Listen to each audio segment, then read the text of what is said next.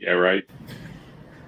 Everybody watching, I'm going to need you to visit www.freakkings.com. Check out all the merch.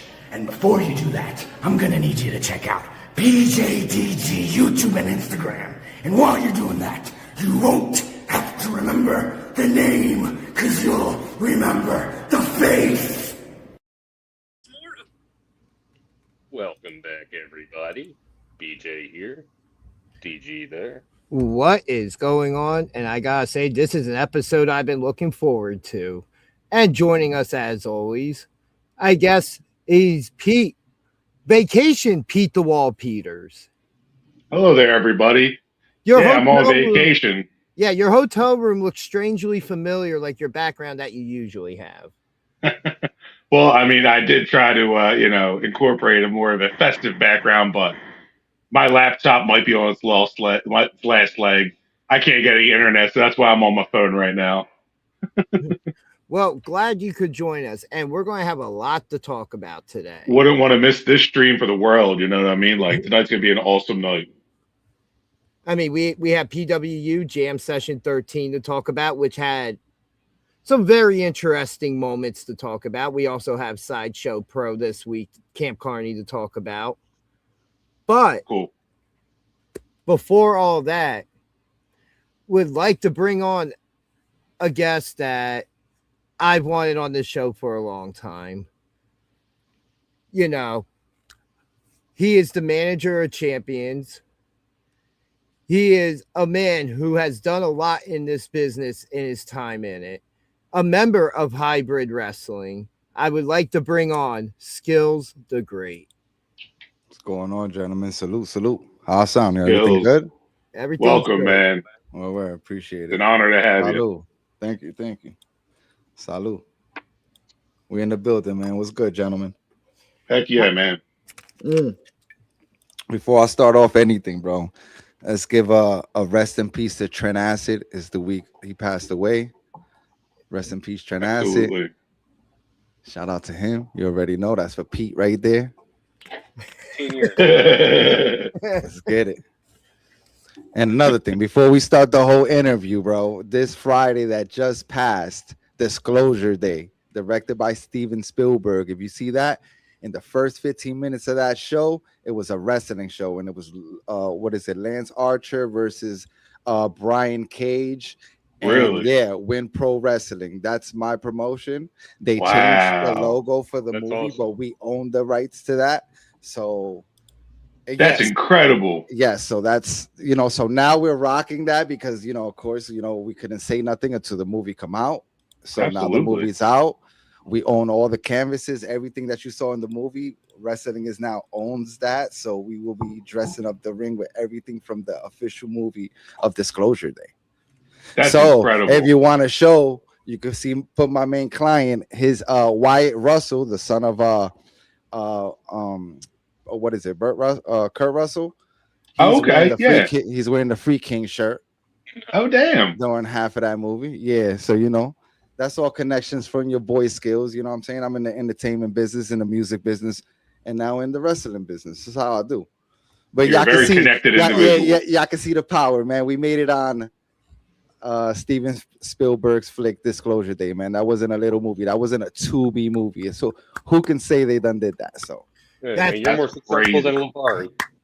Well, absolutely awesome. So yeah, guys. So before we even start of how I even started in this business, because I know that's exactly where we got to go to.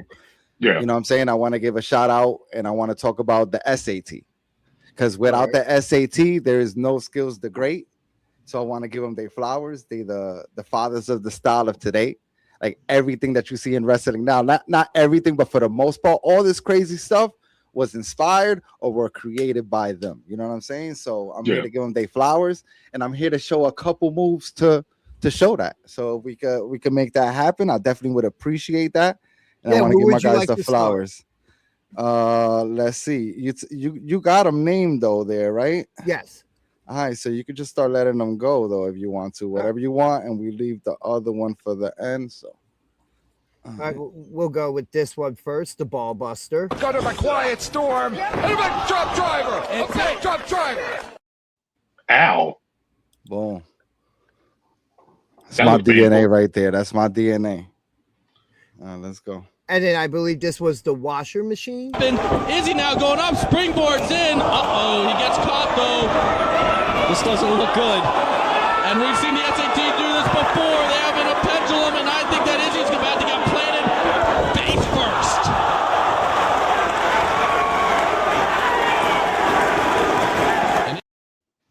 Ouch. That looks painful. Yeah. The first time I saw that, I'm like, oh man, if he does not get his hands in front of him, it's going to be so much worse. Next. Hello, Joe Hale in the chat. Yes, I did see that. Bring that up real quick. Next is the Maxi Driver, I believe it's called. During this match, Eric, a tag was never made. A full Nelson, no, scooped him up from down under. Oh, what a driver! Which, absolutely devastating move, man. Word, he did that last week. That is crazy. For the win. Next is the Maximo Overdrive. Ducks under to try to escape all this punishment.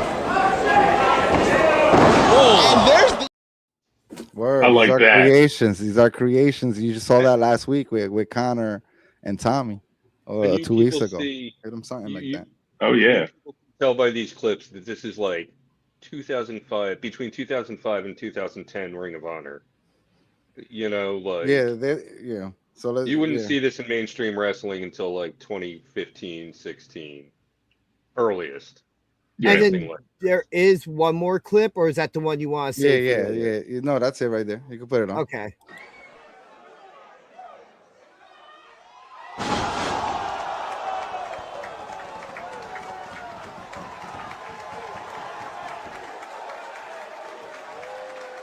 True innovators in tag team wrestling, the SAT. And while Marcus Mathers had climbed to the top rope, In perfect position for their own signature Spanish fly. The Maximo. Hit it. And the SATs pull out the win here. You know what I'm saying? So you see the Spanish fly all the time. You're really seeing a single Spanish fly. That's the original Spanish fly with the two wings on the. That's why it's called the Spanish fly. You got the wings. Yeah. And that's why it's done. So that's for crazy. some reason, the people that don't know their history, they call it the double Spanish fly, which is not. A fly got two wings. So that's where that comes from. So you throw in a single Spanish fly, everything they hit. So. Okay. So that's my squad right there. So that's my DNA practically. So literally my DNA is literally in all of wrestling right now. It don't matter what level of wrestling, people are doing those moves right now, except the Spanish bombs, because there's nobody like dumb enough to try that shit. Now that's an onslaught. All those clips that you just showed us right there, like, ouch. I wouldn't want to take any of those moves. Yeah, that top rope double brain buster was. So at the end of the day, so the SAT, early on, their biggest rivals were the Briscoes and the Backseat Boys. They went all up and down that East Coast and have hundreds of matches with these guys. Wow. So very familiar with Johnny Cashmere and Trent Acid as well. Me, I never met Trent, but my team, that's one of the, sleep over his house or something, and vice versa and stuff like that. They were in Jay Briscoe and stuff in their farm in Delaware with them for the summer or something like that. So wow. So that you bring that up real quick, we do have a photo as well, which can you tell us a bit about this photo? Yes. We could come back to that though. Let's come back to that. Yeah, we got to come back to that. That's a very important piece right there. When we start talking about the Backseat Boys, that's important right there. So let's bring that back. I love it that this guest came with like visual aids. Yes. Most prepared guest ever. Yeah. Ever. You gotta be like that. The manager champions for a reason, right? So You gotta get your point across. Let's go. It's good to work. All All right. right. Well, So, you know, Joe Hale in the chat was kind of, you know, kicking off where I'm sure Ginger wanted to kick off. Go ahead, Ginger. I know you've been waiting for this interview for a long time. I don't want to steal your thunder, my guy. so what made you want to get into the pro wrestling business, and how did you break in? Okay, guys. So before I answer that, I need y'all to repeat again, which I said prior to this. I asked you guys how long you guys think Skillz the Great has been in the business. I thought 20, 25 years. I thought 10 to 15. I don't remember what my answer was when you asked me the last time I saw you. But You said 10 to 15. did I? All right, Yeah. there we go then. Yes. Okay, so I was brought in again by the SAT. You know what I'm saying? So I come from the music industry and the entertainment industry. Okay. I ended up coming into the wrestling business. I wanted to know a little bit more. The SAT are my family. So they were doing a comeback. They ended up coming back. They retired. So the first brother retired. Jose and Joel, like the main Maximos. Jose retired in 2010, and then the little brother stepped in, which was Will, and they went on to 2014. So after that, there was no more the SAT for the most part. So in 2021, in December, is a company called ETU. You guys ever heard of that company? I have not. Any yeah? So it's a company up in the Northeast, and that company is called Expect the Unexpected. And what people don't know is that that's paying homage to the SAT, the fathers of the style of today, because at the end of their promos, they always say, expect the unexpected, desgraciado. You know, desgraciado is like you disgrace, you know, in Spanish. So that's always the thing. So the promoter, big fan of the SAT, made his, you know, named this company Expect the Unexpected, you know. So they made their debut there, and then they had their little run. And for the most part, in midst of their little run, that's when I got, you know, in contact with them. They saw that I was interested in the wrestling business. So, you know, they brought me into the team and, you know, showing me things. I was going to the school for a while. And then they came out and asked me, you know, because they were looking for something fresh. You know, they never had a manager before. And Joel is like so innovating. He's always looking for the future. He's, you know, I don't know. He always sees stuff that people don't see. So he saw something in me that he wanted to bring me back. I mean, he wanted to bring me as a manager, you know. So he asked me, I wanted to be their manager, and me, I couldn't say no to that, guys. Like, you know what I'm saying? Absolutely not, man. That sounds like an awesome opportunity, especially to rep an organization that you're close to. Yes, and then on top of that, you know, just such a legendary team. You know what I'm saying? Like, and they just came off of like fighting the Briscoes a couple times. They fought the Briscoes and the Hardys the same night, so they were like they were on a roll. So I couldn't believe that they were actually asking me to do that. You know what I'm saying? So like, or even trusting me to do something like that. You know, but so guys, my debut is gonna be December 10th, 2022. What? All right. So guys? you're coming up on only 4 years. Yes. Yes. Dude, that's insane. Gold as a manager. Yes. So let me tell you why it happened, right? So I debuted coincidentally on ETU, Expect the Unexpected.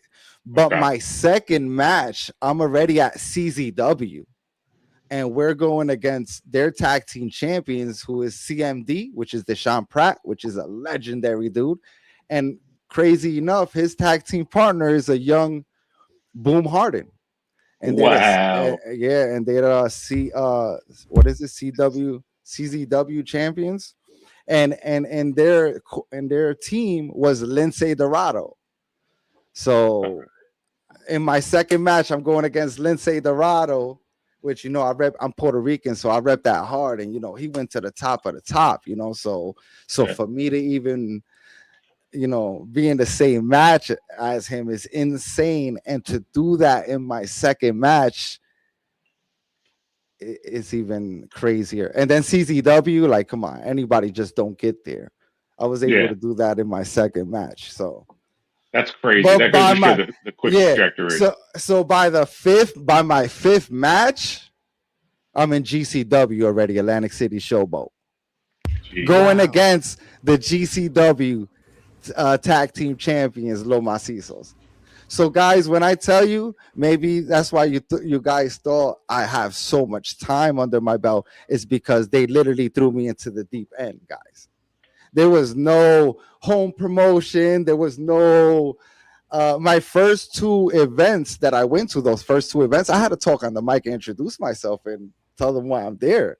Yeah. Like they literally threw me to the deep end, guys. Like, it was like, you gotta learn, and the thing is that if I mess up, I'm literally messing up on the biggest screens in the indies. All the eyes are on those people. So yeah, no, it was insane, guys. That's why I learned so much, Well, how long were you doing music prior to? Because you had mentioned that you. So practically my whole life, everything was management. It was all music and entertainment. That's all that is. You know what I'm saying? You weren't on the stage in music.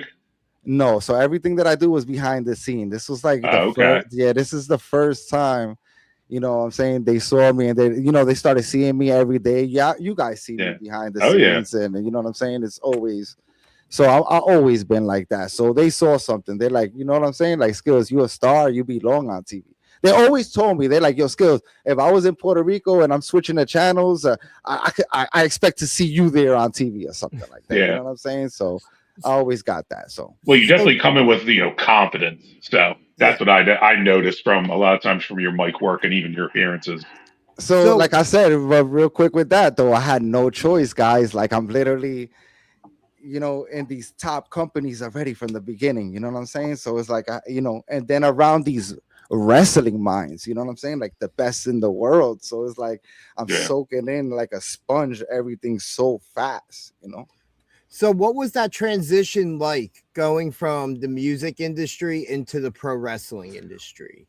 So that was one that I was wondering what was going to happen, like how people was going to perceive Skillz the Great in the wrestling industry, because people didn't know me by that.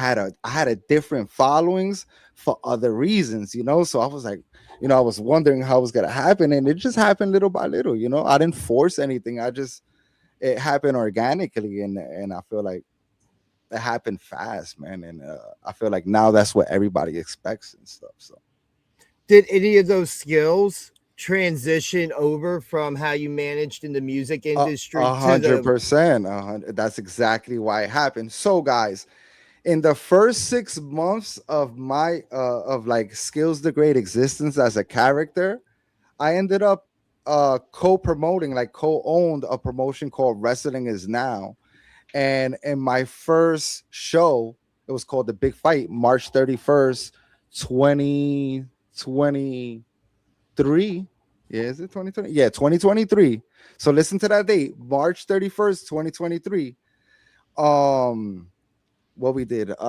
So it was in the Mecca in Ridgefield Park. And at that time, we broke the record for the most people at the Ridgefield Park. It was broken, now, but at that time, for us to break the record, and we didn't even bring some big names. And what we did, we had Lindsay Dorado there. Lindsay, So at that time, we had a matchup. It was the Miracle Generation. You know those guys? It was Miracle Generation, and it was Ichiban. So it was called the Miracle Ones. He always say number one. And then we ended up fighting CMD, which was Boom Harding, Deshaun Pra with Lindsay Dorado. So we ran that back. We had a triple. So and they ended up bringing in.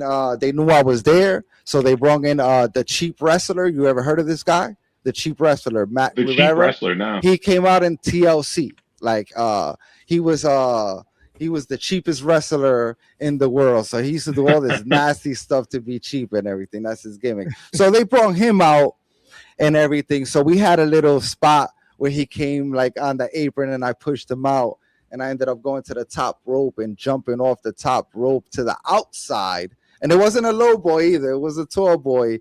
And I landed like on the whole team with Lindsay and all that. That was literally in 6 months I'm doing that. So Pair of skills. So that's, you know what I'm saying? So like I said, I was like throwing in it quick, So literally in about 6 months, I'm promoting, I'm managing. So this was the thing too, before we go forward. The SAT told me this: you're going to manage us, but you can't manage anyone for 1 full year. Wow. So that was the whole thing. Skillz, you can't manage no one. It don't matter who asks you, you can't manage. So, there was some people waiting for that year to. I was gonna say, I'm sure the floodgates, like once that year, they were all waiting for that date. Yeah. You know what I mean? But me, like, I'm very picky of who I'm, you know what I'm saying? As you have to be. I'm sure there's so many wrestlers in the game who are probably seeking your tutelage, considering how quickly you just took off from your start date. You know what I mean? They see that in you. And so of course they want to ride your coattails and try and, Yeah. muster some of that energy.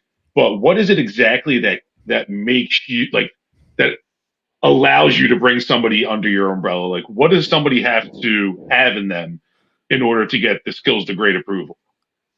Well, chemistry is very important. Like, you know what I'm saying? I'm just not going to meet somebody and think it's cool and just manage them. I'm going to have to know them behind the scenes as well. So, a lot of that is potential as well. I need to see potential. I need to believe in you. If I don't believe in you. Future. Yeah, but for the most part, the reason why I'm called the manager of champions, and all of a sudden people call themselves the manager of champions or whatever. First of all, I ask, like, who have you managed and who have you faced? First of all, number one. Number two, I was called the manager of champions by my clients, by the people I manage, telling me that they're the champions and I'm the manager of them. So that's where the manager of champions come out. Like, my guys are literally champions everywhere they go. And you could go through the history. And we haven't even got to SPO yet. We haven't got to Homicide yet. This is literally my SAT run. Like, so at the end of the day, it's like, come on. What we talking about? Well, off of that, like, let's get into your next year after the SATs. I mean, clearly you're still involved with them. But who was the next ones to come underneath the tree of Skillz? So the 1 year is up, right? December. I told you I started managing December 10th. December comes right around. Guess what comes around? December 31st, 2023. Superpowers of Wrestling. SPO. So that was my first time I'm able to manage someone outside of the SAT. Wow. So then that was Homicide first. Exactly. So you already know I got the call from Homicide, and he telling me there's a new company with Johnny Cashmere. Like, he knows I'm doing my run with the SAT. Like, let's go. And imagine me saying no to someone like that. Yeah. Well, it looks like Rick Blade has a comment in the chat where he says, I guess now you need to ask permission from Hybrid on who you're allowed to manage. So funny with Rick Blade. I got a Rick Blade story too. We could get that. We gotta get into that Rick Blade story real soon too. So Rick Blade, don't go nowhere. I know that's your guy, but this is the manager of champions right here. I got some things on Rick Blade as well. So Rick Blade, don't go nowhere and don't move too much. You know what I'm saying? You don't want to fuck up that hip. But yeah, go ahead, gentlemen. Oh yeah, so we talking about SPO and everything, Yeah. What was after? Yeah, so you already know. That was symbolic, guys, because Homicide, if you guys know or not, he's the first ever PWU champion, heavyweight champion. Wow. And who did Homicide beat, guys? I feel like Ginger, you should know that. For the first time. He beat Trent Acid, guys. He beat Trent Acid, guys. Whoa. All right. So Johnny Cashmere wanted some sauce with Homicide and tried to avenge his backseat. And, for the first SPO title. Guys, y'all forget that there's a confusion as well, guys. Right? And there's a confusion of the SPO title and like Alex Rivera being the first SPO champion. And then I'm talking about SPO and we're winning a title. Y'all got to understand the title that I'm talking about is the Silver Skywalker, but that title ended up being that title ended up being the gold one. Okay. And it was retired and it was brought back. Well, if I remember correctly, it was when Channing Decker cashed in after Homicide lost to Too Cold Scorpio. And then I think it was that following show that he brought out the gold championship and then awarded Jordan Oliver the championship, which led to a match with him and Johnny Cashmere later on. And then he getting injured and Face getting that title. Which I can't wait to get into that. How did you and Face end up coming together? So the thing is that I know Face prior to wrestling as well. Okay. So when I saw he was wrestling, I went to go check him out, and I just thought he was super potential, but he was new as well. He was a new. So I remember how you said, oh, you wanted to see me with somebody fresh like Alex, somebody with a clean slate. That's literally the Pharaoh Face, guys. I'm literally with Face from the beginning. You know what I'm saying? Yeah. Whether you see me with him coming to the ring or not, I literally brought him to the Maximals, to Joel to train. So you know what I'm saying? Wow. Yeah. So Listen, I mean, we've seen week after week, just and year after year, what the Feral Face brings to the arena. So it makes, like, I know when I first started coming around and seeing you involved with him, I was like, okay, that's his champion, and like that makes perfect sense because Face is a freaking beast, and this guy's going to have gold, going to retain gold time and time again. yeah, He did lose the title to Rick Blade, but he picked up other gold elsewhere. You know what I mean? and the thing is that it's organic. Everything is Yeah. organic with me and Face. Like, I literally know him real life. Like, this is not something that they put, oh, you guys look cool together, let me pair you up together, because Yeah. Face don't let anybody represent. He take care of his brand very well, you know what I'm saying, as y'all can see, and he wouldn't attach himself to just anybody. So just know, Yeah. just imagine the stuff that he see me do behind the scenes to be like, oh, I need Skillz to represent me. So just think of that, because he's just not gonna let just anybody manage him. So just imagine the power moves he seen me do. Because I'm not the type of person that, all these managers, you gotta understand, I'm literally the new era of managing, guys. This is the 2026 blueprint of a manager. You know how hard it is in this business. Everything is copied, everything is replicated, everything. So I'm gonna tell y'all the Skillz the Great style. Whatever y'all see on Skillz the Great, that came from the SAT. Y'all see that jumpsuit that I come out with? That's what they come out with. So I wear what they come out with, but then I put my twist on it. I got my sneakers with my gazelles, with my hat, whatever I'm doing with the jewelry, and that's just the Skillz the Great thing. But for the most part, for the most part, like I said, in this business, everything is replicated. All these managers, it's an old gimmick. There's nothing new. And if I'm lying, stop me. Be like, yo, Skillz, no, this person or this person. Everything is old school style. I'm literally the modern manager right now. I'm literally the blueprint of what is going to be down the road, if you want to have a new blueprint. And you know how hard that is in a business where everything is replicated? That's literally impossible. Like, you know what I'm saying? So I'm literally coming up with a style that is just never done. I don't do promos like a regular manager, nothing. Everything that I do is just a whole different style. And that Yeah, makes we you don't stick out.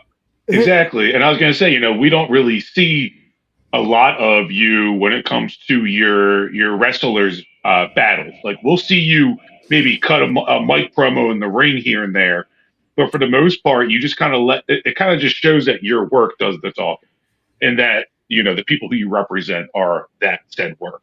Yeah, and again, I was telling y'all, a lot of people and these managers, these broken promises. I'm gonna do this, and when I say you, I'm gonna do that. When I say I'm gonna do something, it's gonna happen. It happens in the ring and behind the scenes. I'm literally that, guys. Like, when I say it's gonna happen, it's gonna happen. And that's how I get the trust of people, and that's how I'm able to do my circle. Because I'm not just a person that just talk it. I'm living it, guys. Like, I'm literally saying what I'm gonna do, and I'm doing it. And there's nobody stopping me. There's literally no one stopping me. And it don't matter where I go. Like, it's always been top tier, as in SPO as well. Everything that I've done in SPO has been top tier.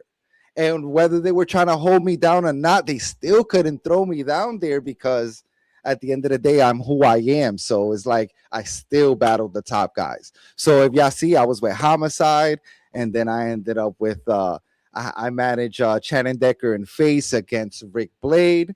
So let's bring that up, Rick Blade, because Rick Blade was around, right? So in our match, in that tag team match, guys, the Pharaoh Face is an animal. Everybody that he beat him, and we could go back. Y'all could start naming the guys that beat the Pharaoh Face. They never been the same after him. Just never. He changed their whole life completely. So yeah, they probably won, the battle, but we won the war.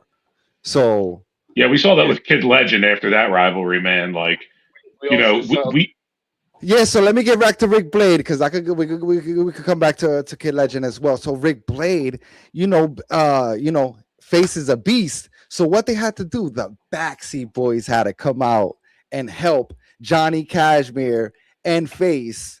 And I mean, Johnny Cashmere had to come out to help out. No, not help out. He was getting his ass whooped too. So Johnny and Rick Blade getting their ass whooped. The Backseat come out, help him, and they try to T-gimmick Face through the, and then he did some move off the top rope and he botched it. The table didn't break, and I don't know if y'all remember that guy. It went viral. It went viral. Yeah, it went viral on Twitter. You know what I'm saying? Shout out to Rick Blade. Shout out to Rick Blade. You know what I'm saying? Doing what he do on his comeback. So y'all already see top tier though. You know what I'm saying? I'm already involved with Rick Blade in his comeback when GQ came that was back. Actually my first SPO show. I was going to mention the Gloucester show. Return. You would say when people beat Face, they're not the same. I was going to mention the Gloucester show with Johnny Cashmere in that death match. So Johnny Cashmere, like my guy, is like, yo, Johnny Cashmere. I'm not I'm not here to hate and make up this fake thing. Oh my God, I hate Johnny Cashmere, whatever. He's one of my mentors, guys. Let's get that. Johnny's one of my mentors, but I know Johnny Cashmere. And let me tell you something. After that Pharaoh Face match, that guy has not been the same after that. Nope. And, we've seen that. And we could get into it later about when the Vegas trip later on or whatever. But what happened? He was, I don't think he wanted to deal with the Pharaoh Face. And then me and Pete had a little situation. Remember when I said rest in peace to Johnny Cashmere? There's a reason. I know what's going on. I know Cashmere don't want to go to Vegas and deal with Face on some hardcore. He just can't. He won't be able to, my guy. Listen, I was just surprised. I was surprised because Cashmere came on our cast beforehand, and we thought we were going to get that round 2 of that brutality. I kind of knew it when it happened. I wasn't surprised. So everybody, for some reason, end up sick when they would, what I'm saying, or something happens when they have to face the Pharaoh Face. You know what I'm saying? That happens. You're not wrong. Trust me. You know what I'm saying? Yeah, I can account for at least 2 times. Well. Yeah. So just imagine how many I see just, me with Face. Jeez. So was that it for the Rick Blade tale? No. So Rick Blade, So look, so they had to jump my guy. Let me tell you something about real quick though. I'm almost done with Rick Blade too. But in that exact match though, that falls into Tommy. White Tommy got jumped. You know what I'm saying? It was payback as well. And we wanted a response from PWU. We was getting no response from the Backseas. As y'all can see, I face only the top tiers. And I'm telling you right now, the Backseas, they're the best tag team out there. And we know what it is with them. And we want to face the best. We tired of all these scrubs. We want to face the best. So I went to help out. Check this out. I went to help out Face to get up out of there. What Tommy do? His disrespectful ass. He grabs me. He throw me out the ring. So what he don't know, what people don't know is that when he threw me out the ring, I hit my head somewhere. I was concussed. Really? I was concussed somewhere. You know what I'm saying? Geez. So at the end of the day, that was a bad fall, and I was out for a while.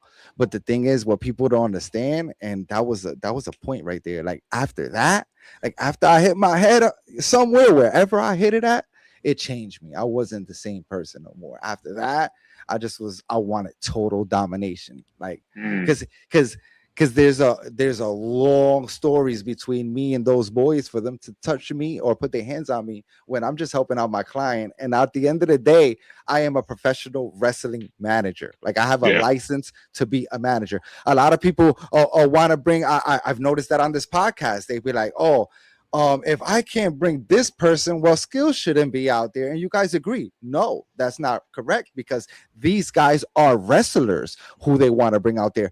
I am a professional wrestling manager. Like, I supposed to be out there, guys. Like, that's my job. Like, you don't see too many of them. It's a lost art. It is what it is. But I'm out there and I'm in PWU and I'm handling my clients. I have to be out there. So that whole narrative, oh, if this guy is not out there, why Skillz is out there? Because I'm supposed to be out there, guys. That's my job. I mean, you make a good point there, because the only other manager that really springs to my mind is Dewey Donovan, and I, of course, can't stand that piece of trash. But nonetheless, Angel Orsini as well. She wrestles though. And she's also an authority figure. Dewey, you know, I don't want no problems with Dewey at the end of the day, because he's a legendary guy. So I know he's legendary, but he manages the backstage. But me myself, I'm just talking about personally. Okay. You know, me talking my shit, and I could just let go on anybody. That's not somebody I would let go on, because you know, that's a legend right there. So I wish I have some type of career like Dewey. So, you know, believe me, I wish he would come and join Team Hybrid, you know.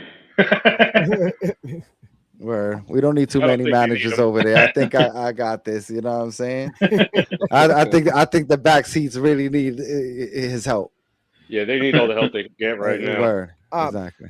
Just real quick, you said something about how you guys from Hybrid have all been speaking your minds this entire time. Whether it's been you on here a couple weeks ago, Jay George and his multiple random appearances, the Hamiltons, it's always been you guys speaking your point, your purpose, your mission statement as to why you're doing what you're doing, to where for a good month, it took all these beatings of PWU and SPO talents just to get a response out of Tommy Grayson. But guess how that happened, guys? I had to call him out. I called out the back seats when we were here, no?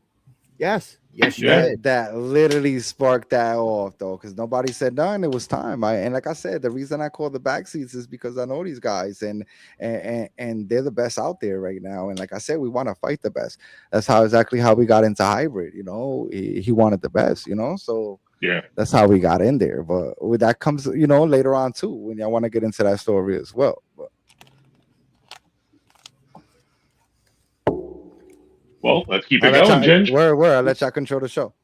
Yeah, so I guess we're done talking about the whole Rick Blade stuff now. Yeah, so Rick Blade, the last thing I gotta say about Rick Blade will be back to the nobody's the same after the Pharaoh face. Yes, guys, he did beat.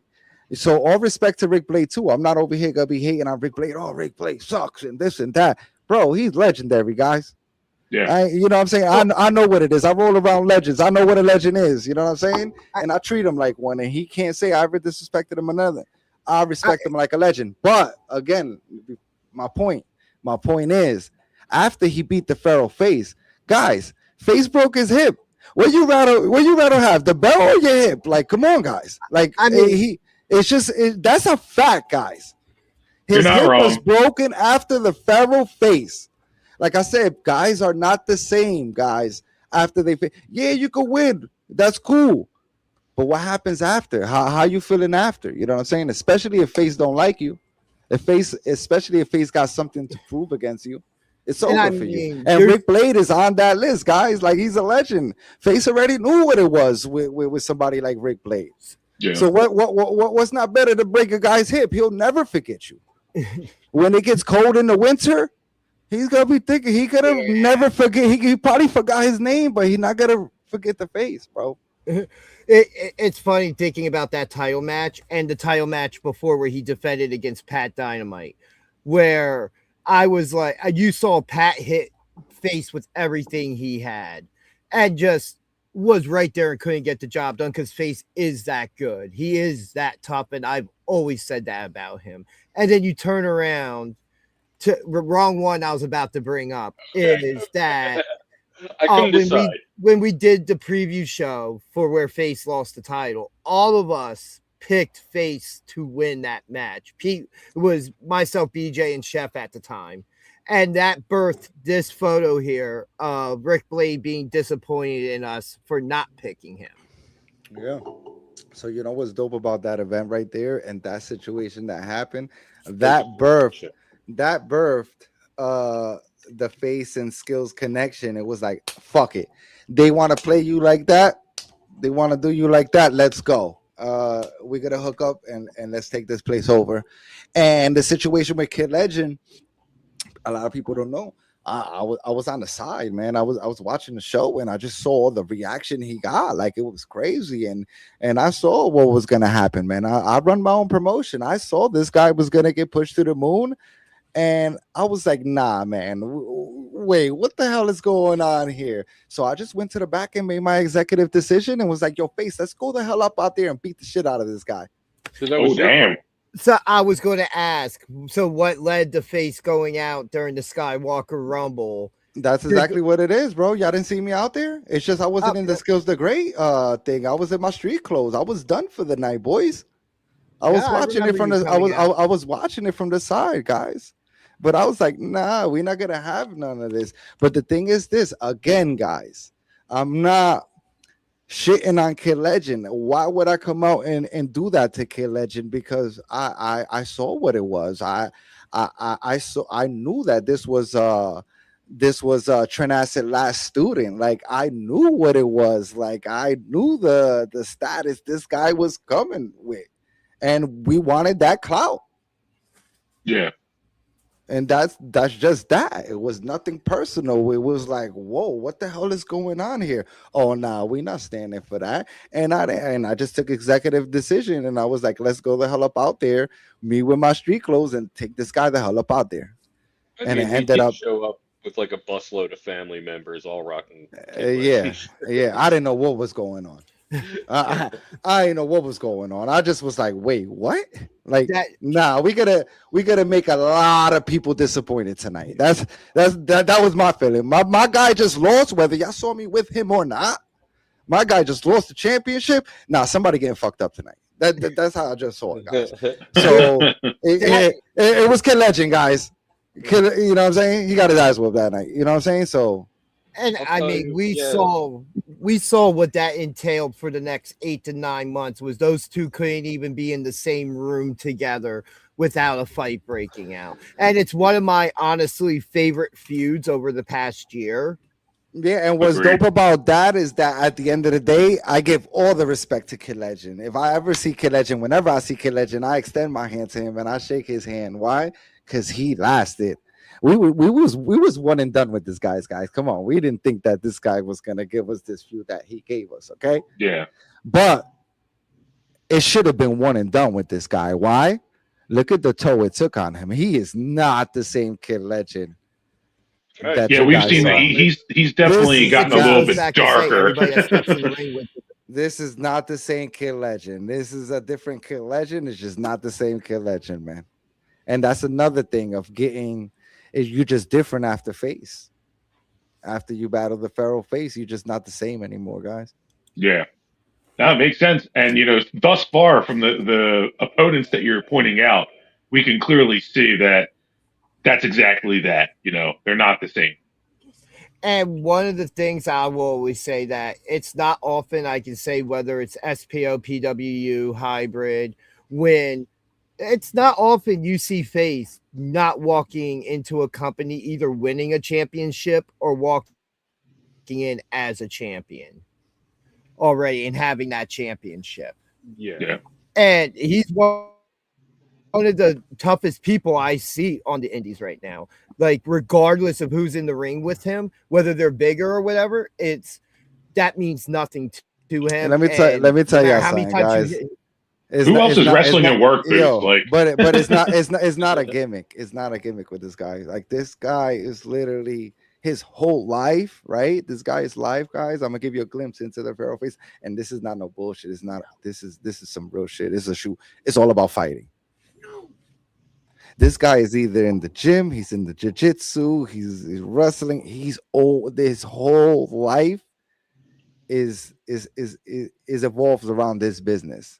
And I know y'all see a monster out there, But bro, look at the skills out there, bro. Like Absolutely. my man is nice. So when they were saying, anybody could do what Face does, throw this guy through there, they're being ignorant. Why, guys?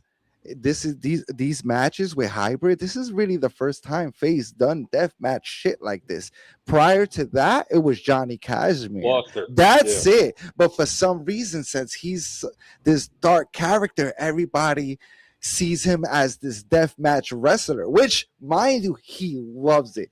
I just don't let him do it as much because it's like what we're doing. Like, why are we gonna go by this Jim Church and go through this crazy stuff, whatever it is, for no recognition? No, it gotta mean something. If we're going out there doing this stuff, it gotta mean something. As y'all can see, guys, I call again where it comes out to say I say stuff and it comes to life. Remember, I called out all the top deathmatch wrestlers. You tell me we got a jobber out there? We got all the freaking top guys. All the top guys come over. Yeah. Bam Sullivan, Dr. Redacted. Then you got Matt Connor. Tremont. Shout out to Connor Claxton. Matt Tremont. Yeah, come on, guys. Like the guys. Like his match with Connor Claxton was absolutely amazing. Yeah. I'm going to go Redacted. That was crazy. And shout out to Redacted too, because I was feeling a certain type of way with Redacted because if y'all remember, so he didn't show up the first time. It did. That was important because we had a match against him, and that was something that it was very important for the Hamiltons because they love Face, and they came up to me and they were like, "Yo, we want to put you guys. I see the work you guys doing, and we would love to put you as put you in the world title picture, Yeah. And he said, but he only want the baddest mofos to have that title. You know what I'm saying? So he was like, yo, we got to put you against who I consider one of the baddest guys on the planet. And it was a Dr. Redactant. And he told us straight up, if you can't survive a Dr. Redactant, you know what I'm saying? He was like, yo, if you can't, shout out to Nicole. He was I like, didn't even know what it was. Well, if you can't, it was a big ass freaking heel.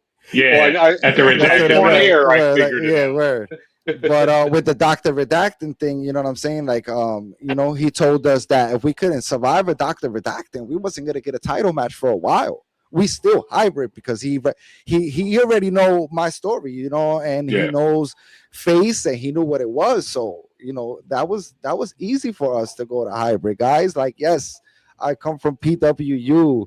Like, literally, they debut Skillz the Great is there. SPO, literally, their debut Skillz the Great is there. I'm literally the core. I'm one of the identities. I'm one of the faces of the company. That's straight up. You know what I'm saying? Absolutely. But the thing is that, with hybrid coming in, it was nothing against SPO. We got the green light with SPO and PWU, and they already saw what it was. Jay just didn't know that an invasion was happening, and I didn't know either, but just stuff happened, started happening week by week, and then the Vegas show, and then it was a long time coming, guys, and I didn't know, guys, and the thing is, I'm on this side, guys, and if you're going against me, and I'm I'm gonna show you why you don't want to be on the other side when you hear a company buy Skillz the Great. Like, that should be death to you. If you hear a company buy Skillz the Great, just leave, like, run, guys, because it's not gonna be a good night for you. I'm not gonna be out there with just anybody, or just be out there to be jobbing and not coming with a master plan to bust your ass. Like, we here for championships, and we here to be top tier. We here to be the main event, and that's what it is. So let me ask you this question then, considering, you bring up Midnight Express where Face was teamed up with Blackout, which now we've seen that Jay George has made his way over to hybrid. What's your history / relationship like with Robbie Illuminati? So Robbie Illuminati, guys, again, is another mentor of Skillz the Great. So when I met Robbie Illuminati, he already knew who Skillz the Great was. Okay. And he was a fan of Skillz the Great. He told me straight up, Skillz, I'm a fan of you. I was surprised. I'm like, what the hell? Someone like a Robbie Illuminati telling me that? Yeah, for real. So my mind was blown. You know what I'm saying? And I didn't see him like, yeah, you telling me that. Nah. Again, pecking order, guys. This is the legendary Robbie Illuminati we talking about here. So him saying that shit to you, that's an honor for him. You know what I'm saying? For me to receive that from that gentleman. You know what I'm saying? So what did I do? No ego. I went under the learning tree of Robbie Illuminati, guys. Yeah. I'm not freaking dumb. If that door is open for me, I'm gonna go right in, especially somebody like that. Like, who can touch that guy? Like, so come on, guys, come on. They hate him. They hate him for a reason. You're not gonna hate a bum, bro. You're not even gonna waste your time, bro. So this is the best of the best. This is the guys that I'm learning from, bro. That's why you guys think I got so much time in the business, is because I'm just surrounded by these geniuses when it comes to wrestling, man. The IQ is so high that I have no choice but to learn or get out the car while it's moving. But the only reason I'm bringing that up is because he hasn't made a decision yet if he's team Spo or if he's team hybrid. As you know, he got a history with both. Yeah. And Robbie's a wild goose. Like, so with Robbie, stuff ain't that simple with him. It's very complicated with that gentleman. You know what I'm saying? So, and he's again, wrestling IQ very high. What is he doing? He's coming up with a plot, and I'm thinking about all the other ways. How can I be how I'm on the other side of it? How I'm with him? All angles I'm already thinking about, because I got to prepare for something like that too. That's another top guy from over there, so I already know what it is. When you cut through all the bullshit, Robbie's a family man. You know what I mean? I don't think he's going to end up on hybrid side. You know what? I really feel like we would have gotten the answer that night if Amadeus had not interrupted. But there's also a moment during that whole moment where his music kicks back on and Jay George asks him a question, and literally it's the part of his theme song where it says, I'm a hustler. Yeah. So wasn't y'all disappointed by that? Like, come on, Amadeus interrupting something like that. Like, don't y'all want to just jump Amadeus? I mean, I really wanted to know where Robbie laid at, but it seemed like, that Wrath of the Wicked rivalry was just taking center stage. Amadeus had no business being in the main event the week before as Jay George's tag team partner, but from his perspective, he did have a legitimate reason to come out there and be like, what happened? I mean, but also Jay George did go and recruit him for that spot, given the situation. But I think he tried to put himself there. I feel like Amadeus kind of positioned himself to be right in front of Jay George. After getting dance whooped by Big Bill all week. Where's Amadeus? Where's Amadeus on the list, guy? I mean, like on the pecking order, guys. So it's like, I got you. Now management, that's a different story. We talking about the wrestler, guys. Yeah. But now we've seen you get attacked as a manager. We saw it with Matt Tremont threw a chair at your head. How often? Like, what's the most brutal beatdown you've gotten as a manager? That's a good one. That chair shot was brutal. You know what I'm saying? It was. Matt Tremont. But for the most part, we was feuding. When I was with the SAT, we was feuding with the with this group called The End. Okay. And yeah, they did me dirty a few times. You know what I'm saying? I remember having my family for the first time coming to see me and everything, and we're baby faces, and I've never got hit before or nothing, and I'm over here having boots to the neck over here getting choked. Oh my God. While my little niece over here crying, like, what is happening to my uncle? Like, and I didn't even know I was gonna get my ass whipped that night. That was a surprise to me. You know what I'm saying? So yeah, but not even that. I've been tied to the freaking to the guardrail, you know what I'm saying? Kicked every time somebody passed, you know what I'm saying? But you guys got to remember though, anybody that ever put their hands on me, they always got it at the end. Anybody, there's not one person that has escaped me yet. Tommy was the only one, guys. Tommy was the only one to ever put his hands on me and me not do anything in return, guys. I guess we could call him Slimy Tommy. Word, but what happened, guys? He got 2 weeks ago. Yeah, he Speaking did. of which, So you can scratch him off that list. I mean, especially this week as well. Yeah, I was gonna As say the show ended. you weren't at Oh, the PWUSA, I were was you? not though, guys. But you're aware The of what movie happened. the movie premiered, Oh, and okay. yes, Win is involved in the whole thing, so we was very busy. You Oh saw yeah. FaZe. He had the he was involved in all of that, so it was very important we show FaZe. So we wasn't there. So anything aware that of what happened happened. there, I was aware, but I can't Okay. confirm or deny anything that happened, guys. Like Can you I wasn't there. Like I didn't do nothing. can you give an update on the whereabouts of the Graysons? I cannot. Okay. I have no idea. I wasn't there. I didn't want to be involved in nothing like that. I was like, wait, what? I was like, It's all right. Keep him. So going along with that, I would say Yo. Oh, Shout out to the now, SAT. now. So if one day, if they got time too, y'all make up a schedule, y'all get my guy over here and he'll explain how he came up with all those moves. And I didn't tell y'all though.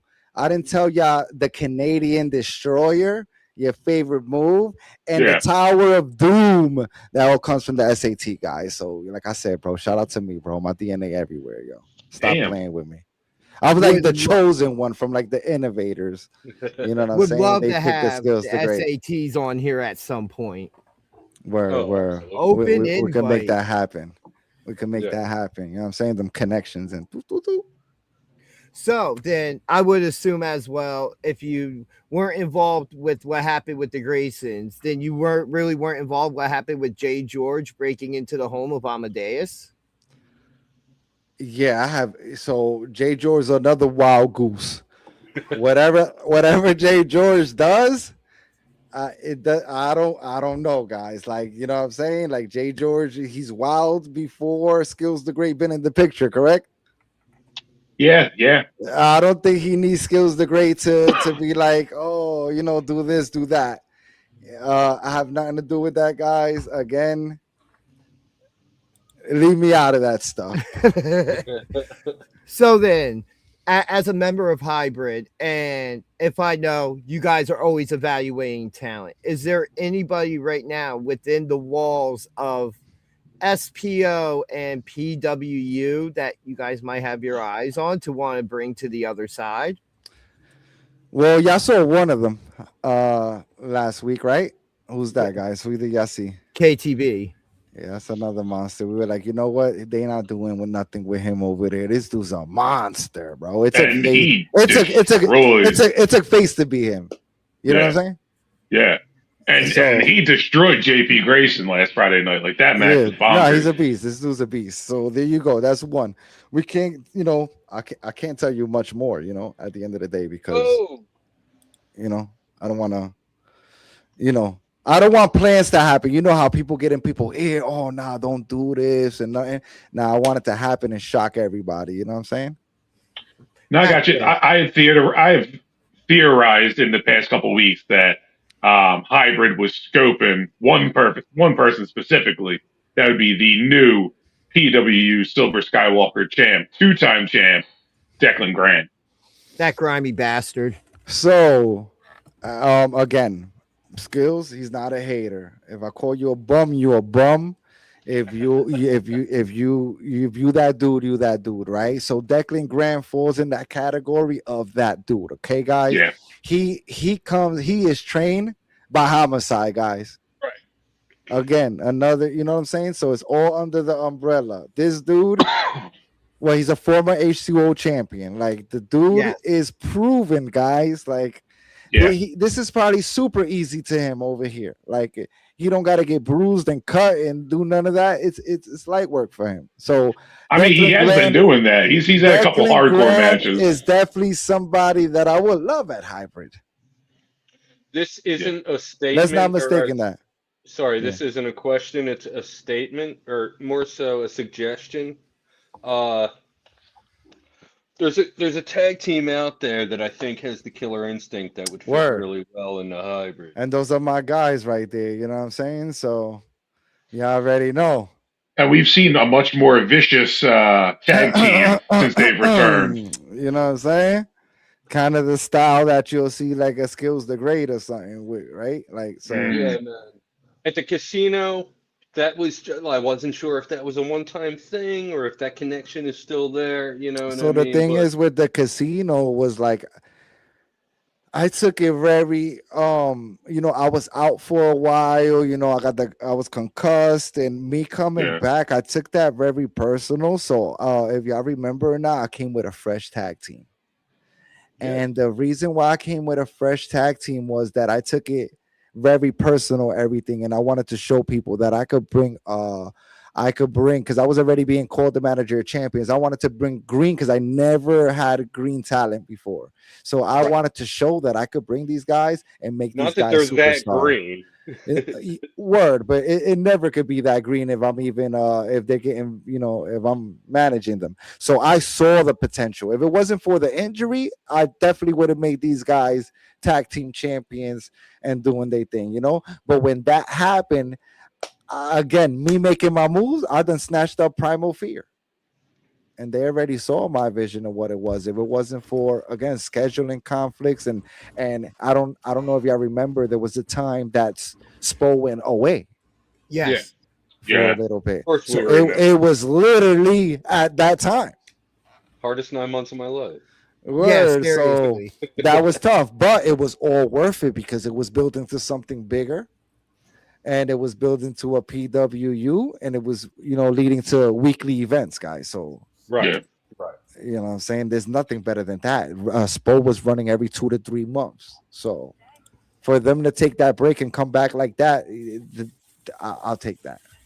But it hurt. It hurt a lot of storylines. It hurt a lot of situations that was happening. But what it didn't hurt was me and Face. Because the thing is that, we know each other. So like literally hang out or something like that. He's been in my house. I've been in his house. I know his parents.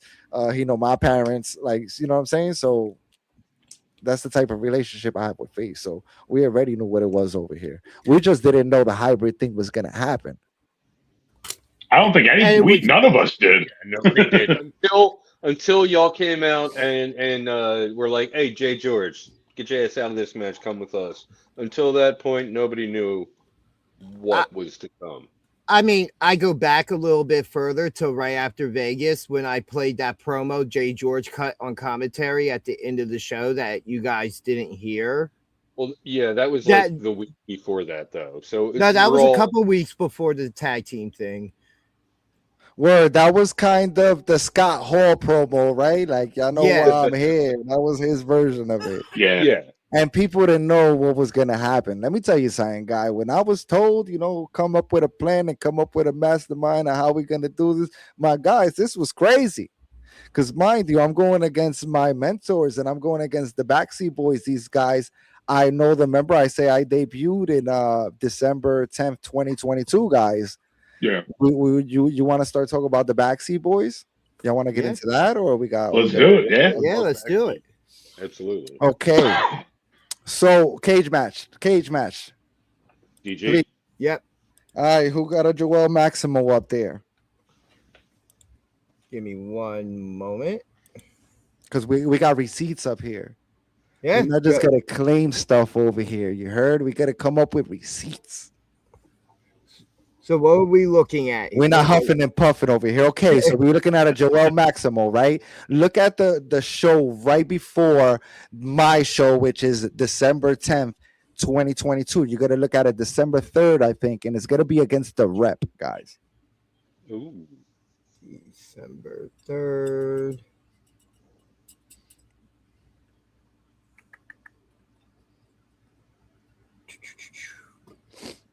They have this set up so weird with the dates. And who does he face?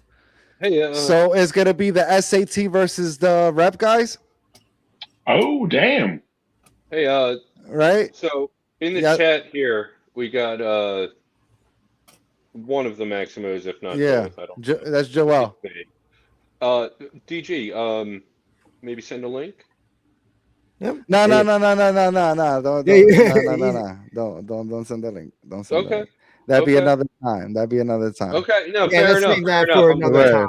We're Yeah, talking the history, you know. Word, So word. Y'all get that another time. Y'all can't get Fair both. enough. Like, you Fair know what I'm enough. saying? Fair That's enough. special right there. That's like La Casa or something. Like, I have the last match I see on Cage Match from 2023 is 2022. Oh, 2022. So it's gonna be. We're gonna talk about. Well, we talk about December 3rd. Yeah, December 3rd. 23rd. Okay, the rep exactly. and the SATs. Yes. Okay, guys. That date again. Go look it up. I don't know where that shit is at. It could be in IWTV. It could be on YouTube. It's somewhere though. That because it was a big show. That show ended up having Sting on it. Okay. You know who came out in that show, guys? This is the show right before Skillz the Great debut. Guess who comes out of retirement in this show, guys? Who? Johnny Cashmere. Wow. Okay, guys. Johnny Cashmere debuts in this show, and he comes out with who? He comes out with the SAT, guys. Was that when he Really? was wearing the mask? He came out with like a dressed really nice, and he threw this crazy promo. He came out with There are clips of this match on YouTube if you Word. search.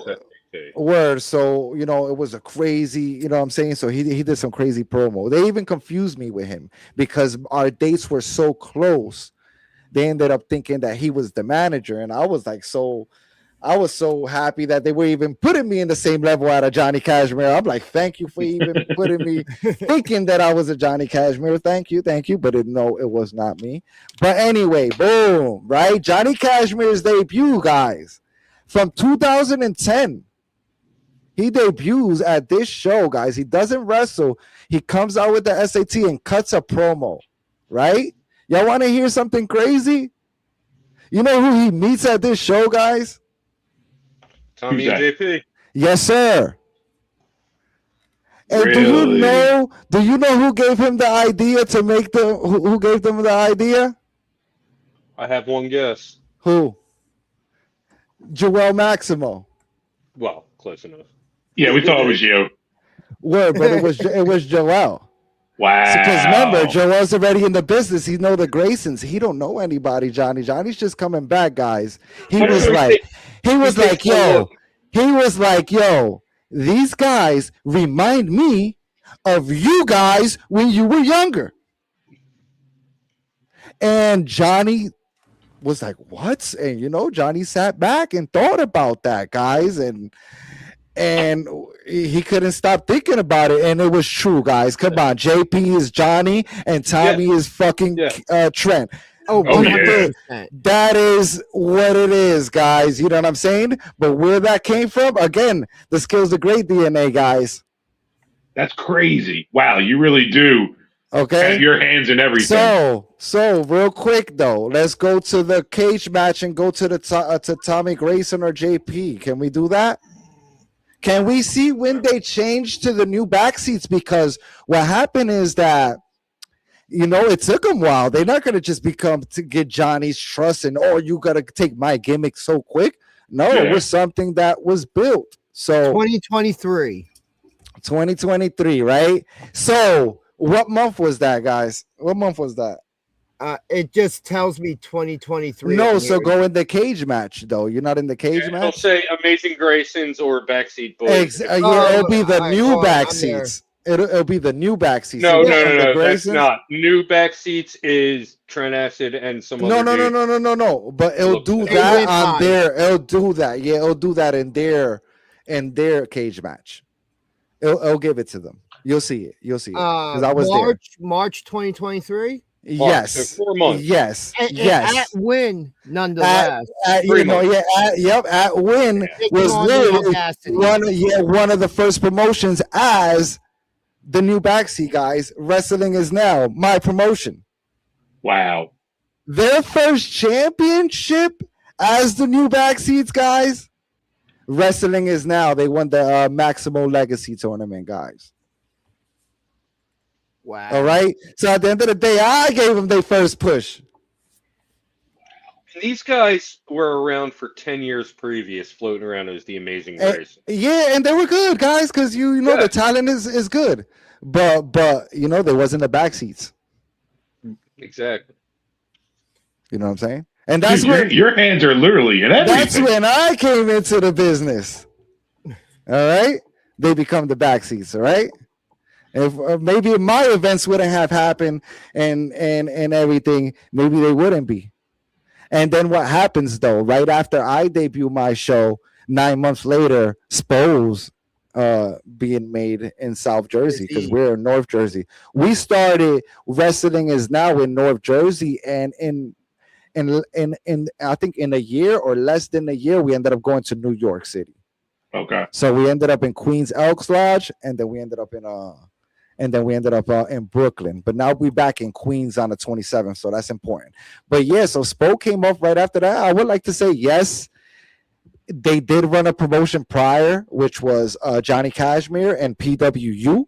But this was not PWU, guys. This was Spo. This was a new promotion. It was Superpowers of Wrestling, and he was going to run it with the Backseat Boys, and they never ran a promotion before. And I feel like we have a lot of inspiration to do with that.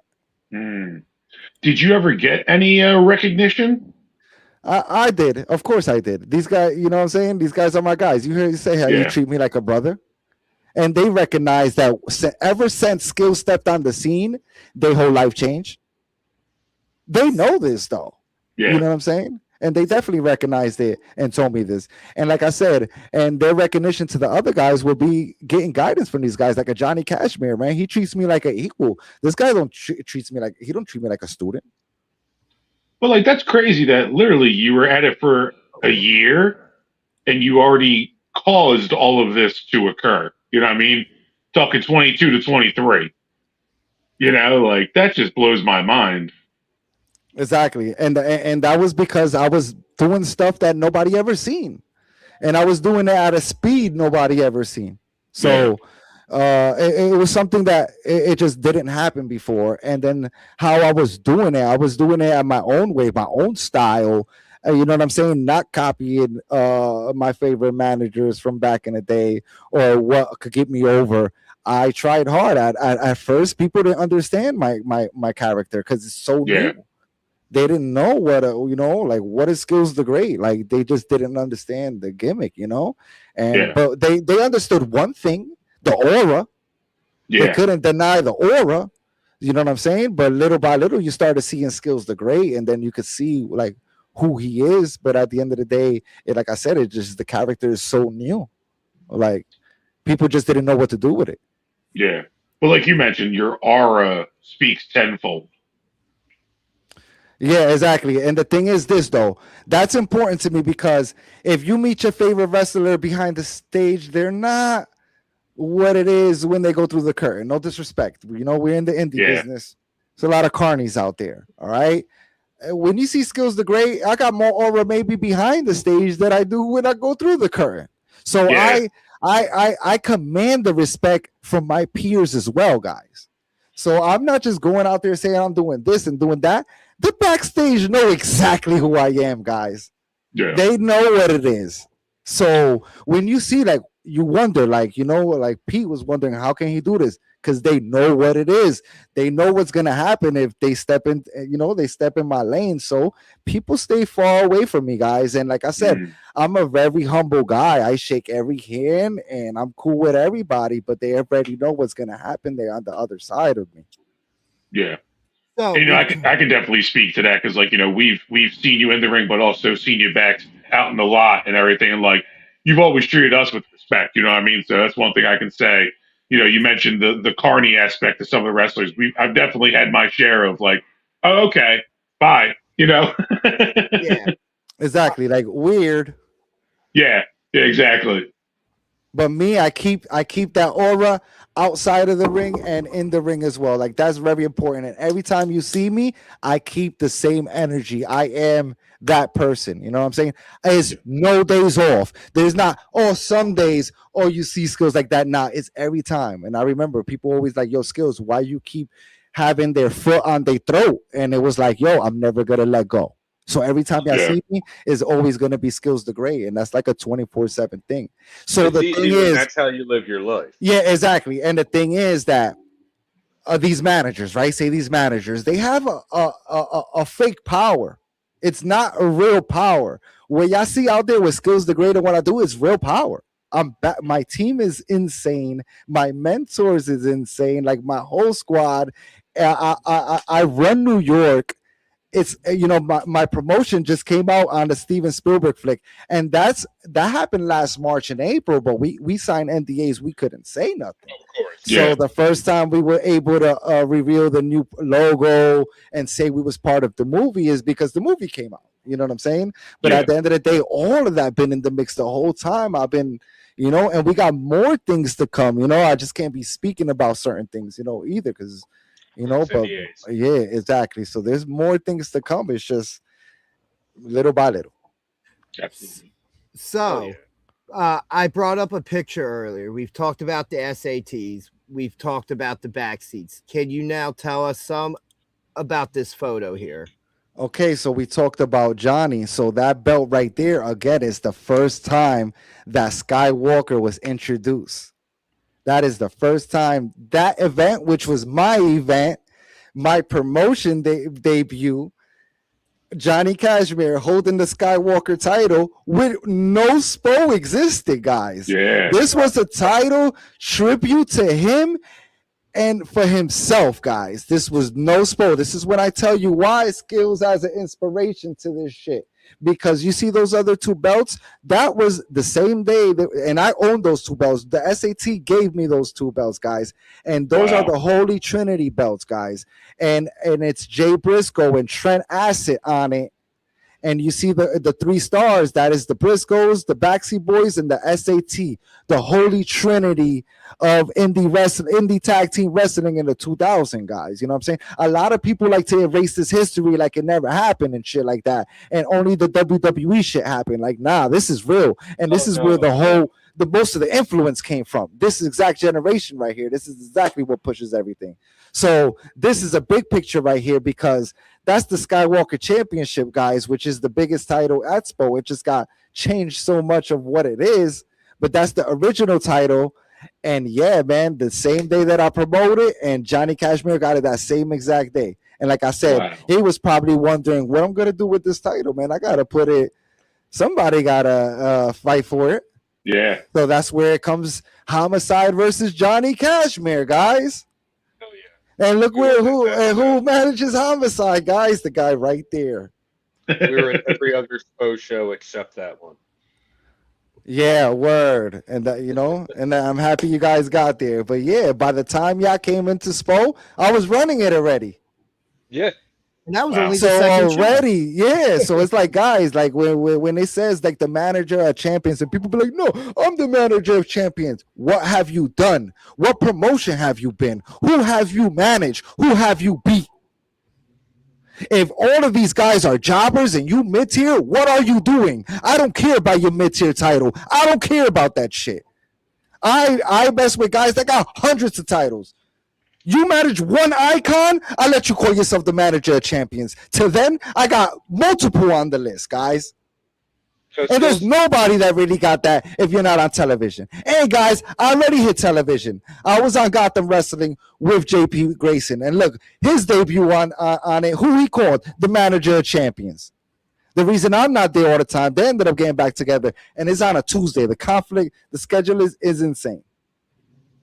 But for the most part, y'all already know, man. In less than 4 years, I'm able to even touch TV or even be in those conversations, guys. Like that's something unheard of. These guys are literally managing jobbers and have the nerve to put their, in the conversation with me. And like I said, I respect my elders. I don't put my name in conversations where they don't belong, guys. And for some reason, these guys like to do that. And it's like they got some balls. And you know what happens when they see me? They smile in my face and shake my hand. Well, we've seen a lot of people calling out hybrid over the last couple of weeks. You and of course, included. Of course, though, are they going to call out hybrid? Because it's the hottest ticket in town, and these guys are doing absolutely nothing. We literally going to give them the biggest the most views, the best look that they ever got in their life. So hey, they shooting for the stars, guys. Yeah. And at the end of the day, yeah, go ahead.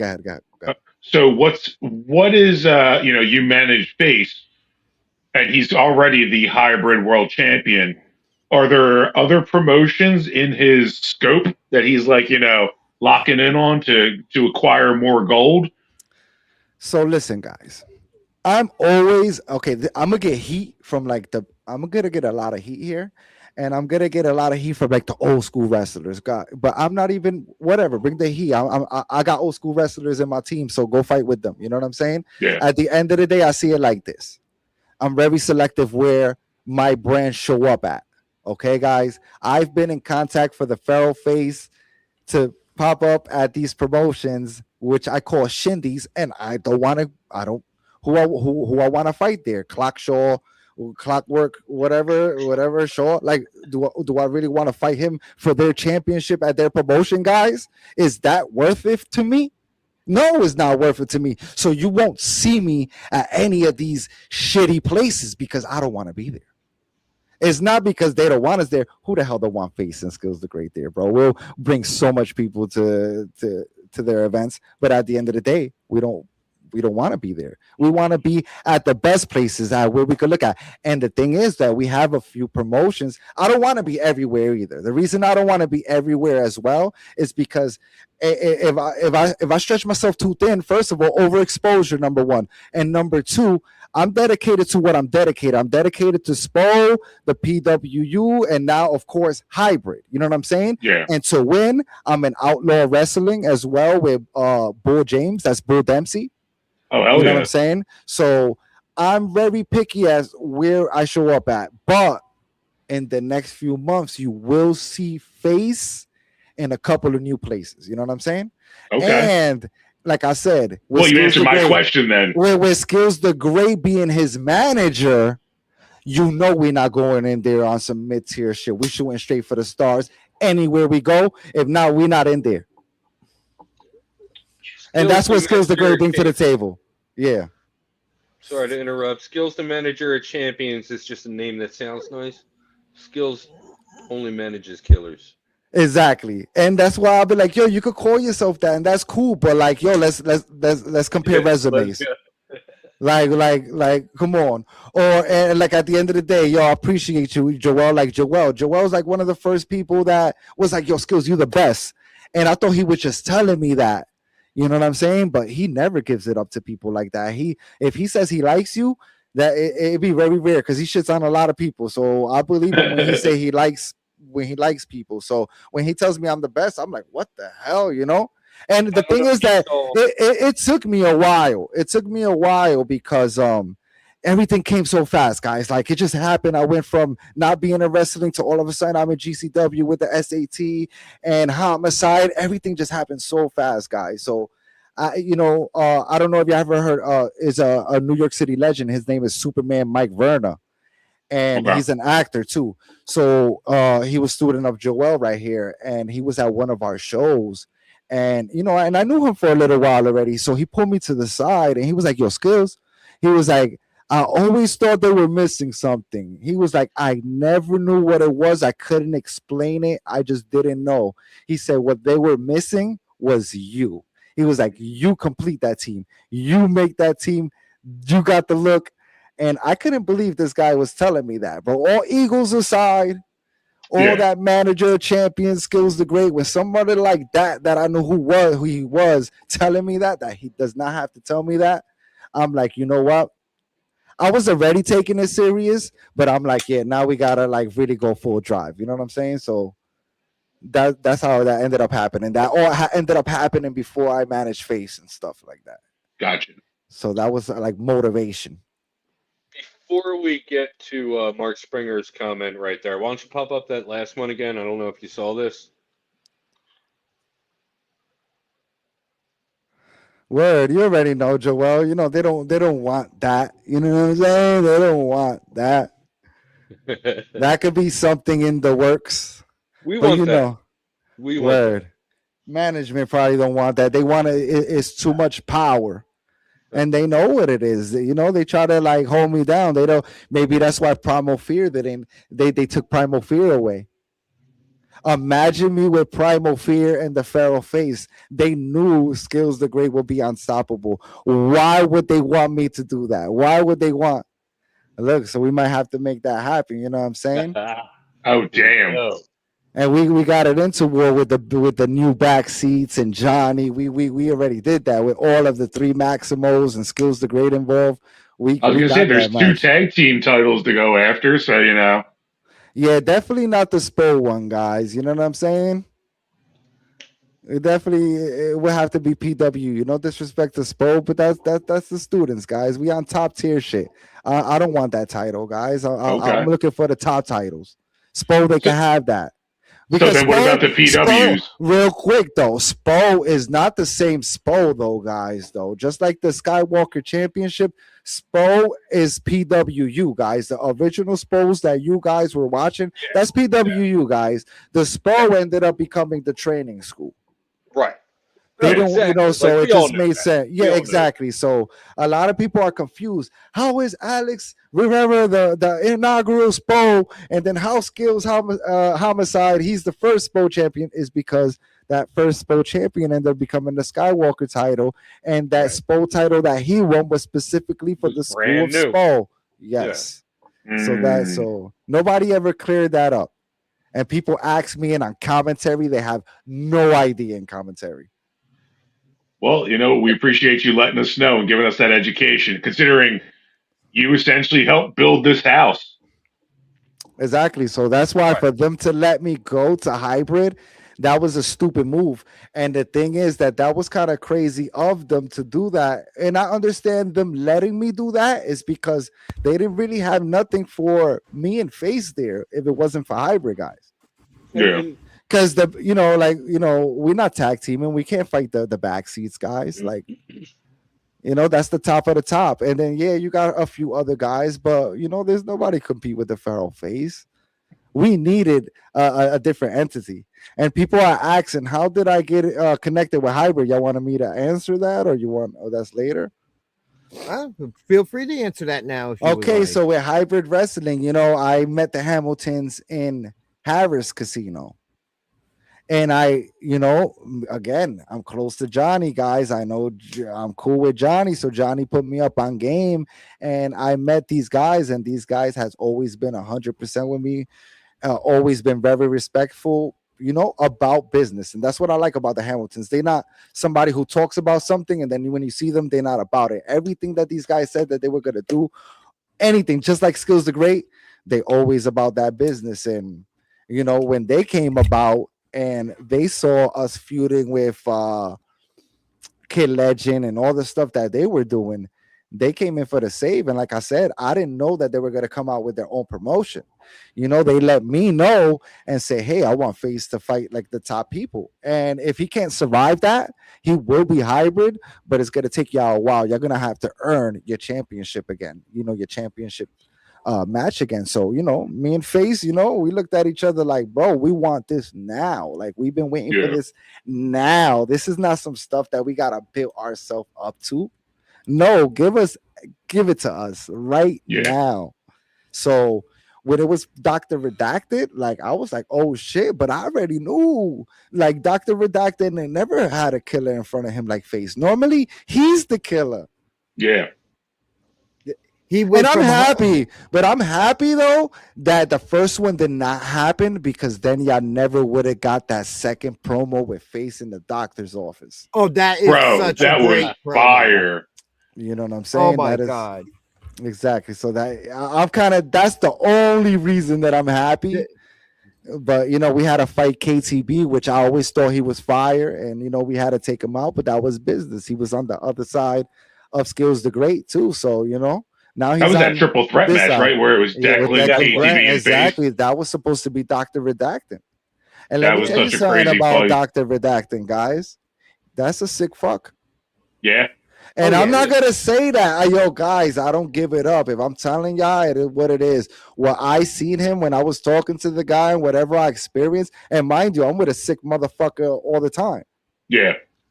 So I'm like, yo, this guy is a sick fuck, you know. But like I said, I already knew what Face is coming with. I already knew Face's preparation. I already knew our master plan. So I know Dr. Verdactin stood no chance. We've been wanting gold, and we wanted, like I said, I've been with Face from the very beginning. Whether y'all seen it or not, I'm at his shows. I'm with him. We in the same car. We literally go into the show together. Whatever it is, I was always with him before I managed him. So by the time I started managing him, it was just, it is what it is. I was supposed to manage him. He was supposed to be my first client after the SAT. Okay.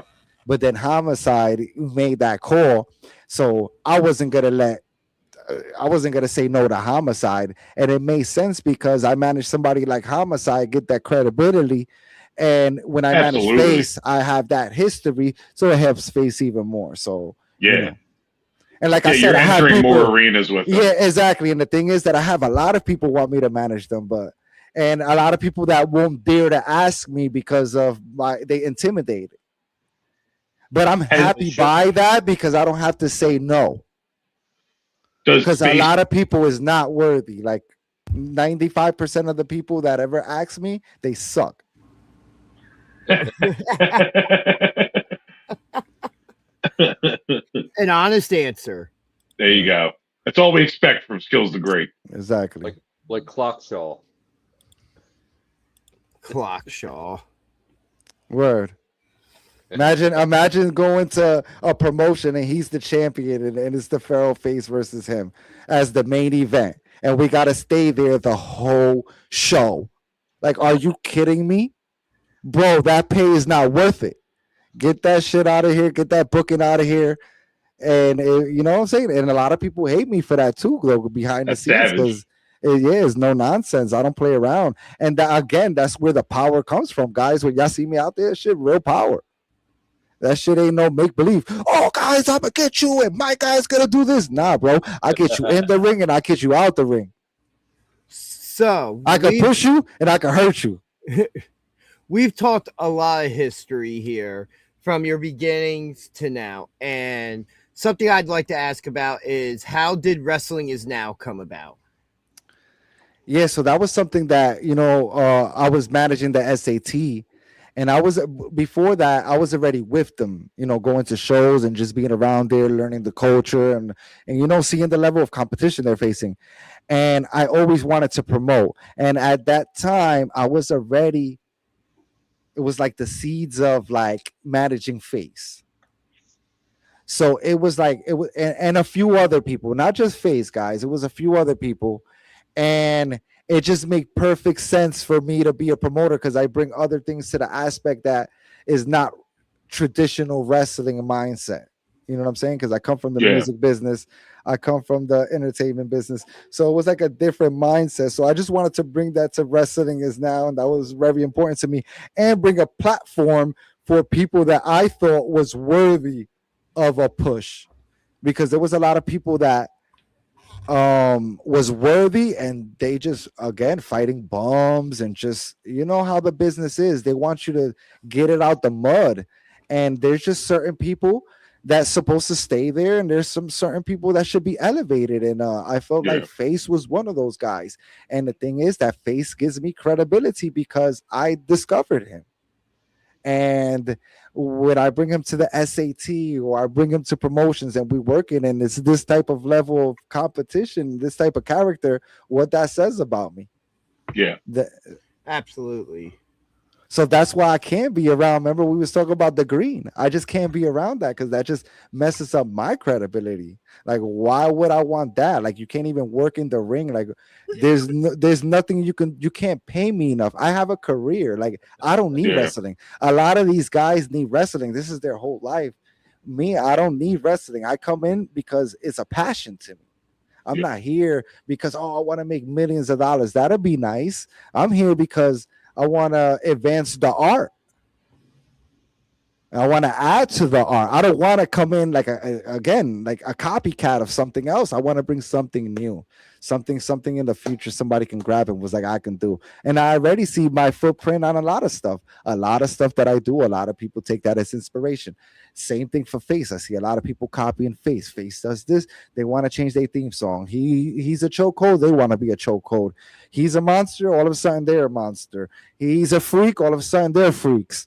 Yeah. Inspiration is through the you know what I'm saying. So but the thing is that I'm used to it. I come from a team that is exactly that, guys, the fathers of the style. And the thing is that we're used to not getting our props on it. Only the real people know. Like the other people don't know. They think that what my man named Petey Williams, that he came up with the Canadian destroyer or whatever, right. But which it wasn't. He did not. He got to call it because he put it on TV. But that 100%, he did not invent that move, guys. And that's literally one of the overused moves in the industry. That and the Spanish fly, guys. I'm on literally. So I've been seeing a lot of people using the Mexican destroyer a lot lately. Which is essentially the same. Yeah, it depends where the guy's from. So exactly. So at the end of the day, that's where our footprints is at, man. Like our footprints is literally everywhere. Whether we're in that promotion or not, whether I'm not in that show and y'all guys is reviewing the match, is literally our footprint in it. Because I hear you talking about the Spanish Fly. I heard you say the Tower of Doom. I heard you talking about the Canadian Destroyer. And you didn't just say these moves once, guys. This is literally almost every show. We have a Spanish Fly spot coming up. And last week and the week before that, and every episode that you had, guys. You know how hard it is to invent something, guys? See?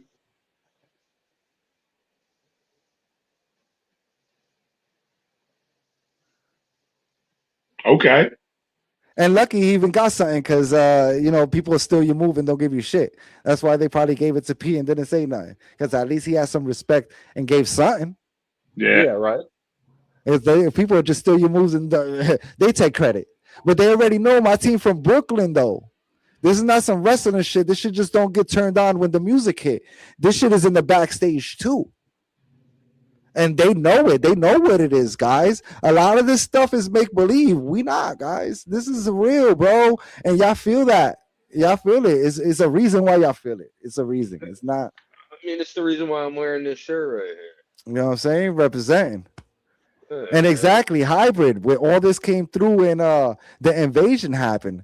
What you want me to be like? Oh, no, hybrid. Johnny Cashmere is my mentor. Or the backseats are my brothers. I can't do that. Hell no. I'm like, oh, this is who we competing against? Okay. And let me tell you something. To keep it real, Johnny Cashmere wouldn't see it no other way. You know what I'm saying? Like he's a dog himself. The backseat boys are a dog themselves. They already know what it is. And if I'm on the other side of this, I'm gonna let them know that you don't want to be on that side. And if it's easy to go against me, then my power will not work, guys.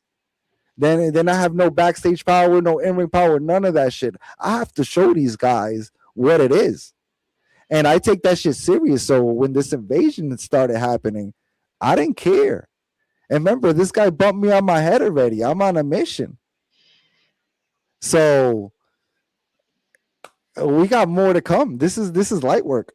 This is like it's still haven't happened. Like whatever it was hasn't happened.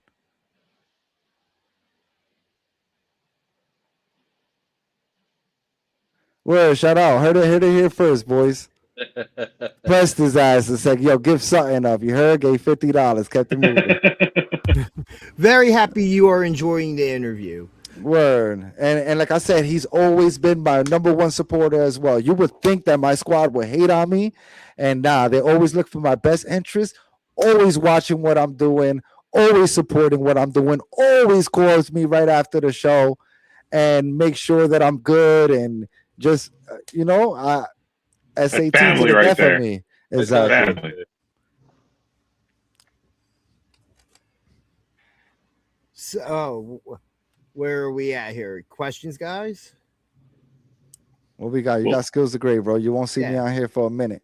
Yeah, I mean, you already Ginge, covered all my questions. yeah, you covered all mine. I know Ginge has been waiting for this interview. So, is there anything that you haven't asked so far?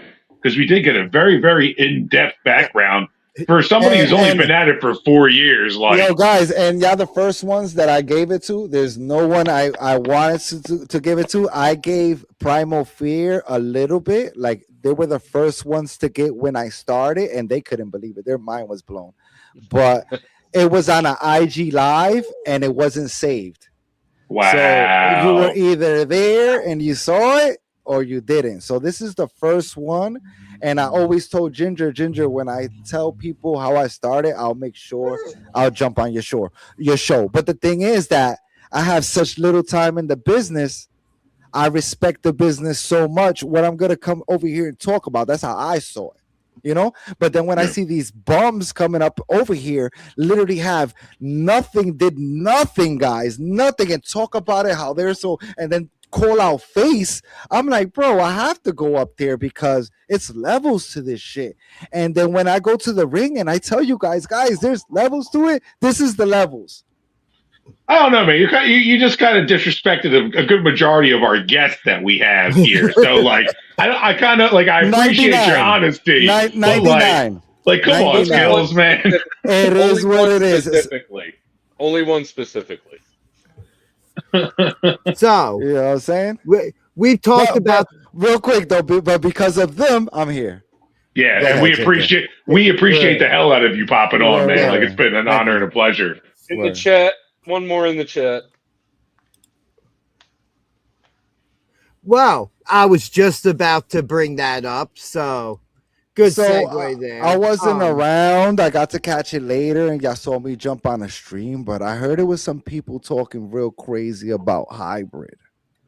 Right? So they were talking crazy. Oh, you a bully that. It is what it is.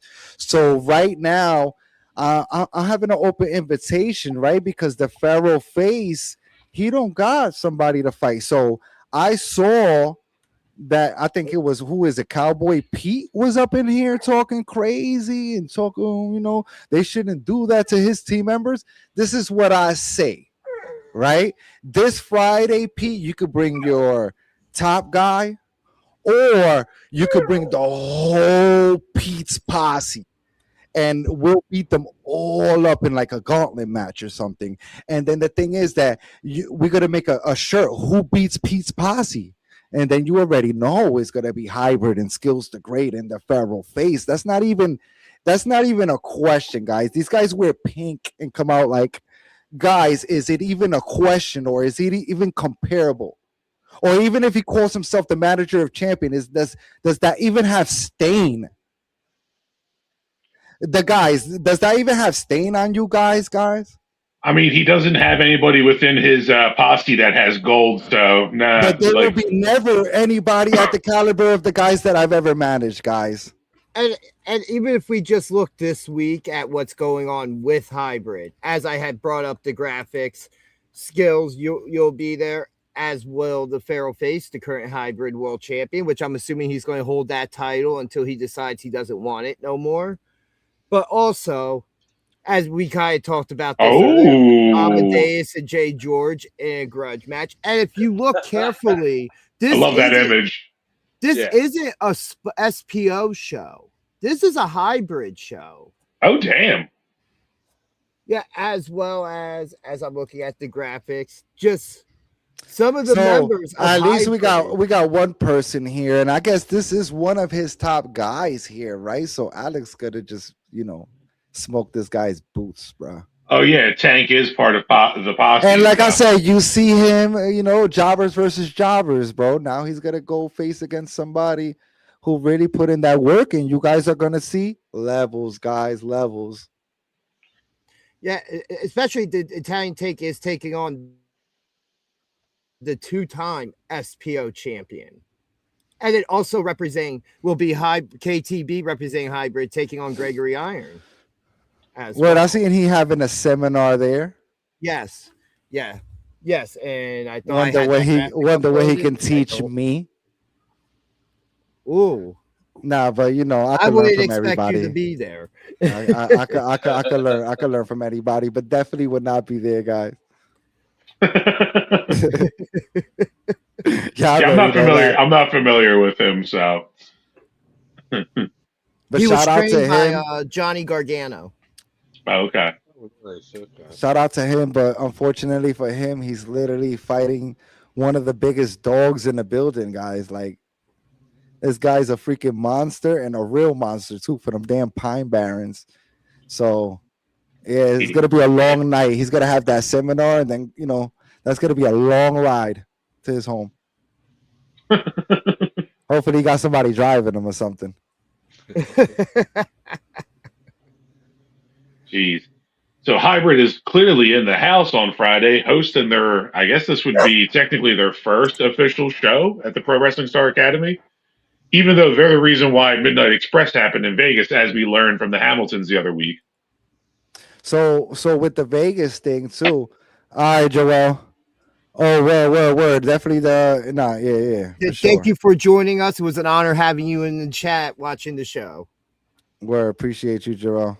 Yeah, you already know they connected to the Guerreros, and Chavo Guerrero is part of my faction, La Casa. I got to manage Chavo Guerrero.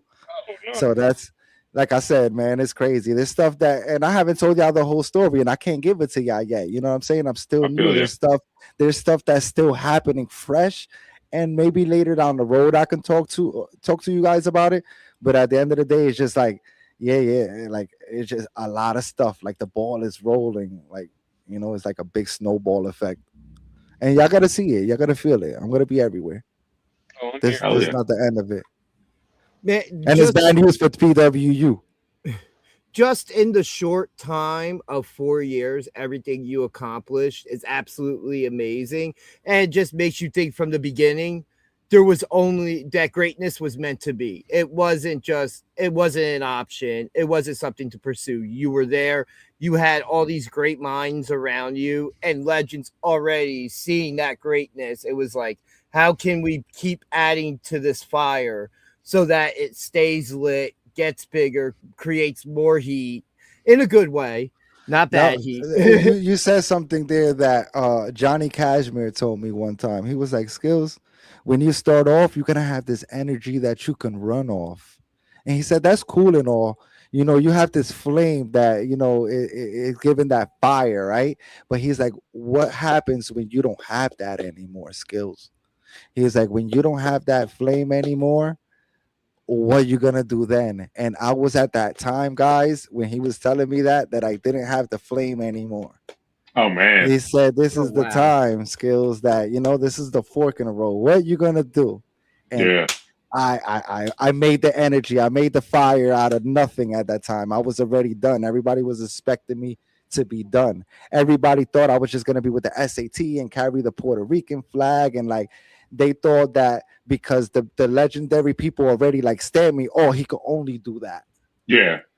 You know, they didn't know that when it was time for me to manage someone on my level, because everybody obviously was higher than me. These are legendary guys, like, of course, you know, but when I got with somebody like Face and somebody that we're on the same level, I was able to show who really was Skillz the Great. Yeah, absolutely, man. And it's a journey that I definitely appreciate being able to see it, especially through SPL, PWU, now Hybrid as well. And even when I get to see stuff from Win and stuff like that, just seeing this journey and the evolution as it's gone on is something that you don't really get to see much where else, but in independent wrestling. No, and the same thing. I've been in the game for 3.5 years, and I already seen people come up after me or right around the time that I came up and did major things, and that's a blessing, you know, that, you know, you're always coming into the business and you're the new guy. You don't expect to see these things, you know, or like a Alex Rivera. Alex Rivera is somebody who I seen start from the beginning, and I seen his whole struggles when he went one promotion to another promotion, and when he came down to SPO, I seen the whole thing. And when he won the SPO title, he didn't even know I was proud of him. You know, I'm like, yo, I seen your whole journey. So Hey, when Phil, you're able to wow. see so when you're able to see people's journey, you know what I'm saying? And the only way to really see that is through the independence, you know? And Yeah. like you get to see them build up, and then you get to see where they go on TV. And you know, most people see these people just from TV when they started on TV, but you get to see them prior to that. So that's why when I always did my research on wrestling, I always went to watch my favorite wrestlers matches before they were famous, before I saw them, because I wanted to see how they work their characters, how their wrestling styles was, how they do promos, what was their entrances, what kind of gear they was wearing.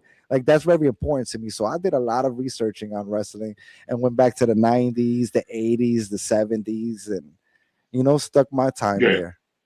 Okay. So my next question is: there any way for people to watch Win at the moment when you guys do have shows? So no, right now, very soon, we have a station called UBC Network, and it's on Roku, and they gotta be rolling out all of the Win stuff. Oh, I can't wait So for so that. the reason that you don't really see it like that is because most of that stuff is going on the channel. What we're Okay. doing, I just released our last event on the Win YouTube. So Okay. normally we don't put full shows, but the last show we put the full show just for the people to catch up before June 27th. So on the last show, you get to see the Feral Face become the Win Heavyweight Champion. And that was a big deal because Face won the Hybrid Champion on Friday, and on Saturday he wins the Win Heavyweight Championship.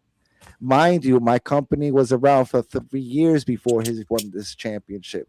So it's not like he won this championship, like he came into my promotion and he being my guy and he won my Yeah. championship, guys. That wasn't it. He had to bust his ass on my promotion. So I have one more question, and this is something I ask everybody.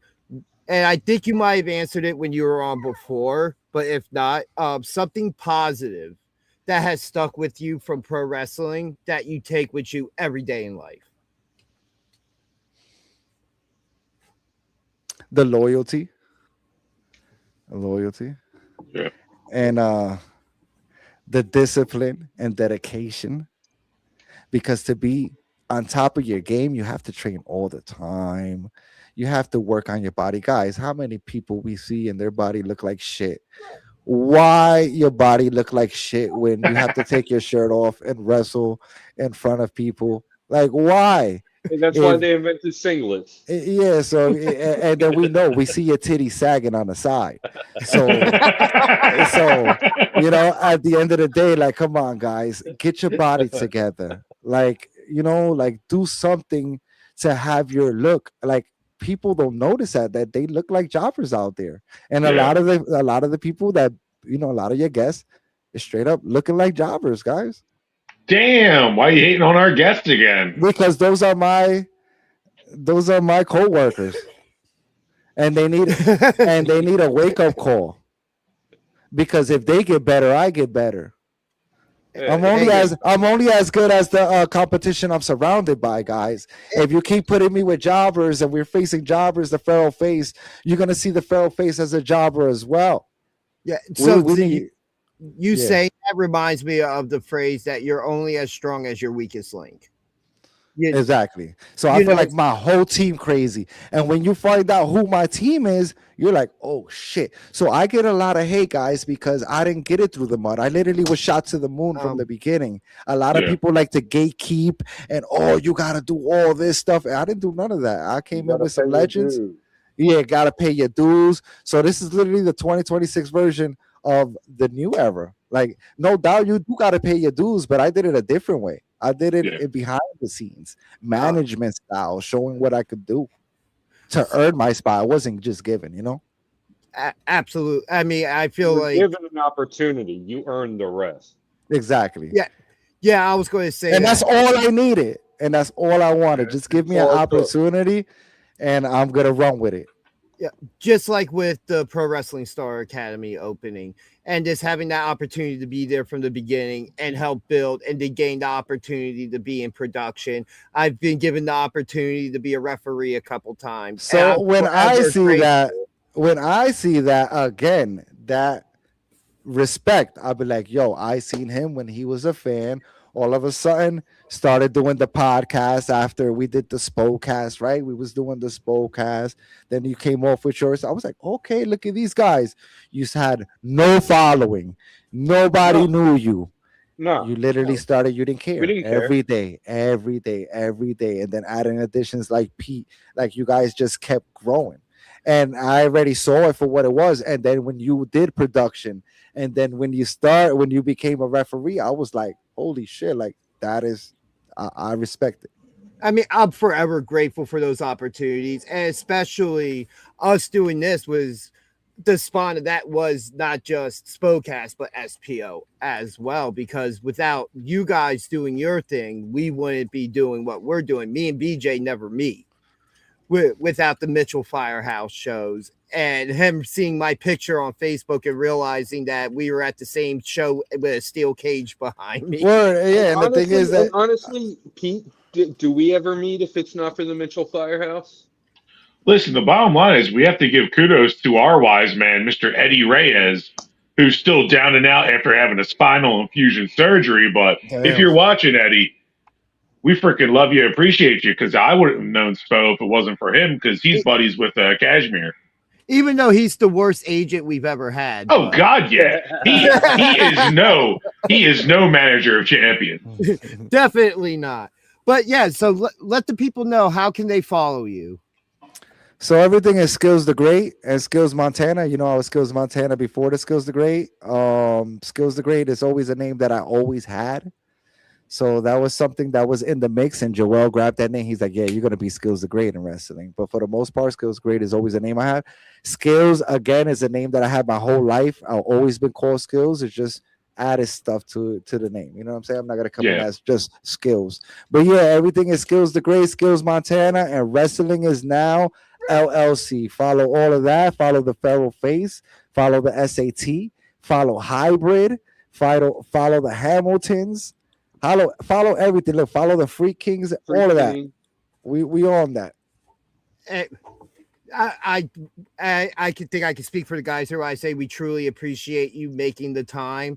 2 hours almost you spent with us tonight. That's crazy, and I gotta run too because I got a meeting I gotta get to too. So get to that meeting, man. Yeah, definitely appreciate you guys. Friday. Thank you for coming on. Hopefully we can do this again sometime in the future and cover more history and stuff like that of stuff we didn't get to talk about today. Yeah, 100%. And if you notice, none of my enemies had the balls to come over here and talk shit because I had a live mic, and they already know what it is, guys. That shit's real power, guys. Yeah, nobody asked to come on. Why? Because it's real, guys. This is not a gimmick. I don't go out there and just hating people. We out there to do business. We out there to do gold. And my client's supposed to be everybody. We're not here to play buddies or none of that shit. We're here to get the job done. And you guys are gonna see it. You're gonna see a new PWU very soon. No doubt. Skillz only manages killers. I mean, and then ain't gotta stop. And I'm going to say this as I always do, as do these guys, that for anybody on the PWU roster that has anything to say, to respond to anything that anybody from Hybrid has said, please come on, because they've taken advantage of this time to speak their case and give us their mission statement of what they want to do. You know, like most of those people want to join Hybrid, guys. But because they're not self-conscious with themselves, they don't see that they're not on the level. We don't need those guys. Those guys are the reason why Hybrid was made in the first place, and they don't understand it. They don't get it. Why would we want you in infest us over here in our promotion? Stay over there. But yeah, we will let you go so you can go handle.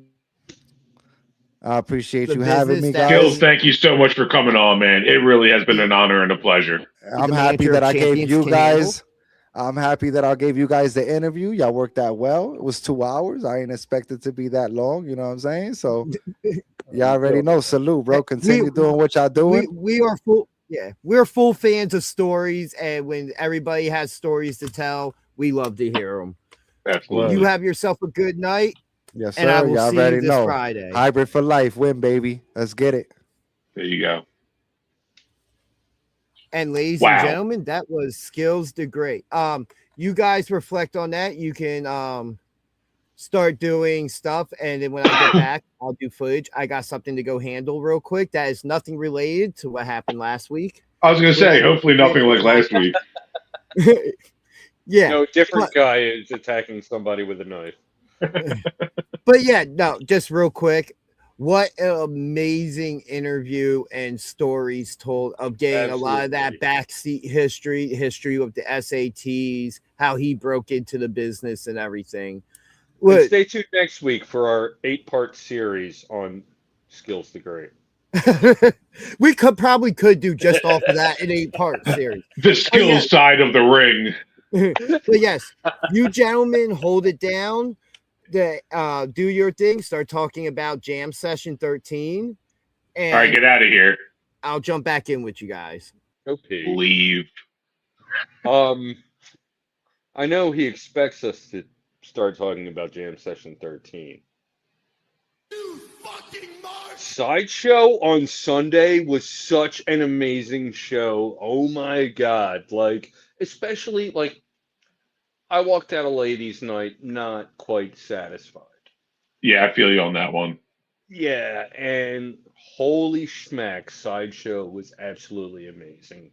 We will get to that. We will get to that. But I just wanted to say that before I get into my very long and dry recap of what happened Friday. Yeah, I wasn't there Friday, but I did watch everything back on the YouTube channel, so I can at least put in my 2 cents. Yeah, and I can attest that there was nothing. Most weeks there's stuff that I see on my footage that the cameras didn't get. This week there was none of that. Like if you watch the YouTube footage, you pretty much like I watched the YouTube footage to recap and didn't have to access my memory or like my iPad. But yeah,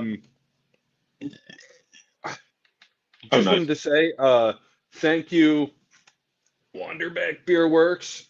I got the last 4-pack of Future Proof Pills that was at Joe Canals in Marlton, and I told him, I was like, hey, listen, you got a new one coming? I got to make room. I'm gonna have to buy that. Oh, absolutely. You can't go wrong. There are unofficial sponsors, so. And Brian's like, no, someone will buy it, and I was like, no, Brian, I'm gonna buy that. I'm that someone, Brian. But you didn't come though. I meant you. Oh, I thought you meant you. Yeah. No. I'm not driving all the way out to Marlton. I live in Berlin, you know.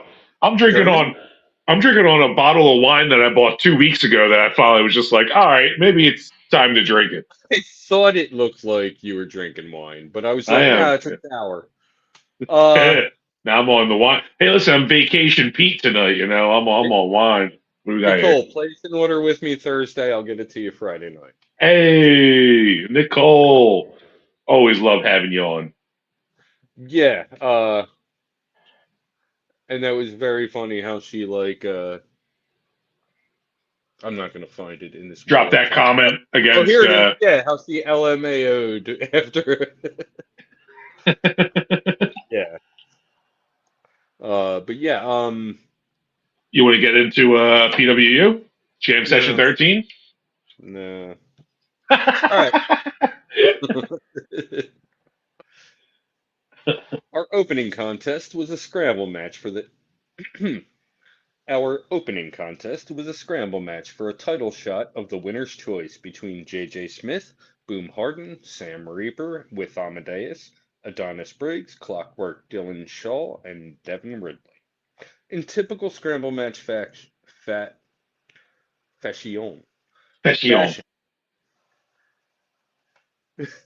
High fashion. He's saying PWU. PWU. I What might about it? have to ban. I might have to ban you from chat because like I that's did offensive. say PWU Jam Session. I didn't say SPO Jam Session. Jeez, I don't Ginge. know who this guy is. Well, he's got the Uh, same emblem. yeah, so I guess I can't play that game. Yeah. In typical scramble match fashion, the majority of this match saw two competitors in the ring, with everyone else recovering or brawling on the outside until someone else was sent out of the ring and then someone else would enter. JJ Smith had notes on him with that which he surprisingly managed to hold on to for a long time. Or I said the words in the wrong order. That he managed to hold on to for a surprisingly long time. At one point mid-match, Ridley and Shaw brawled to the locker room. J.J. Smith formed a temporary. Yeah, I love my notes. J.J. Smith formed a temporary alliance, comma, but it didn't work out in their favor. It was Sam Reaper, but my notes Oh like yeah. say that. Shaw and Ridley return to ringside, and Ridley enters the ring and takes out Reaper with a dropkick. JJ with a cutter, Briggs with a fallaway slam, and Boom with a devastating Widow's Peak. Ridley covers Boom, but Shaw breaks up the pin. Shaw hits a swinging neckbreaker on Ridley, then Briggs hits a deadlift Uranagi on Shaw. Briggs covers Shaw, but Reaper breaks up the pin. Reaper takes Reaper takes Briggs out with a stunner, then Boom hits the TK1 driver on Reaper. Before Boom can capitalize, JJ Smith tosses Boom out of the ring and pins Sam Reaper for the 3 count. JJ Smith wins a title shot of his choice. Which is crazy because, like, considering where JJ Smith has been sitting on the card lately, we haven't really seen him get a push or get a moment to shine. And it really No, felt like but he has a couple W's and he has a little momentum, you know? he does. But, like, when you look at the competitors in this match, I didn't see JJ Smith walking out with the W. Like, that really No. blew me away, man. Well, especially after Reaper and like, oh, this is everybody who's like beat me. Yeah, exactly. Like he's lost to most of the people in the ring. So to see him come out, get that W, and now get his chance at any title. I mean, we're talking Tommy Grayson for the SPO, Pat Dynamite for the Excellent Grant. PWU, and then Declan Grant, yeah, for the Silver Skywalker. Either of the tag team championships if he can find himself a partner. And then if he's feeling froggy, of course, there's the Feral Face with the Hybrid Championship, but I don't think JJ is really trying to enter into that type of battle at this point in his career. Yeah. But yeah, going throughout the match, part of me really wanted Adonis Briggs to pick up the W because he's Okay. really been shining bright and showing what he's capable of. I mean, he is the asset, and while that one move he does is a little questionable, What, the um, twerk? the twerk with the ass bump to the face. Yeah, Sammy Um, caught a really vicious twerk. And you got to imagine that ass is hard as rock. Like that's not just like a soft ass hitting you in the face. Like that's like yeah, the like that could break a boulder, nose. yeah. That could break an orbital socket. And like he's whipping that right into Sammy's face, and yeah, no, like I said, that move's a bit questionable, but Adonis's strength alone cannot be unjudged. You know what I mean? Like that is just his ability to just lift and press people, and Oh his my God, yeah. athleticism is insane. But Athletic. yeah, JJ Smith picks up the W, and I'm really surprised, but also curious to see who he picks. Yeah, no, this is like a call your shot, but it's like at this point, like, is he gonna reach for the sky and challenge Mark Briscoe? Just kidding. Uh, or is he gonna or is he gonna keep it like tame and Oh wait, I left out one. There's also the World Traveling Skywalker belt with Tarzan Duran. and there's also the SPO Women's Championship. Ooh, which currently belongs to Tiffany Grady.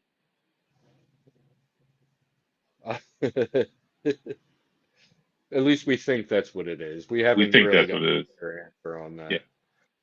Oh, All no, right. we did last week, but whatever. Um, True. Next, we have a singles match between Flying Ryan O'Neal and Mikey G. Both competitors feel each other out early on as they go move for move. Ryan takes control with a pair of springboard maneuvers and covers for a 2. Mikey even things up with a springboard leg scissors and a drop kick, and then sends Ryan to the outside. Then Mikey hits a flying dive over the top. Ryan recovers and hits a wall-assisted tornado DDT. Back in the ring, Ryan covers for a 2 count. Mike Trash emerges and lurks around taking notes. He doesn't come into play for the rest of this. Like, he's just lurking around the ring the whole time, like writing in a notebook. Like a boomer. Uh where am I? Mike Trash. I know, but I gotta find that here. There's a Well, lot yes, of where really you were. small words. New Jersey, thank you. Uh,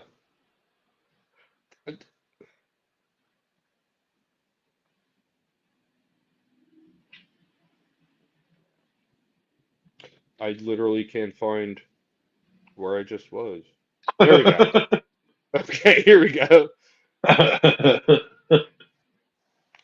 Ryan locks in a crossface, then Mikey eventually turns into a pin attempt for a 2. Both competitors exchange strikes, and moments later, Mikey hits a huge Spanish fly, and both men are down. As both men return to their feet, Mikey hits a pair of flying forearms, then an elevated reverse DDT for a 2 count. Mikey attempts a springboard maneuver, but Ryan counters with a kick to the head and climbs to the top rope. Mikey avoids his attack and hits a springboard cutter for a 2 count. Ryan avoids an attack in the corner and hits a cutter from the apron into the ring. Ryan climbs to the top rope and hits a swanton for the 3 count. Flying Ryan O'Neal defeats Mikey G by pinfall. After the match, they shake hands. As they should, because there's clearly no beef in this match. This is just a sheer competitor on competitor, wrestler on wrestler. And Go boy, in, I'll be right back. all right.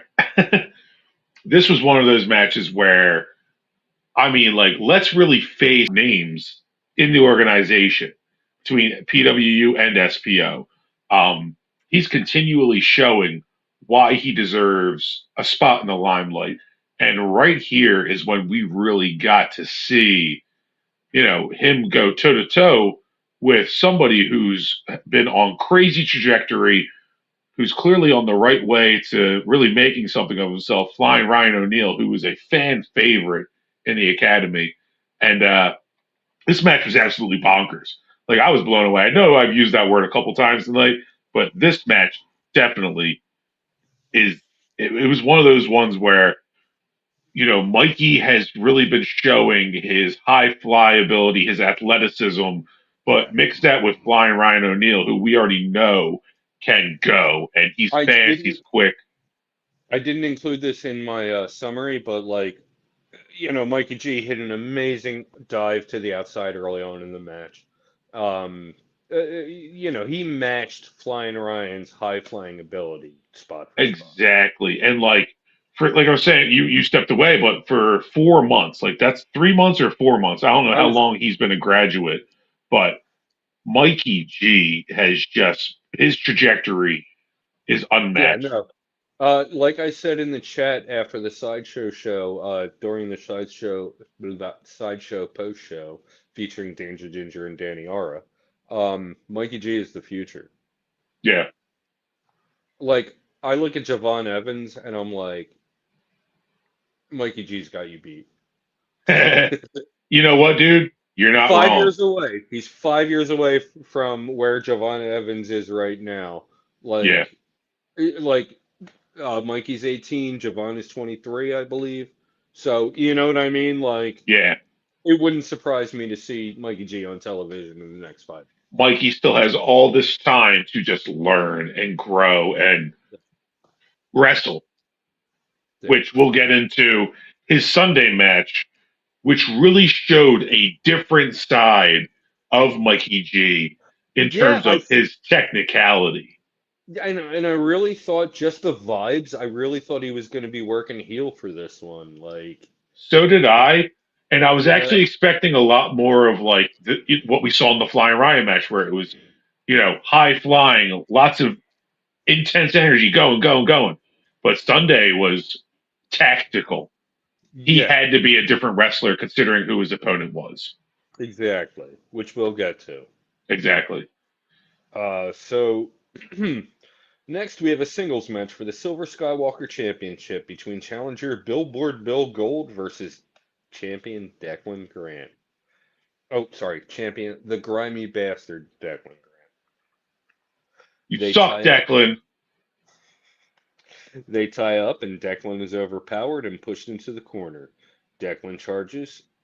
Sorry, Declan changes tactics and unloads with rights, but Billy counters one and delivers a big chop. After another pair of chops, Billy hits Gold Rush into the corner and then a billboard slam. Declan rolls out of the ring and Billy follows. Declan attempts to suplex Billy into the wall, but Billy counters with a suplex into the wall of his own. Declan avoids a chop and Billy connects with the ring post. Declan wraps Billy's arm around the ring post and kicks his wrist against it.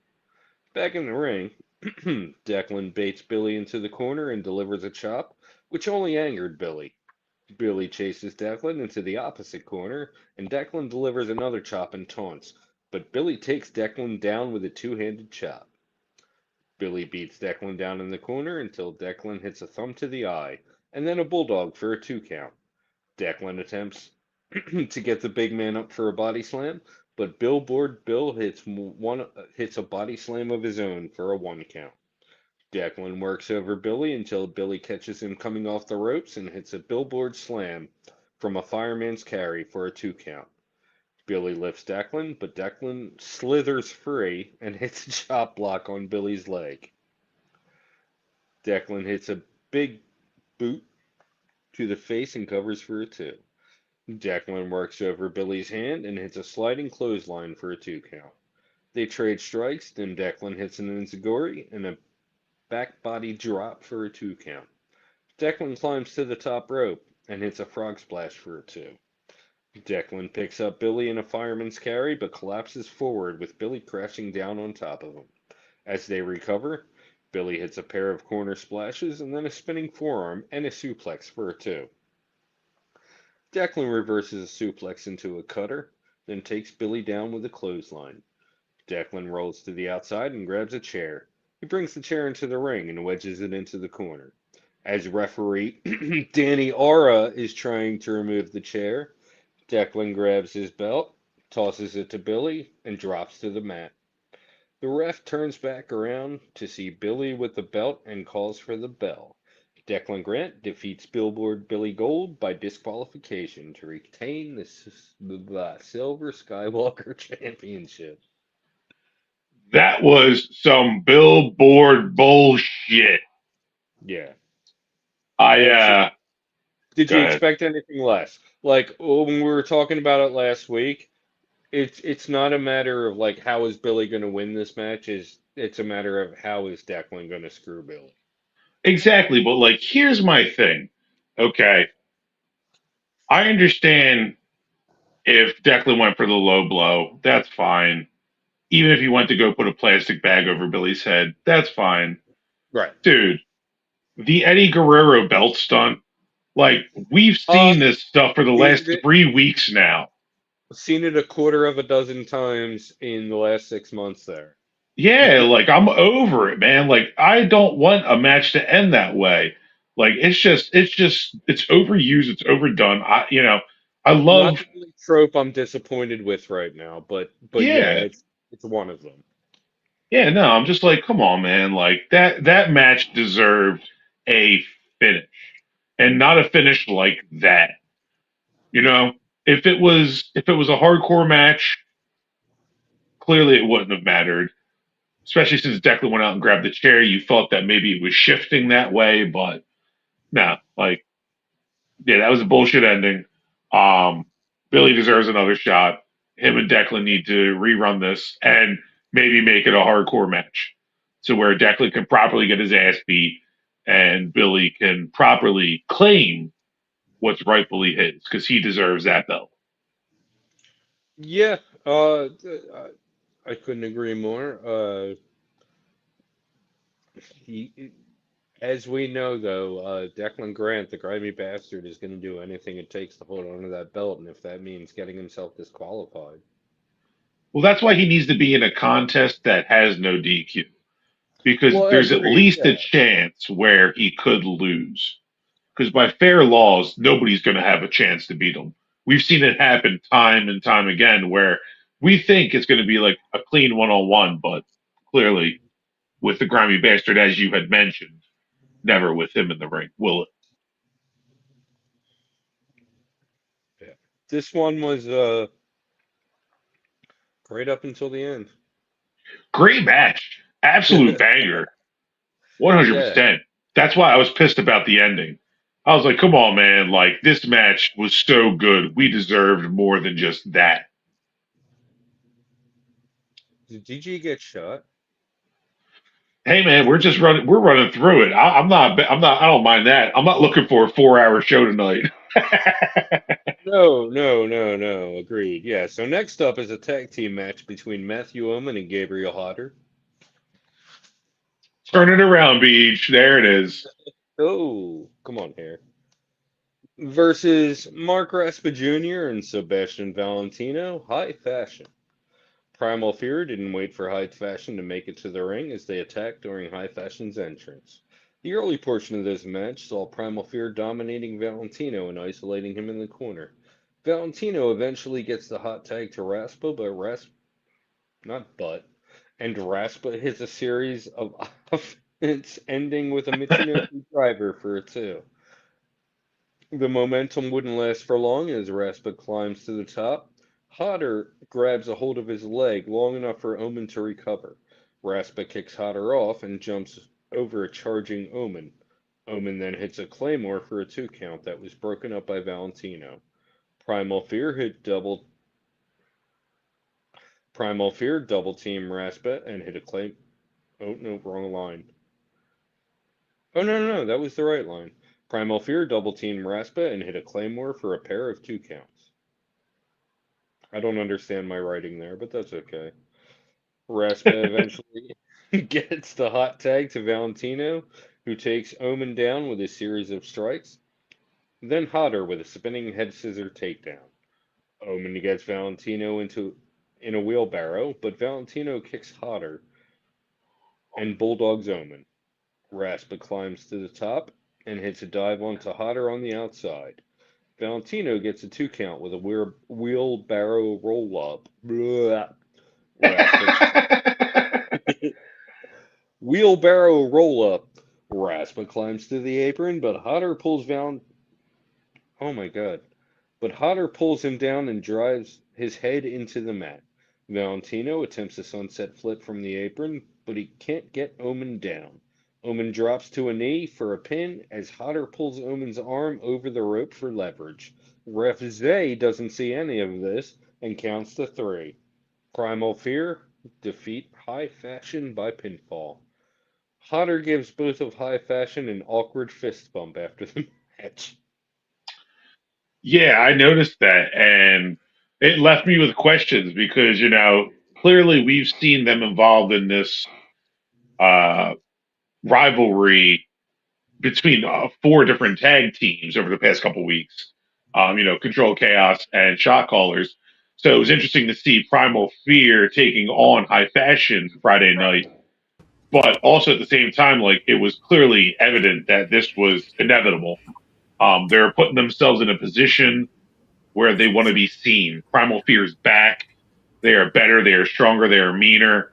But High Fashion has also been putting on a hell of a return to the Pro Wrestling Star Academy. I truly have been really impressed by both Mark and Sebastian's teamwork. I feel like they've gotten way more cohesive. Bro, that was the emergency? You had to go get a freaking milkshake?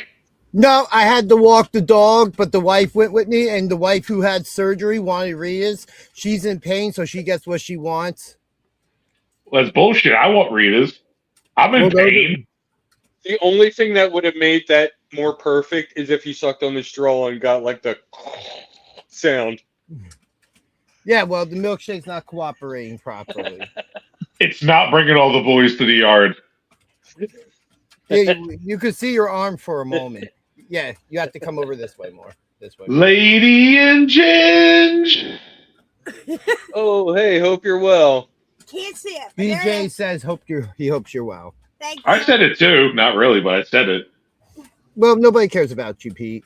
It's all right. You're I'm a fine with loser. that. Nobody cares I about love you. losers. That's all that matters. I love you. You're doing a great job. Thank you. Red wine. What a mark. This bottle's getting empty quick. So is this 4-pack. That 4-pack looks dominated. Yeah. Oh, there it is. So yeah, overall, great tag match. That bump left me in curiosity as to what this means. It was obviously Primal Fear trying to because I don't think Valentino even really knew what happened. So it was just kind of like Primal Fear just being like, hey, good match, hey. But like him knowing that they don't know how screwed they were. Yeah, that he had his feet on the ropes and that the ref was blind. Couldn't see a damn freaking feet on the ropes. Come on, ref, you suck. Who was the ref in that match? It wasn't Craig, that's what I know. It was Danny Ora. Danny Ora? Our very own from Wicked Works? Oh wait, damn. I could be wrong about I don't think it was him. Oh, as soon as I can bring up the footage, I'll go check it. And it was Zay. It was Zay. It was Zay. I said ref Zay doesn't see any of this and counts to 3. You ate yours. Okay. Well, let's move on then to the next match of the evening while Ginger sucks down his milkshake. The next match of the evening is definitely refereed by Danny Ora because. Oh wait, no. Wrong. No, that's the wrong. Yeah. No, hold on. There's no mention of the referee in this summary. He does come into play later and channel. Yeah, part of this channel and everything. Got to call you out when you're messing up. We'll get there. Next, we have a tag team match. Next, we have a tag team match for the SPO tag team titles between challengers Jay the Key Evans and Flash Carter, the Shot Callers, versus the champions, Kid Chaos and Papa Juice, Controlled Chaos. We start this one with Flash and Juice, but both Jays tag in before any action takes place. Evans and Chaos battle to a stalemate until Chaos hits a drop kick and tags in Papa Juice. Evans gets the better of Juice and tags in Flash. The Shot Callers attempt their devastating double team maneuver, with the modification of the wave worm. But Kid Chaos sneaks in to counter it. Papa Juice works over Flash and sends him to the apron. There was a bit of an awkward spot where Papa Juice attempted a baseball slide to Flash on the apron, but it didn't connect. Controlled Chaos continued to beat down on Flash and hit a double team combo for a 2 count. Moments later, Flash hits a springboard splash for a 2 count. Tag to Evans and the Shot Callers hit a pair of double team maneuvers for another 2. Moments later, there was another awkward spot that saw the Shot Callers attempting a double team maneuver on Papa Juice, who apparently was too slippery to hold into position. There was an uncomfortable moment next as the Shot Callers figured out what to do. Moments later, Papa Juice fights his way out of a double team situation and reaches for the tag, but Kid Chaos is pulled down from the apron by Mark Raspa Jr. Raspa beats down Chaos as Sebastian Valentino and Primal Fear enter the ring and attack everyone else. This one is ruled a no contest and Controlled Chaos retain the SPO tag team titles. After the match, all 4 teams brawl until the refs hit the ring and Don Montoya enters. He says there will be some kind of 4-team match for the SPO tag team title. He was very vague about it. He was very specific about how vague it was, about what kind of match it would be. There is a fatal 4-way in the future. Of some type. So here's my 2 cents on that, and I brought this up to BJ. Clearly, it won't happen. However, I think it would be incredible if we had all of these wrestlers right here competing in a crazy 8.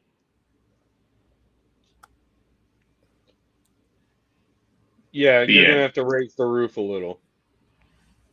Or they do it outside. Yeah, just make my life harder. Thanks, Pete. You're welcome. We need that crazy 8. We got told about it, and it never happened. I want it. Yeah, like, super disappointing. But and here's 8 competitors right here. You know, teams of 4. You know, or teams of 2. 4 teams of 2. It all adds up to 8. Yeah, but anyway, this was a great match. You know, the Shot Callers versus Controlled Chaos. I feel like they had great chemistry. Sure, there was a couple moments where I was like, "Ooh, that didn't go according to plan." But overall, I felt like they had some great flow, and was happy to see Chaos retain, even though it was by DQ because of the interference from the other tags. But I want to know where this is all heading. I want to know what's next for these 4 teams. I mean, with the one thing we can say is that Controlled Chaos has a lot of tough competition ahead of them, even if they've already beaten these teams. But now all these teams are gunning for a shot, and eventually they're going to get it. And just, Skillz the Great was downplaying the importance of the SPO titles earlier, and I don't appreciate that because I think that Control Chaos is doing a phenomenal job. Was more so talking about the SPO Championship because he even mentioned with the tag titles because I was initially asking him about those. So like, with Control Chaos and stuff, he was just like, nope, that's all training school stuff. And I'm like, whoa. My guys Control Chaos, man. That's not light work. That's not easy work right there. There's a reason why they're the tag champs, man. They put in that work. They put in that dedication. They're constantly at the dojo putting in hours. Yeah. And, they're my champions. Like, I'm proud to have them be our SPO tag team champions. Next, we had intermission. Intermission. Inter versus Mission, I was shocked to see go to a no contest. Oh, it's surprising that Ginger called it before the match started. I really thought that Mission was going to pick up the win this time. Yeah, but the crowd was clearly behind Inter. Oh, obviously, 100%. Inter's the top baby face in all of New Jersey. What do you expect? Oh, look who decides to finally show only 2.5 hours into it. Hi, Rami. La Marca has made an appearance. That's mean. That's not his name. Where did my cursor end up? Oh my god, how did my cursor end up all the way back up there? We just concluded the Control Chaos. I know. My cursor. Okay. That though. Got it. Next we have a ladies match. Ladies match. The ladies match. This one is a singles match between the Gumar, Angel Orsini, versus a newcomer to the PWSA, Allison Red. This one started slow with both women. You know what? Like, don't play it unless you're going to play it in 3 times speed because this is very short. Can I put this up to 3 times speed? I can only do double the speed. I apologize. All right, I'll go slow. To infinity and beyond. This one started short Oh, sorry. This one started slow with both women attempting various holds.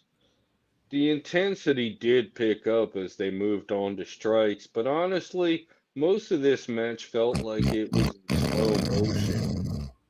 Allison didn't get much What offense the in. hell was that? It wasn't me. Oh, it was his milkshake. It brings out the Oh, real. it sounded like a freaking pig squeal. I'm like, or a pig's. Oh yeah. Well, tomorrow's. Oh, no, no. Allison didn't get much offense in on this one, aside from a strike combo ending with a running boot in the corner.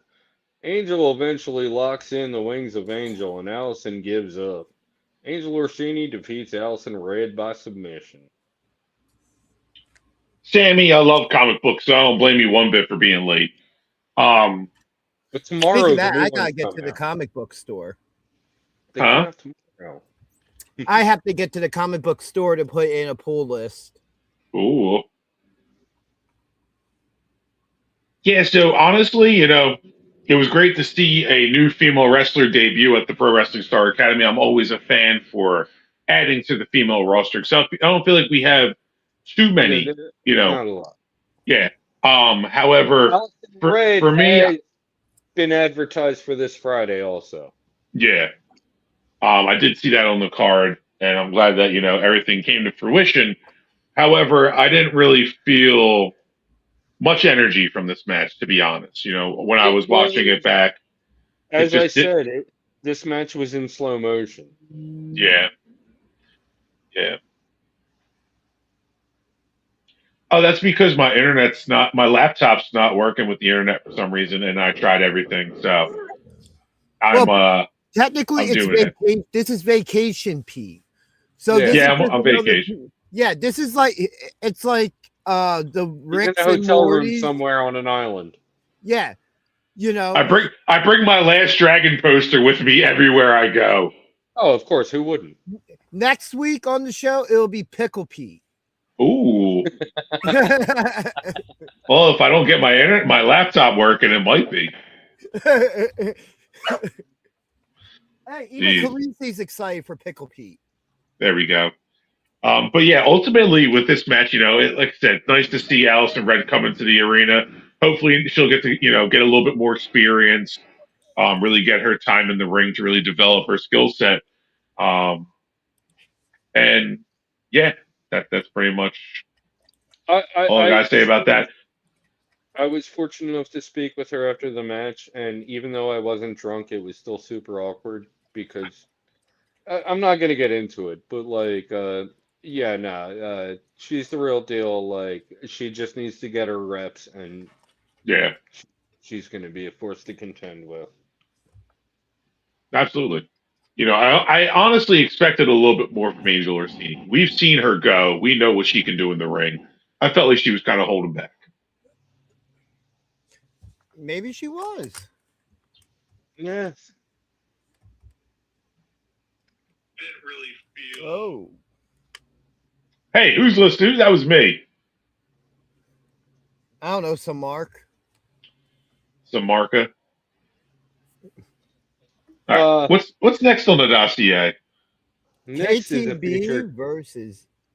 Oh, what?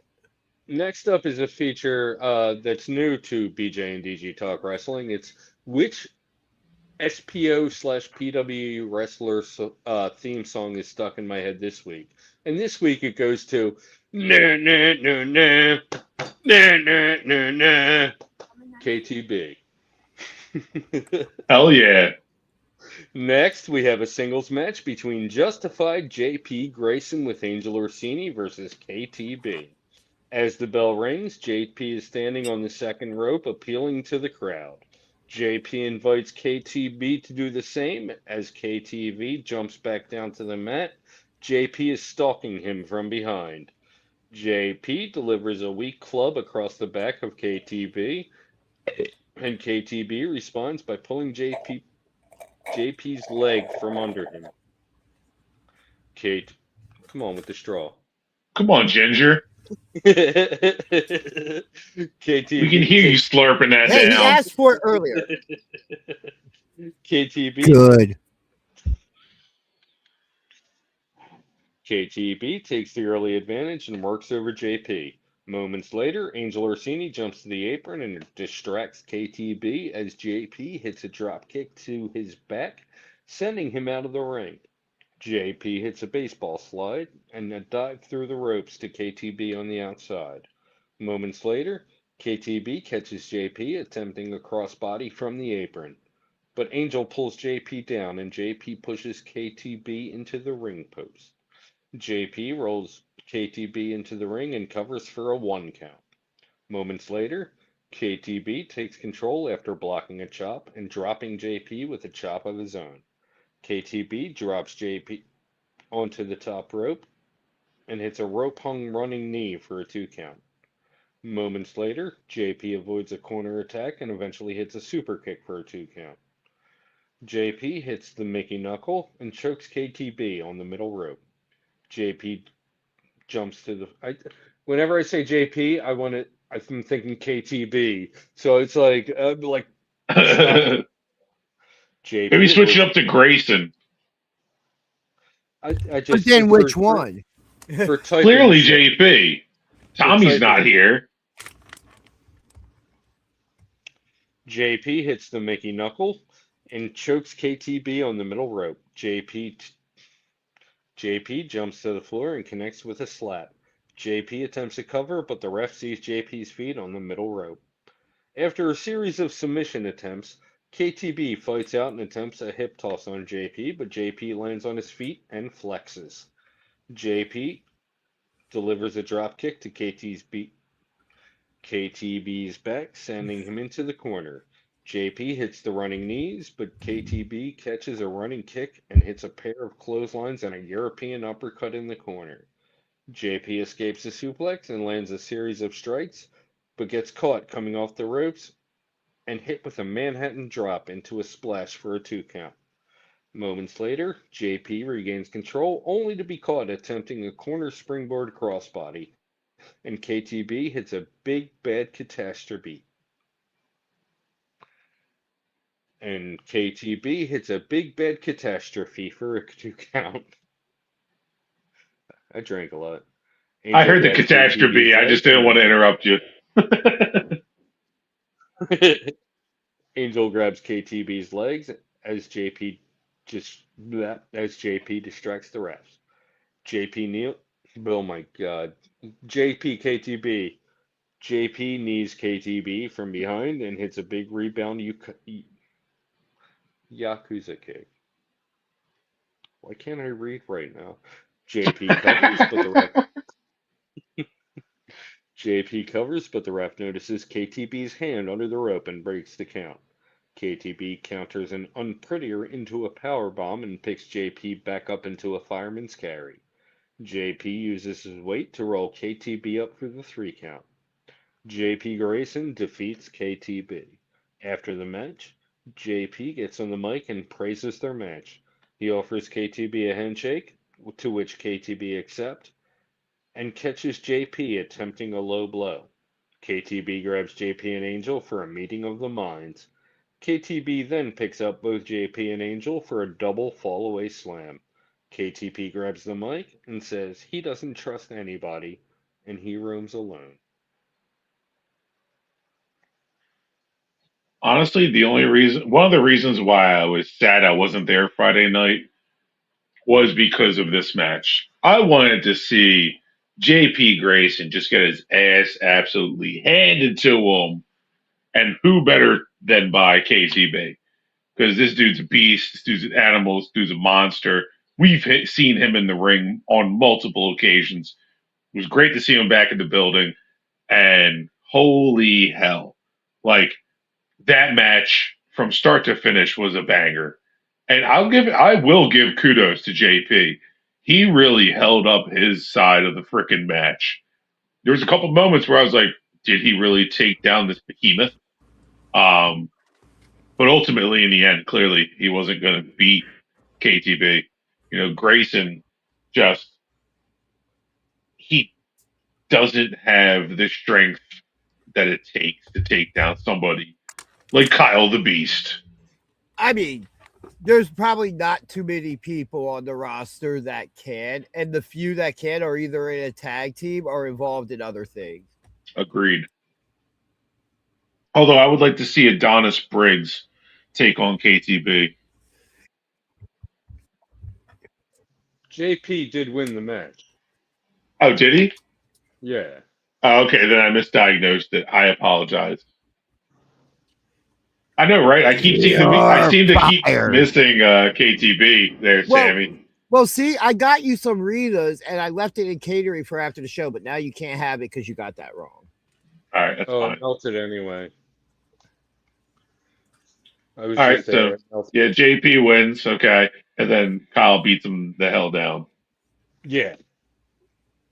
An Angel. That's because I'm ducking KTB. Or is it because you are KTB? Dude, I wish, man. I'm not that strong. Awake a little face paint, I can say. I can lift this wine glass. That's about it. Oh, I wish I had wine. I could lift Sam Reaper. That's about it.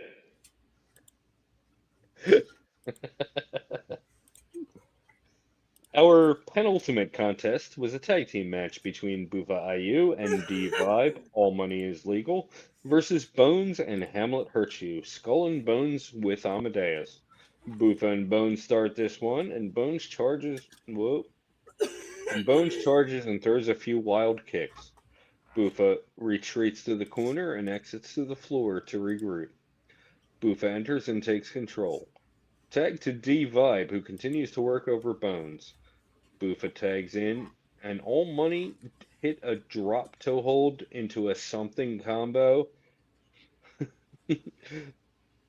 For some reason, D covers for a 1 count, and referee Danny Ora counted it, even though Bufa was the legal man. D tags Bufa, who is nowhere near his corner, and referee Danny Ora allows it. I mean, honestly, though, Bufa was the legal man to begin with. Rookie season, though. Come on, Danny. They hit a double bulldog for a 2 count.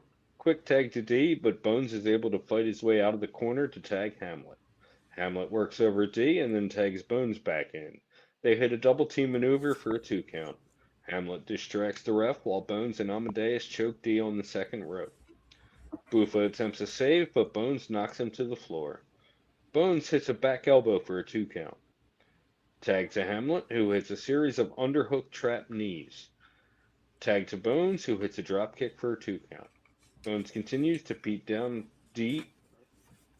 Bones continues the beatdown until D lands on his feet after a back toss and hits a blue thunder bomb. Hamlet and Bufa tag in, and Bufa takes down Hamlet with a couple running strikes, then hits a single leg drop kick for a 2 count. Moments later, Bufa hits a sling blade variant for a 2. As Bufa sets up Hamlet for a maneuver, D enters with no tag. It appears that All Money was attempting a double team move, but Bones runs in for the save. Bones hits a backstabber on Bufa, and Hamlet tosses D out of the ring. Skull and Bones hit a wheelbarrow lung blower combo, and then Hamlet hits a German suplex for a 2 count. Moments later, Bufa fights out of a double team as D comes off the top rope, hitting a drop kick, taking down Hamlet and Bones. Bufa and Hamlet make it back to their feet, and Bufa hits a surprise pin for the 3 count. All Money is Legal defeats Skull and Bones by pinfall. That really surprised me. Go ahead, Jay. It didn't surprise me at all, given the history of All Money is Legal. They are very much a veteran tag team together. I've never heard of them, so I don't know who they are, where they're coming from. So they date back to the original CZW and PWU days. Oh, wow. I mean, listen, like, I get that they came in. Do I think they were the better team? No. I think Skull and Bones is way more cohesive. I think they're way more methodical with their execution. However, they clearly didn't have what it took to take down All Money is Legal. So I mean, this came down more to experience than anything, and All Money is Legal, even though they haven't teamed a lot recently, they still have that cohesive experience of being a team together. yeah, but I definitely think that no. Reaper was involved, Wrath of the Wicked would have won. So what do you think that them having Amadeus on the side right there, especially choking him out? Look at that, Danny Ora breaking up that. He didn't toss out Amadeus though. I mean, you He can't gave him a stern penalize warning. you can't penalize somebody for something you don't see. But he saw it. You figured he would have thrown him out of the ring. But you also have to realize Hamlet was trying to get involved in the match, and he was doing his job, keeping him in the corner. Well, either or. I'm So- not happy with the decisions on this match, but you know, it is what it is. Well, it's a good thing your happiness means 0 to the result of this match. Thank you, Ginge. Hey, just calling it how I see it. But by the way, the next punishment loss is a death match with the Pharaoh face, and it's non-title. Well, you know, according to one of our guests, I should be able to handle it because it's not hard work. If you pin him, you could get a title shot. Ooh.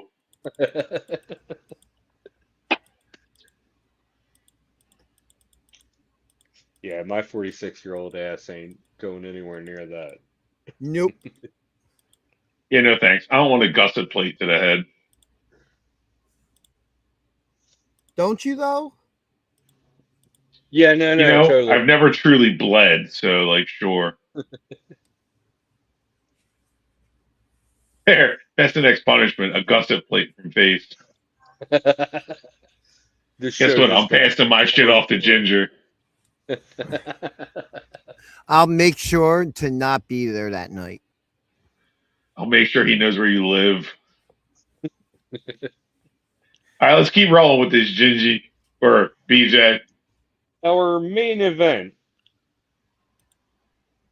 I didn't even type the word was. Our main event singles match for the SPO Championship between challenger Alex Rivera with Mike Hamilton and Mike Hamilton Jr. versus champion Tommy Grayson with Angel Orsini. The bell rings and they waste no time exchanging strikes. Tommy hits a spinning wheel kick for an early 1 count. They continue to battle back and forth until Tommy hits a springboard leg drop to Rivera's back for a 2 count. Rivera escapes to the outside and rests on the apron, but Tommy takes him to the floor with a baseball slide. That would have been in sync if he didn't stop. Oh yeah. Bye. Scroll break. Tommy hits a dive over the top to the outside. The Hamiltons distract Tommy as Rivera attacks from behind. Rivera stomps Tommy and seats him on the apron for a big chop. Rivera tosses Tommy into the ring and covers him for a 2 count. Rivera chokes Tommy on the... Oh my god, scrolling. Rivera... No. Where was I? Rivera chokes Tommy on the second rope, and as ref Crooked Craig backs Rivera away, Mike Jr. continues to choke Tommy on the rope. Rivera continues the beatdown and hits a single underhook suplex for a 2 count. Rivera counters a strike and delivers multiple headbutts to his elbow. Then hits a Saito suplex for a 2 count. Rivera works over Tommy until Tommy is able to evade a corner charge and hit a reverse spinning DDT from the second rope, and both men are down. As they return to their feet, Tommy dodges a trio of wild strikes and counters with a pair of kicks, a forearm, then a backdrop for a 2 count. Moments later, Rivera counters a twist of fate and hits a big fireman carry driver for a 2 count. Rivera locks in a chokehold and Tommy fades. Tommy revives and breaks the hold before hitting a Yakuza kick for a 2 count. Moments later, Rivera counters another twist of fate and pushes Tommy toward Crooked Craig. Rivera charges in for a spear, but Tommy moves and Rivera connects with Crooked Craig. Tommy hits a I want to get to that. I want to go find that real quick. Sorry. Please do. Please do. That right there. Oh my God. Can I tell you about moments in which I wish I was there? Oh my God. I don't care that I missed the night Billboard Billy Gold won the SPO title the first time. I don't care that I missed etc. etc. I am pissed that I missed this moment. Yes. And I spoke to Yes. I spoke to Crooked Craig at some point during the night, and he was like, "Yeah, I'm surprised. I'm not really getting all the booze that I usually get." And it adds up now. It makes sense. Well, it's funny because when I watched it back, commentary noticed that Craig got like hardcore booze, and even Caleb Wolf's like, why does the crowd hate Craig? I tried to pick up the slack for you, but okay. Commentary noticed, but Craig was like, "No, I usually get more." You know what? Don't worry. Friday, he better be there because I'm going to boo that man. Tommy hits a twist of fate and locks in the rusty trombone, but the Hamiltons enter the ring and attack. Junior nails Tommy across the ribs with a bat, and Senior hits a front suplex. The Hamiltons clear out as JP and Angel enter the ring. JP stomps Rivera in the corner, then hits an unprettier. JP and Angel return to ringside as Rivera and... Wait, where did I go? Sorry, grab that ice pack, JP. JP and Angel return to ringside as Rivera and Tommy, as well as Crooked Craig, get back to their feet. Rivera charges Tommy in the corner, but Tommy evades and hits a surprise roll-up for the three. Tommy Grayson defeats Alex Rivera to retain the SPO championship.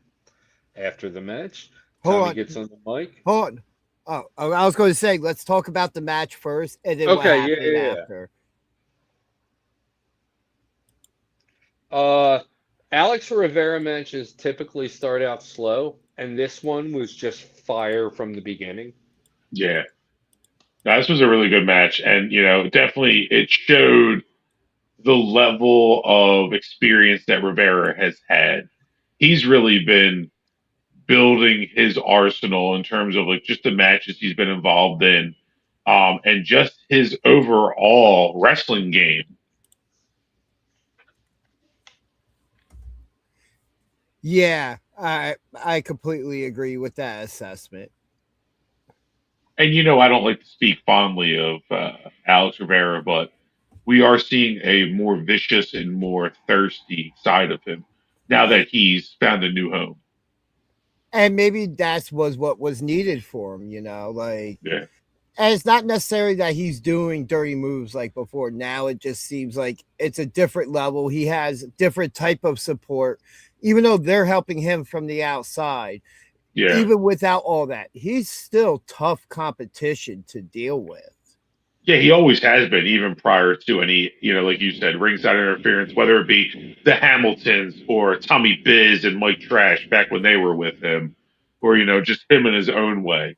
We are seeing more of a worthy competitor, back of that worthy competitiveness. Yes. To where he doesn't have to resort to that cheap shit. And now he's got our guest from earlier today, Skillz the Great, as exactly. Yeah. Great. It was a great title defense for Tommy. It was something to where since the backseats have returned and they're doing their thing now, that it's almost the first time I feel like we're really seeing their backs to the wall now with this whole hybrid thing. Oh, absolutely. Well, it's not like they have anybody like backing them up. Nobody's got the Backseat Boys back. Well, if we look over the history of the last at least 6 months, we see why. Clockwork Dylan Shaw does. Yeah, you're right. That's it. Clockshaw? Yeah, Clockshaw. And we already saw what Skillz Montana had to say about that earlier, so. Well, By the way, everybody, stay tuned to BJ and DG Talks Wrestling. We have an exclusive interview with Clockshaw coming out later this week, or maybe next week. I don't know. Literally, Yeah. like, yeah. Yeah, we just recorded an interview with him yesterday, as a matter of fact. 2 It's a days ago. little I edit. know that was yesterday. Oh my god. Yeah, it was Yeah. yesterday. Yeah. I need to Yeah. sleep more. But let's get I'm going to show the footage. I don't, so that we can see what happens next after Yeah, the match. simultaneous. Show Yeah. the footage and I'll narrate. All right, here we go. I'm at the point where we see Mike Hamilton Jr. come out with Chico, who is Angel Orsini's dog. After the match, Tommy gets on the mic and says that if Hybrid is in their house, they will be dealt with by the homeowners. Tommy calls out Connor Claxton and Mike Hamilton Jr. Oh, sorry. Tommy calls out Connor Claxton and Mike Hamilton Jr. comes out of the locker room with Angel's dog, Chico. The Backseats and Angel chase him to the locker room and out the back door, where they're attacked by Mike Hamilton, Alex Rivera, and KTB. The Backseats are thrown into the bed of a pickup truck as KTB tosses the owner from the driver's seat and drives into the sunset to live happily ever after. Yeah, and that's pretty much how the show ends. Well, look at Mike Trash just like lean back in that chair real quick. Is he awake? That's what I'm saying. Like, did he fall asleep on commentary? I've sat in that chair. It's very hard to recline and be comfortable in that chair. Yeah, so props to him. Professional recliner. They don't call him the Crypt Keeper for nothing. Yeah, so as far as KTB driving off into the sunset, Test your might.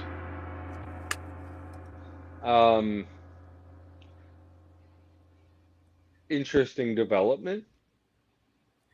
Yeah, very interesting. Also, the one thing you did leave out, Angel Orsini was thrown into the truck as well in the back seat. I did not see her thrown into the truck. Yeah, she was thrown in the back seat. On, we could go back. But what about Chico? Chico's screwed, bro.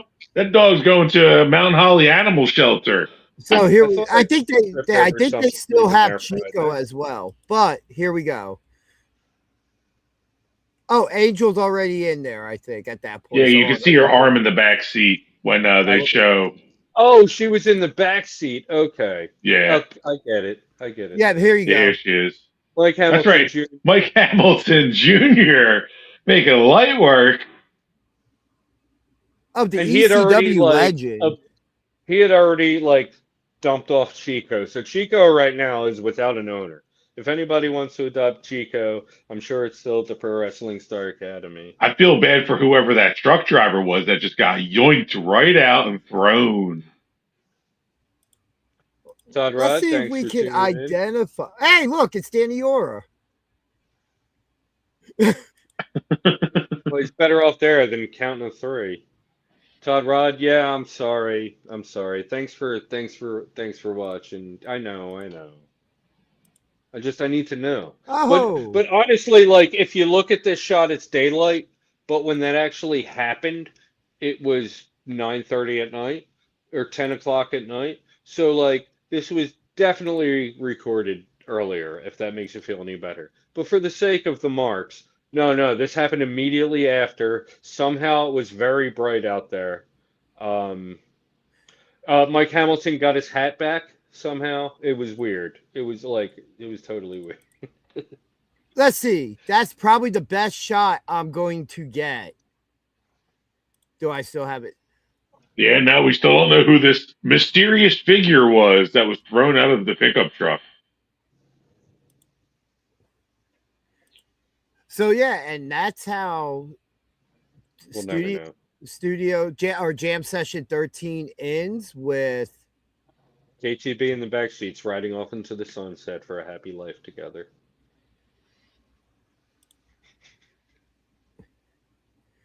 Oh man. But Truly beautiful. What a show though, to be perfectly honest. Oh yeah. Friday night was killer.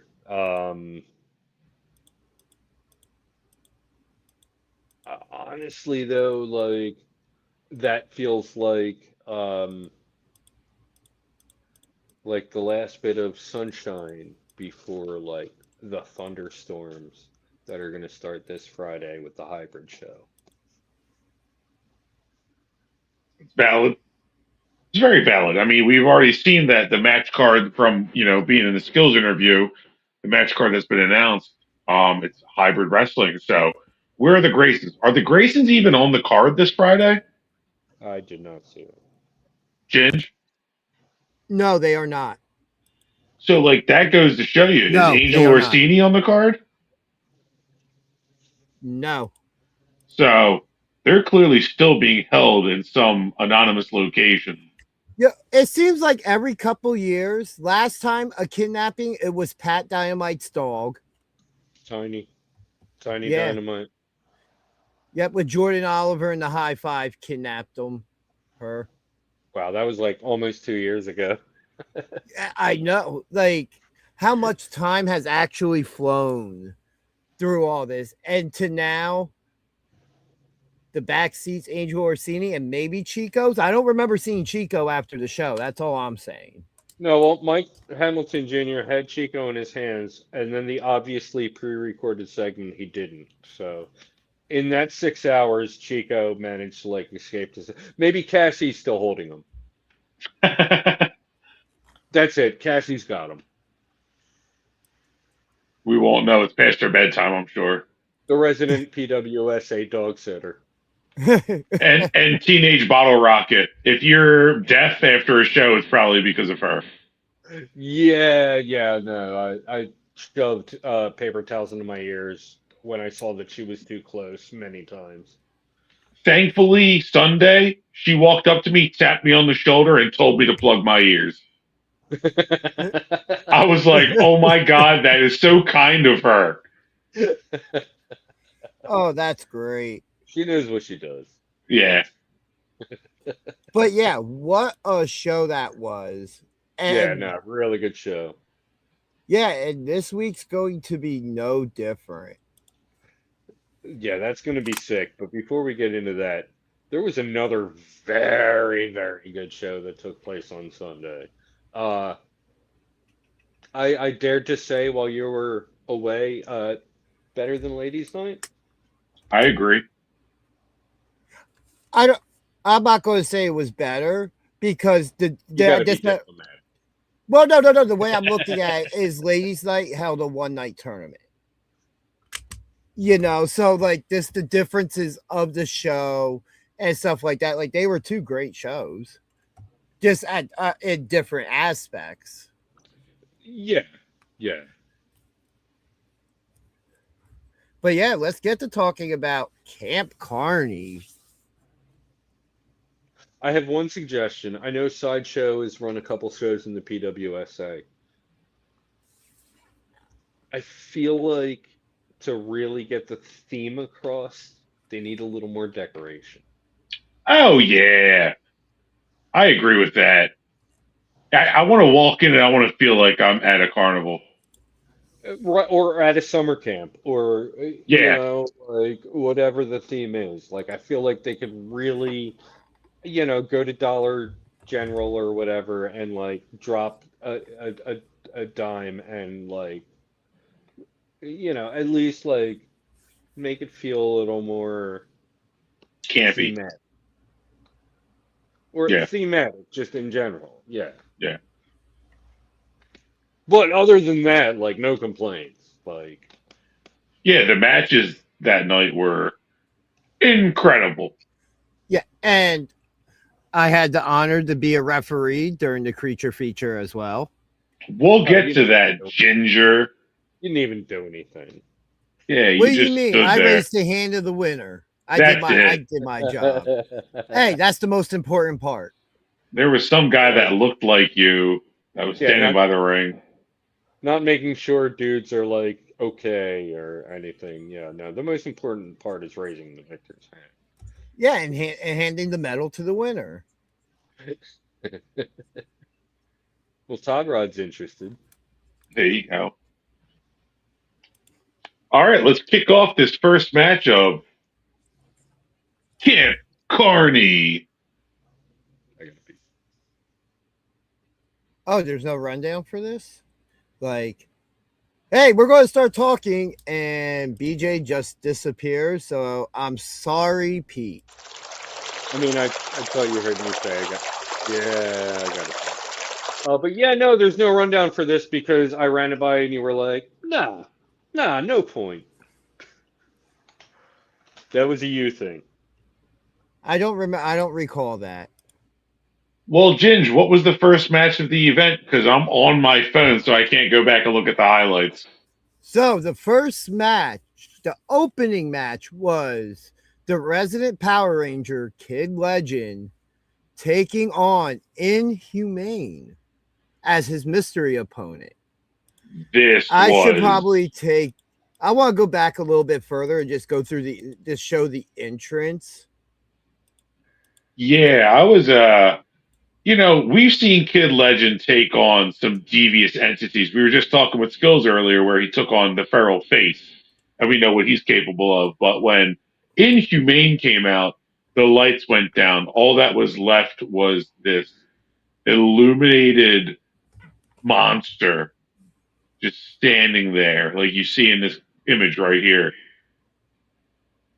Like just the candlelight flickering. Yeah, definitely a different style of entrance than what we're used to seeing. Absolutely. All I thought with this whole entrance thing was like this guy should be in Wrath of the Wicked. Like even his mask. Oh God, yeah. Oh man.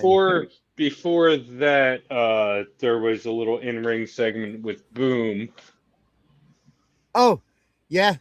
I was going to get to that when we got to the match, but yeah, I kind of went straight to the first match. So yeah, Boom awarded the catchweight championship, and it says that's not how he wants to gain the title, and ends up having a match later on with Mikey G.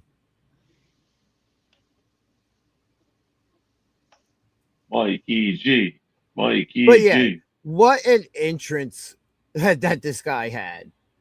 Yeah, Inhumane, like this dude, like I said, I feel like he'd be perfect for Wrath of the Wicked, considering like his dark aura that he's bringing to the arena. I mean, hell, he's got a skull and there's blood in it. And, right there, we're seeing him drink from the freaking bloody skull. And then he did like this Bane thing that reminds me of the Batman series where it was just like this, like he was powering up as he was drinking that blood to get ready to take on Kid Legend. Of course you would, Reaper. Reap, I don't think you'd be able to handle him, man. Inhumane. That Reaper, stop. Just Reaper he's just like, I'll face anybody and everybody. Well, that's great to see in a young and hungry wrestler. But yeah, this match was something else. Absolutely. And, I got to talk to Kid Legend after this match, and he was like, I don't know what the hell I even went up against. It was literally Kid Legend versus a horror movie monster. Yeah. Yeah, and this dude was beastly. Inhumane was strong. Go ahead, do your thing. I'll shut up. Yeah, this was something just different. And that's the best way for me to put it. Yeah. And you don't see usually Kid Legend get dominated in this fashion either. And we've seen him take on some pretty tough opponents. Not that it was a squash or anything. No. He got offense in. Like, it wasn't even, but like, he put up a fight. But also, Kid Legend, we've always seen him embody the spirit of Tommy from the Power Rangers. and he's even dropped a couple morphing timelines when he, is aiming up his shots. And this truly felt like a monster worthy of the series. Like, it was really the Green Ranger facing a just a beast. villain. Yeah, the villain of the villain. week. Yeah, exactly. I don't understand what any of that means. You're old. Yeah. Because when Mighty Morphin Power Rangers came on TV, I was like 16 and too cool for that. Hold on, how old are you again? 46. As of last Tuesday. So you're 4 years older than me, and that came out in like 92, 93? Right. So I was like 9 or 10. So now you would have been early teens at that point. Yeah, I was too cool for that. I had punk rock tapes. I just know I was in elementary school when it came out. Yeah. No, See, like Kid Legend held his own in this match. That body splash right there was great off the apron. Yeah. But, you know what I mean? This guy was crazy. He didn't realize he was fighting a monster, apparently. I didn't say I don't like them. I just said I have no idea what any of that stuff is. So you're saying you don't know yourself because you are Kid Legend? You're getting way too meta for me. Calm down, kid. It's okay. I mean, it's very interesting to see Kid Legend wearing a hybrid shirt, though. I know, right? Fascinating. One could say green with evil. You can call me Dude Legend. Did we call the conclusion of this match, or are we just going to play the whole thing? Well, we already kind of hinted at it. I think we outright said. Inhumane does end up winning the match. Which, just again, was this one of those situations where mystery opponent and then this is what you get? Yeah, I wasn't happy that Kid Legend lost this match, but I understand why he did. This guy is insane. He's a beast. But nonetheless, Kid Legend did put up a hell of a fight. That'll never be taken away from him. This guy is a fighter. He will take it to the last breath. Oh, yeah, absolutely. That world's strongest slam there. Oh. And once again, Lady Legend has an open invitation anytime we attend any of the local brews.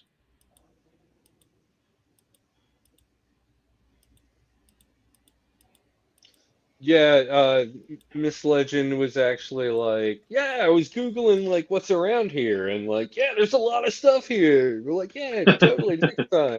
Yeah, let's go. Well, when I posted up that Stratosphere picture of us post Sideshow, she was like, I'll have to come next time. It's like, of course, Lady Legend, and of course, the kid. I would love to have a beer with freaking Kid Legend. Kidding me? I mean, that's a life goal. I guess he can come. I just don't want to confuse everybody at Stratosphere, Wait, there's two of you? I mean, I thought we were just talking to Kid Legend this entire time, and he just had a code name BJ for the show. Like, I just don't want everybody knowing it's me. Yeah, that was a great way to open up Camp Carny. Definitely had some elements of weird that tend to go into the Sideshow events. Are you kidding? I'm in way better shape than that guy. Yeah, let's see your six pack. It kind of reminds me, which again, this is something that might go over BJ's head. When the doors opened, the music was playing. One of the first songs that played was the theme song from the old Nickelodeon show, Salute Your Shorts. It did, because I was thinking it. He's like, you know the lyrics to this song? And I was like, yeah, it was Salute Your Shorts. To put it into perspective, I was a Hey Dude era kid. That Salute show Your was Shorts. also part of that era. Yeah, so Salute Your Shorts came like 5 years after Hey Dude. Like, Hey Dude was like, Hey Dude was out They for were a they long were the time. same era. Yeah, they were the same time frame because it was on like after Hey Dude, or Hey Dude was on after Salute Your Shorts. Yeah. Maybe they were Salute Your Shorts just really sucked then. because that's Dude, part of yeah, the if beat you and were beat era like, as you've well. got like, yeah, you've got 8 years on me. So Danny Pintaru was in Hey Dude, right? Like the redheaded jerk. no, that was Salute Your Shorts. Then Yeah. I'm totally like mixing all these shows up. The kid from Terminator 2 who rides the motorcycle with John Connor. Yeah. Ed Furlong? He's from Salute Your Shorts. Yeah, Ed Furlong? that kid. Yeah, Ed Furlong. But like the redhead kid No, that I you're said talking Danny about. Pintaru. Yeah, but Danny's the redhead who rides the motorcycle with him in T2. Oh, Yeah. I didn't know that. Okay. Like Donkey Lips. No, Donkey Lips isn't redhead. Yeah. No. But that's the same show, right? Yes. Yeah, Donkey Lips is Salute Your Shorts. Okay, then I'm just like blending these two shows together in my brain.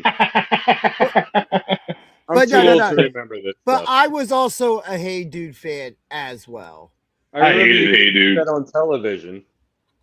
But anyway, Dude, Melanie Taylor was one of the hottest women in 1988 that I'd ever seen.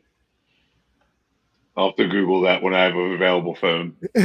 But to get back to my point of what I was saying, bringing up Salute Your Shorts was the Zeke the Plumber episode. Every camp always had that one story that was like the scary story thing, to stop the campers from going out in the woods by themselves and trying to sneak out or something like that.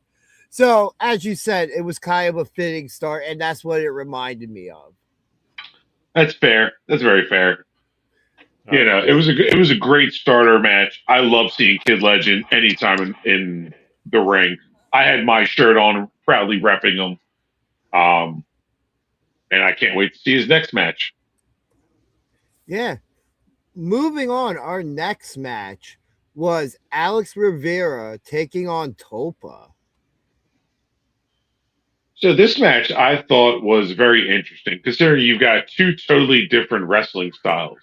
You've got Tulpa, who is pure luchador. Then you've got Alex Rivera, who is just straight warrior, vicious. When he was going into that ring, he was going out for blood. He was ready to conquer Tulpa. And Tulpa kept his own, but, I'm not sure how often Tulpa gets into the ring, but I got to say, it felt like he was a little rusty. There were some spots to where he was trying, and it didn't really feel like they came to fruition the way he was attempting them. Whereas what we saw in Alex Rivera was just that ferocity, that relentlessness, and even at the end of the match, just showing that hybrid pride. Yeah. I was just going through my footage and came across when Tulpa was trying to give me a high five, and I was looking at my phone and didn't realize it. Oh yeah, I was like, BJ, he wants you. And I didn't have time to say I'm sorry. I'm an Alex Rivera fan. I was just like, here you go. Yeah, that was funny. But yeah, excellent match. It was an interesting clash of styles. They were speaking to each other in Spanish, but with different dialects. Like early in the match, Alex being Puerto Rican and Tulpa being Mexican.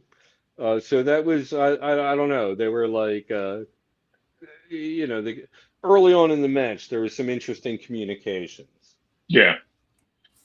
No, I definitely think this was actually, I'm not going to say that. This was not a fairly balanced match. No. I mean, Tulpa, yeah, he should not have faced the Latin shooter. Like, look at this guy. I mean, Alex Rivera. Once again, we all know how I feel about Alex. However, I have been kind of shifting my respect back. Even though he's still the same vicious, ferocious jerk that he's been, this match right here, we saw the sheer power. We saw the dominant force. You freaking popped when he hit that spear. When he hit that spear, it made me the happiest I've been in a while. And I'm not going to lie, man. I've been waiting for Alex Rivera to deliver his spear and like just decimate, decapitate, just destroy his opponent. Don't matter Because I who. know what he's capable of. And that right there, man, when he hit that spear, woo! I felt that. I popped on that, man. That suplex there just That's what I'm saying. horrible. Not horrible, like it was done wrong. Horrible as in Tulpa being dumped on his shoulders and head like that. He got decapitated, man. Rivera was relentless. And he deserved that win. But yeah, when he hopped out the ring, he was all like, you know, hybrid wrestling, post that shit. You know, this is what we're here for. I was like, okay, yes, sir. Because you give me more of these type matches, Alex, I'll buy your shirt. I'll rep you. You know what I mean? This was a clean fight, and this was a hard won battle. Yeah. And Alex did what he does. Yeah, Ginge, can you fast forward to that spear? I think we might be coming up on it. Well, this count out's taking forever. I just saw it in my footage. Oh, wait. All right, so I keep looking at the TV. I got the cast on the TV to make sure that things are lining up right. Because I know my stuff's all jacked up here. So I keep looking at the TV at the clips, which are about like 5 seconds behind of the cast. I need to keep looking at the phone. It's too small on the phone. That's the problem. It's so freaking tiny. I'm like, I can't do this. Oh man, this was a good sequence of moves here from Tulpa. Yeah. Now Tulpa definitely he showed why he was worthy see if I can get to that spear. to get into the ring with Alex Rivera, but there was no way he was going to pick up the W in this match.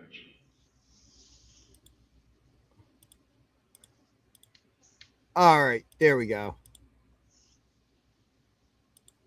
So as you can see here, he's going for the chokehold.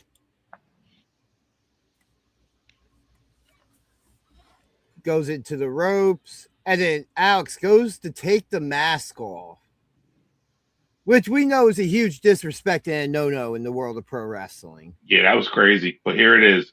Oh yeah, that was just perfection. Thank you, Alex Rivera, for bringing back your spear, because it truly is a freaking masterpiece.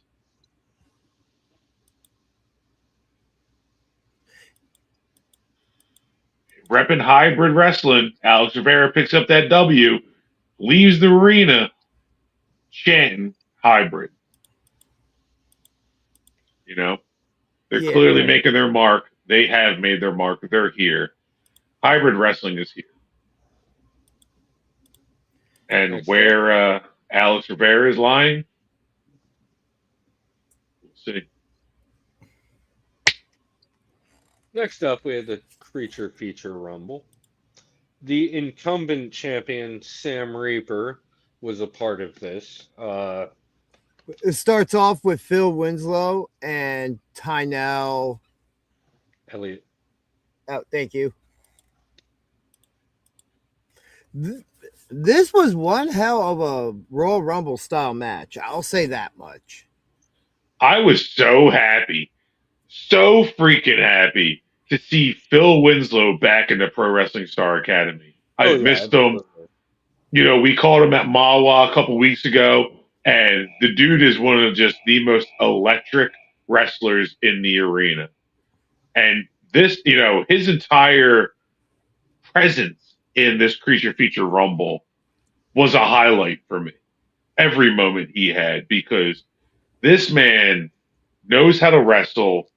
He is just a joy to watch. And boy, does he sell and deliver. Dude, Phil Winslow has a future, man. Absolutely. And Sammy, I agree with you. Tynell, he was just talking smack to everyone. However, he was throwing down too, because those hits, I don't know if he just worked stiff or what, but they looked real. All of his punches, all of his hits, man, they looked like they were brutal. And I mean, especially if you caught the post show with me and Danny Ora and the chaos that just ensued from the very beginning of it, where it was pretty much every major player in this match somehow made their way up there. Jeez. Yeah, BJ and I were a couple beers in. We watched some of it, but we didn't check the whole thing.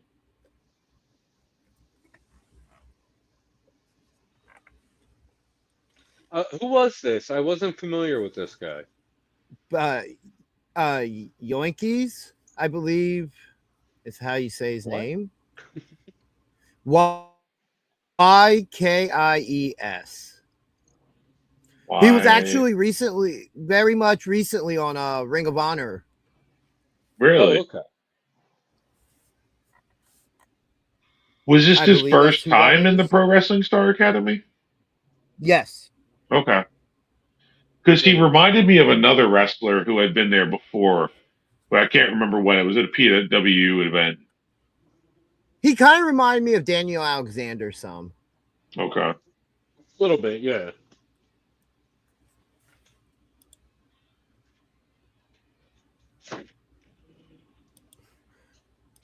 That's great, Sammy. We don't care about your opinion.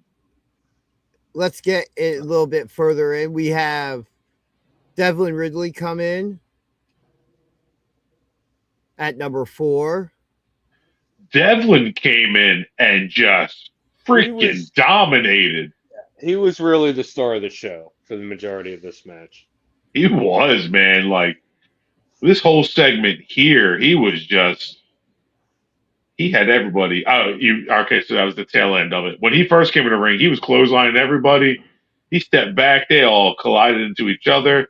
He really is the golden bandit. Yeah. You can't... Sammy, Brood, I can't complain a wrestler. The word you're looking for is compliment. A complaint is when you have something negative to say against somebody. Come on! He has nothing negative to say against any other wrestler. I'm on summer break. I'm not supposed to be giving educations. Why do you think my name is Vacation Pete? Because you're just the real life version of Rick Sanchez. I got the Hawaiian shirt. I did have the tropical background. It was on my laptop, but then my laptop failed. Now I'm on my phone. I didn't feel like re-downloading the backdrop. Get off my back. You can't do it on mobile anyway. And then here's Clockshaw Dillon coming out. Clockshaw Dillon. Clockshaw Dillon. Who was giving me crap because I was booing him. Yeah, like if you slow that down, that last part, he's like reaching for a high five from Pete, and Pete's just boo, and he's like, but no. But this is a different universe. He comes over to me and I'm booing, and I'm just like, all right, fine. And you know what's funny is I mentioned that to Devlin Ridley later. I was like, he was giving me crap. He's like, nah. He's like, that's not how it works, man. He's like, you don't just get, nah. He's like, nah, you're getting booed. He's like, if he's got a problem, tell him to come see me. Which you'll hear more about whenever we decide to release our interview with Clockshaw. Clockshaw. Oh. Elliot coming in with those steady stomps. You skipped the scream, Ginger. Yes, I did, but nobody would have heard it because the sound's not playing through. What's the scream? You were there. What, with Phil's scream?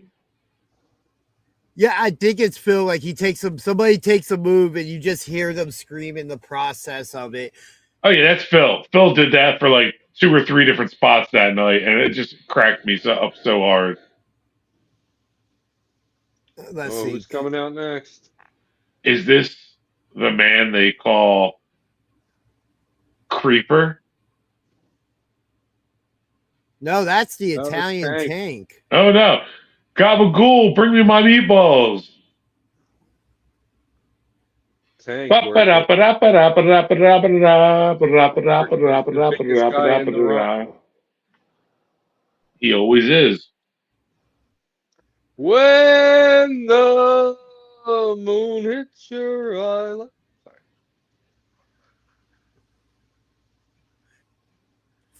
I was calling you the Creeper Reaper. The Sam Creeper Reaper. The Creeper Reaper. But man, yeah, Tank gets in this match and just dominates. As he does. Like, we all know, like, we've had the Tank. We had the honor of having the Italian Tank on last week or 2 weeks ago when we did Mawa Wednesday.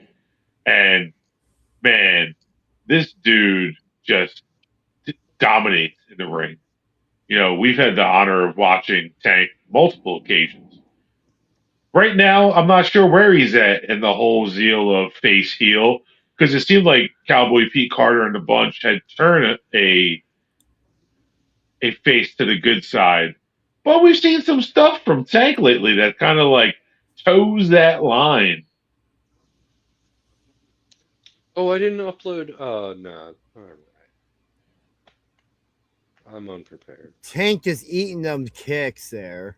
Oh yeah.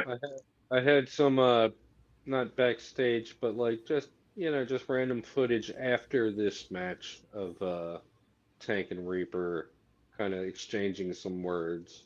Well, that's something like that happens during the pre-show.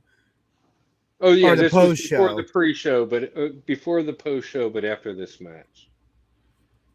Yeah, there were some Ooh, maybe I can send it to my drive. a couple exchanges with them after this match. And then a surprise who was unadvertised was Boink the Clown. Boink making her way into the arena. I definitely was not expecting this one bit. Oh, I love everything that happens once Boink gets into the ring. Agreed. That's honestly, that was the most Sideshow moment of the night was, her as soon as Boink entered the ring. The Carny chaos.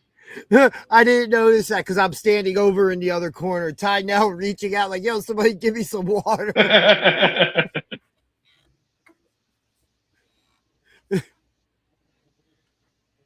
Yeah, no. I love how everybody dives for the balloon swords.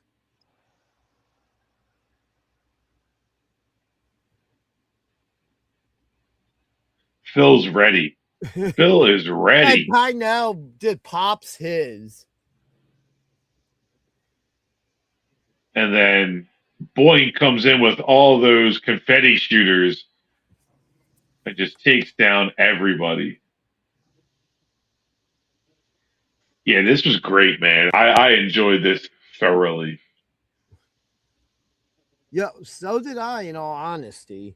I think we get Sam next. We do, yeah. Because after the Boink... silly string. Yeah. The silly string, which everyone was, it must have been poison silly string. Because there's a lot of chaos and pandemonium. And in the background... Huh? This happened. Have you ever been hit with regular silly string? It's devastating. It's devastating. Here he is. Speaking of devastating, we have Sam Reaper. Who feels bad for eliminating Boink during the match? Sam, the bottom line is, and I'm going to have to break our protocol right here. Sam Reaper, you're a total piece of shit for eliminating Boink the Clown. Total piece of shit. Sam, as the Danger Ginger, I approve what you did. So I uploaded a little clip of like Sammy and Tank afterwards with Ginger trying to separate them. It's all queued up and ready to go whenever. You should feel bad. You're a piece of shit. Yo, don't listen to him, Sam. Don't listen to him. Boink the Clown came in there. I mean, you did get cannoned to the face right there. or a little bit before there. Once again, I'm looking at the TV when I should be looking at my phone. But you also do see it. He does apologize as soon as he eliminates her. Yeah, but that doesn't mean anything. Hey, but in what the I end, thought was it's about interesting. winning. Hey, What I thought was interesting was that everybody teamed up on Tank. I thought they were going to team up on Sam Reaper for eliminating Boink. No, Tank is the biggest threat. It's all about winning the match. Tank is the biggest threat. Sam just helped everybody. Which, I mean, Boink was technically the first freaking elimination. Yeah. Everybody entered the match before the first elimination. Yeah.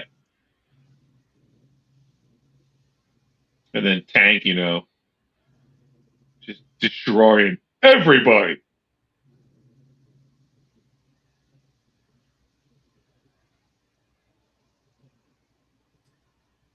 Yeah, this was probably my favorite match of the night, honestly. Or of the day. This was great, but the main event was just a masterpiece. Yeah. That was my most fun match of the show. Like, because that match was just all over the place. Yeah, with this match, we finally started to get some eliminations around, minute 16. Like this was a long rumble. It was good, but it was definitely a very long event. We're only doing 10 people. Yeah, but even still, like for 10 people, I was like, wow, there was people that were getting eliminated that I was expecting it to be like, here we are, the final 3. So we're going to pick up here with the final 3 being Clockwork Dylan Shaw, Sam Reaper, and the Italian Tank.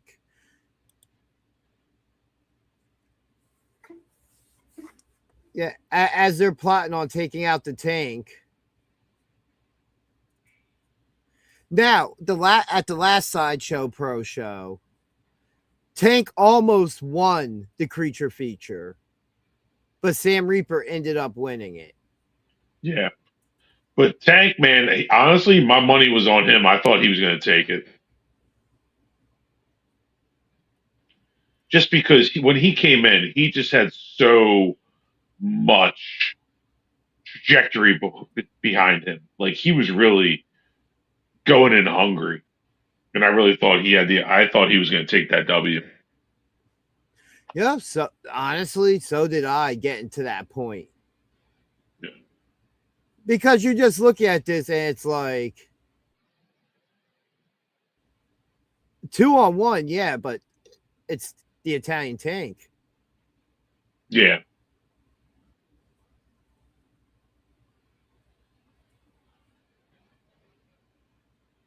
And there he goes. What? Not yet. Oh, here he goes. Sam Reaper eliminates the Tank. Again. And here we are, the final 2. Sam Reaper and Clockwork Dylan Shaw. Now, this part of the match takes a little while, so you might want to fast forward a bit. I don't know. These two put on a hell of a showing in that ring, which you can hear more about from Clockwork's perspective because we talked about that during his interview that we did yesterday with him. Yeah, these two, had to be in there for another 5 minutes still. And Jay just put on a hell of a match to determine the winner. And I hope to see a one-on-one match with them sometime in the future.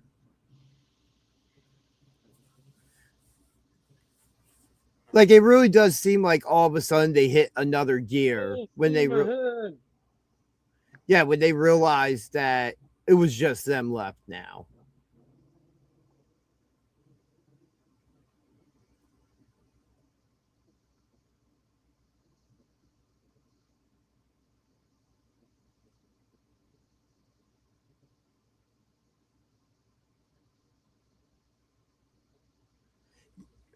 Yeah, man, I don't feel like there's much more I can say about this match besides everybody in there was giving it their all. And we got down to the final two, and they actually gave us what we don't typically see in this style of match. Yeah. You know, typically you start seeing everybody trying to eliminate each other, not out there actually wearing each other down even more to pick up that win.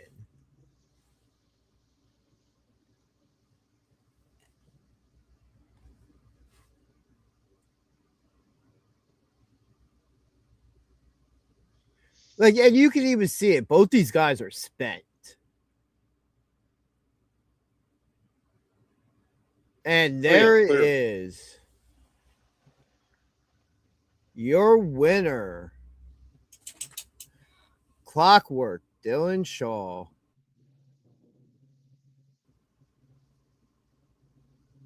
And yours truly raising his hand in victory.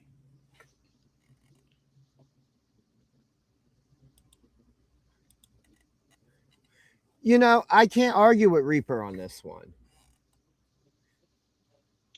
Just want to take you real quick to moments later. No, this is probably like an hour later, but regardless. Come on. See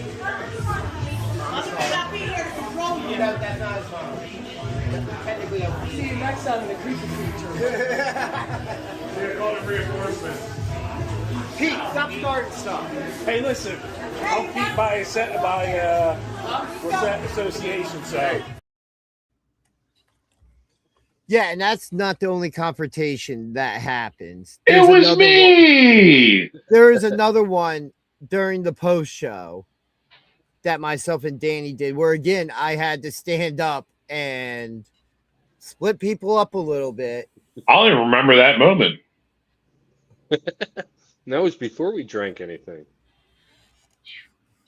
That I'm almost impressed. And then we had intermission, I believe. Shut up, Sammy. Oh, yeah. And then our next match. Clockwork Dylan Shaw going to join Wrath of the Wicked?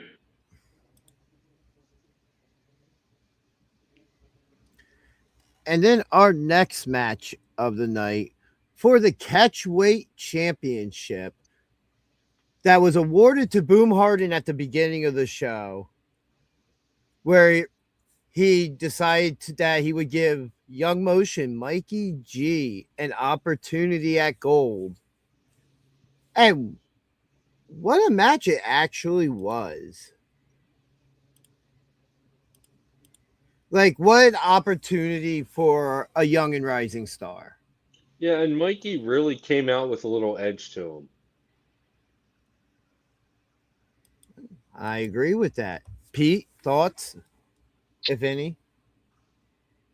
Listen, we were talking about Friday night, and there was a moment where Mike Trash was at ringside, right?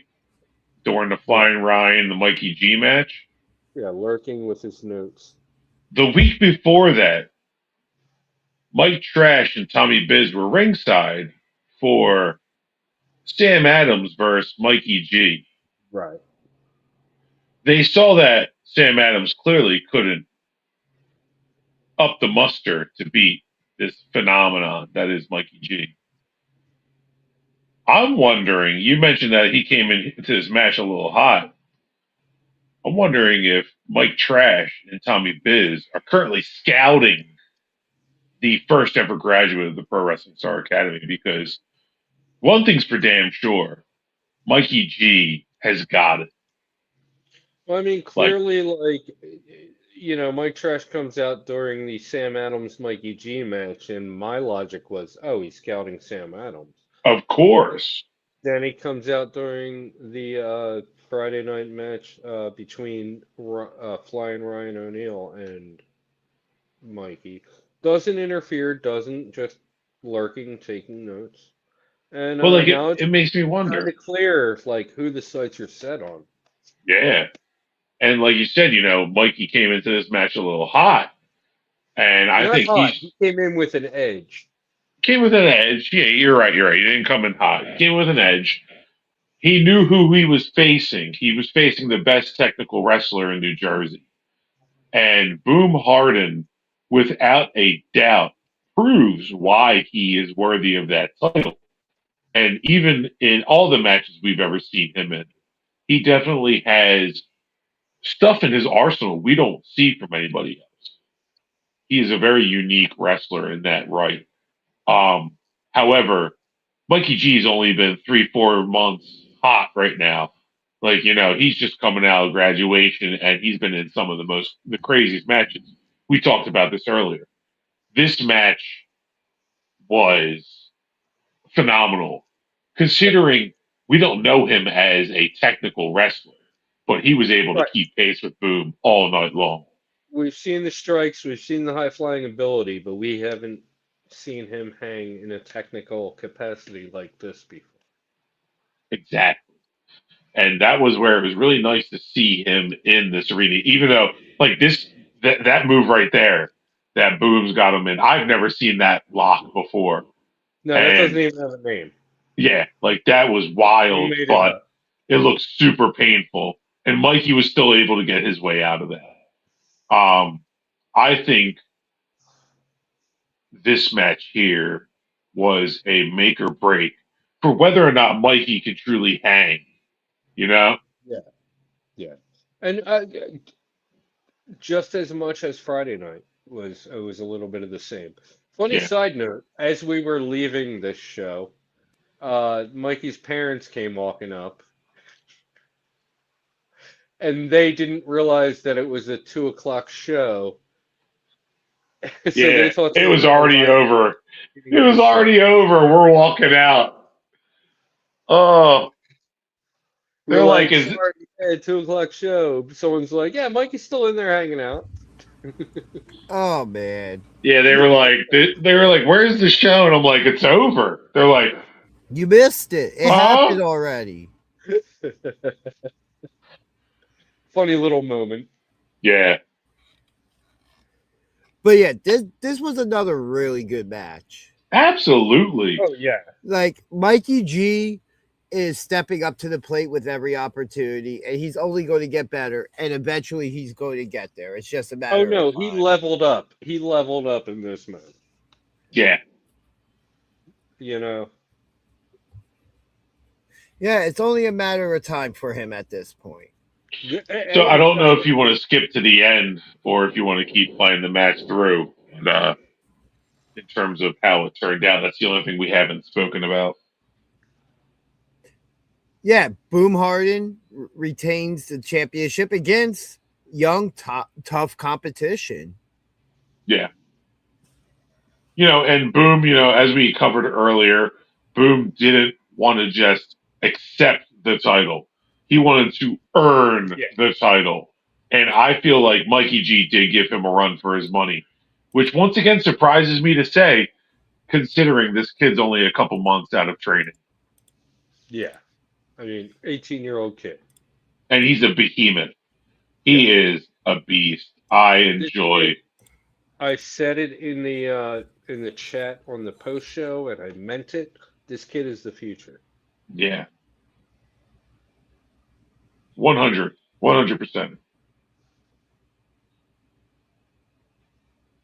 Look at his fight. Gorgeous. Like, he knows what he's doing. It's just the experience now of being in these situations. Yeah, he needs other opportunities. But now I'm also still curious if Mike Trash is going to try and recruit him, because he is so young, he is so fresh, and he clearly is, as you said, BJ, the future. And you know what? He got caught in a roll-up. Like, Boom didn't hit a finisher on him or anything. He got rolled up. No, that was not a roll-up. That was a technical, freaking crazy pin. Did you see that pin that Boom put him in? That shit was wild. The way he had him tied up and locked up. Nobody could kick out of that. I'm half tempted to put up the rant alert It's that graphic. seatbelt pin. There The have rant? been too many surprise roll-ups at the PWSA lately. But that little lockup that he had was really cool, though. It's the seatbelt pin. Is that what it's called? I've seen Moxley use it before in AEW and stuff like that. It's a very much a technical pin, but it's a style of roll up still. But It's still, just it one was of the gorgeous. tougher. Oh yeah, it's one of the tougher ones to kick out of. Yeah. Like, There have been too many surprise roll-ups for victories at the PWSA. I'll agree with you on that one. I'm trying to. You know, think I out- actually heard a comment from one of the attendees. He was like, "Man, I should reach out and see if I can be a script, see a writer." But at least Yeah. like what Boom did was a very technical move in the sense it wasn't just like Yeah. a roll through or Yeah. a catch by surprise by any means. No, I And love that lockup. I think Boom, once again, defined why he is one of the best, why he is the best technical wrestler in New Jersey with that solidifying pin. But now let's talk about the craziness.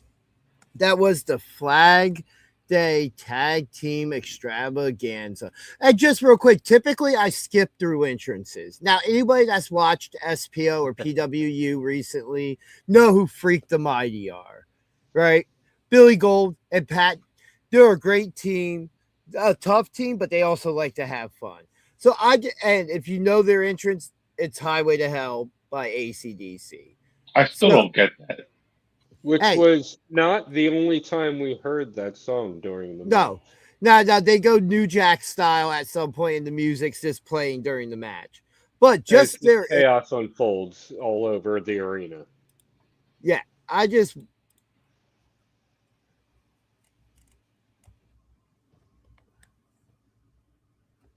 can we talk about real quick that Billy was wearing a clown nose that fell off as soon as he raises the 2x4. Well, that was one of the fans' clown nose, wasn't it? No, he came out the curtain with it on. Oh, the fan took it from him. Okay, because I saw the fan wearing it like well after the show ended. Yeah, and then we have Pat giving out Kool-Aid drinks to people. Yeah, I was super sticky after that match. I got home and immediately did laundry. Did you notice also Pat's wearing a cape? Yeah, which later Papa Juice ends up wearing.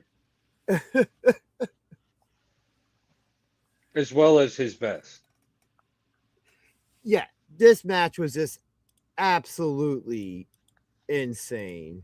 I have such good footage of this match, but I haven't uploaded it into this, so I can't show it, but stay tuned to the socials. So now, just real quick, the rules of this match was that there's 3 colored flags / I think they were actually bandanas in the end, are hung up. Each member of the team has to go down, pull their respective color for their partner to be able to enter the match and then be eligible to win the match. Right. So I'm really trying to figure out where I should really start this. Well, 2 of the 3 teams got their second member in pretty fast, but the third one kind of got isolated a little bit. Yeah, I mean, we didn't hold on. So we have the Show Dogs, as well as Control Colin Chaos Roach and Nasir. Oh my God, I can't remember his last name. As well as Control Chaos, Papa Juice, and Kid Chaos, and then Freak the Mighty, Pat Dynamite, Billy Gold. And I mean, one young team in the Show Dogs, and you have a team like Control Chaos who holds SPO Tag Team Gold, who holds DCW Tag Team Gold, I believe it is as well, and it's just an amazing tag team. And then Freak the Mighty, who former PWU Tag Team Champions, Pat Dynamite, current PWU champion. Billy Gold, former 2-time SPO champion and current Mawa champion.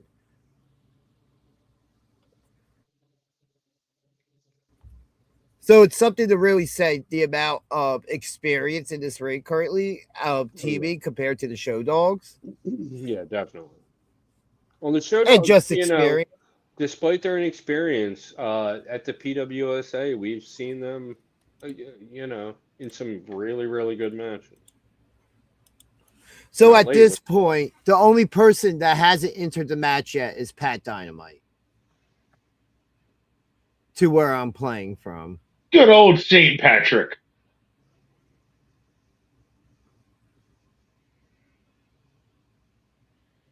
Oh, yeah. And I mean, let's be honest. If Billy didn't have to pull down that flag, even if it's him by himself, I still wouldn't write him off. Oh, no, he handled pretty much everyone else out there before he grabbed the flag. Yeah, even on commentary, I think it was Don Montoya talking about Billy. Like, if he didn't have to grab that flag, he could probably still win this match by himself. Yeah, everybody was targeting Big Billy Gold. They knew what they were dealing with. I mean, when you have 4 people taking on one, like, come on. Yeah, I'm going to... Okay. So, let me bring this back up now. This is where the match starts going all over the place. Yeah, I had to clear. I had to move away. Did you see me like a gentleman helped Peggy up out of her seat and out of Whatever. You should have let her get demolished over. What are you doing? Yeah, she only like chants for like heels. Oh, look at you being such a gentleman. I got it on the delay on my YouTube TV. Good. Yeah, Billy Gold just chopping them down. Just, get the safety fuck freaking Colin toy Roach using the show dog's mascot. Oh, and here comes Papa Juice with a chair.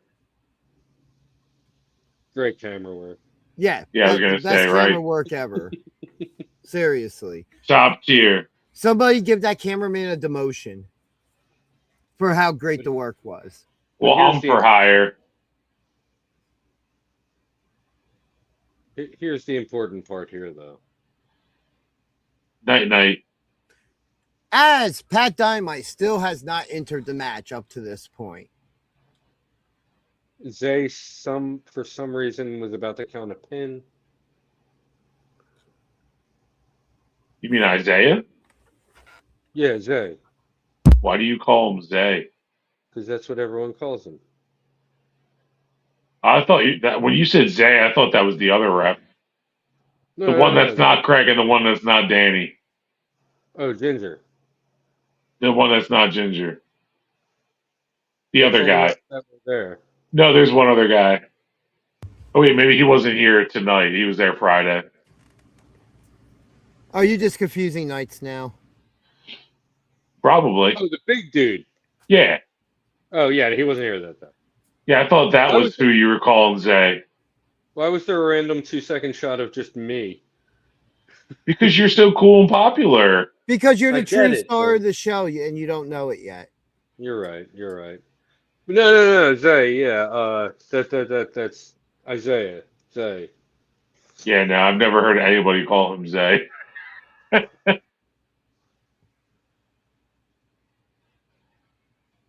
Ouch. Papa Juice.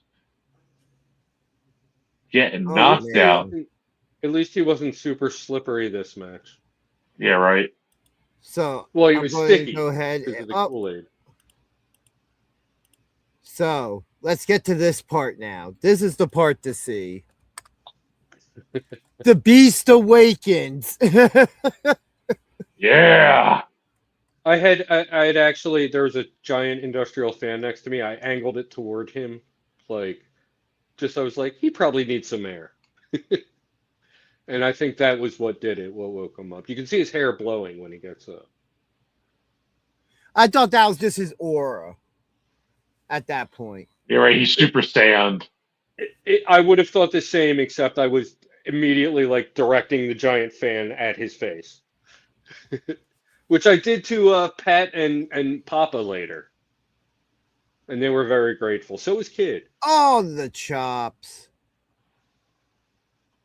Billy just shelling them out. And Boom, you know, shotgun round. You know how this feels.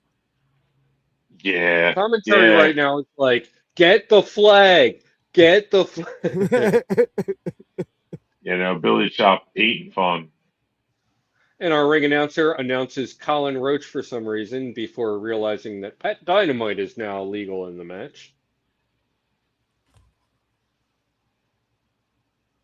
Yeah, things happen. Yeah.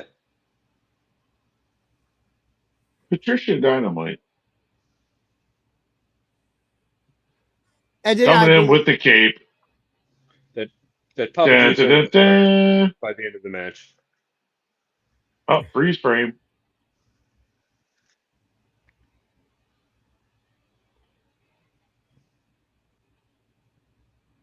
Oh man. Now those running knee strikes.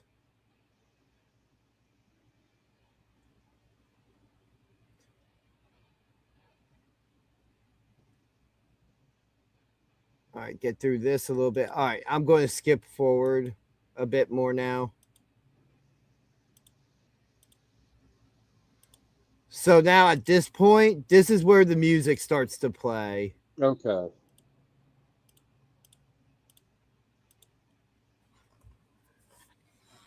Keep that muted. We don't want to copyright. And just utter chaos and folds. The whole building just becomes a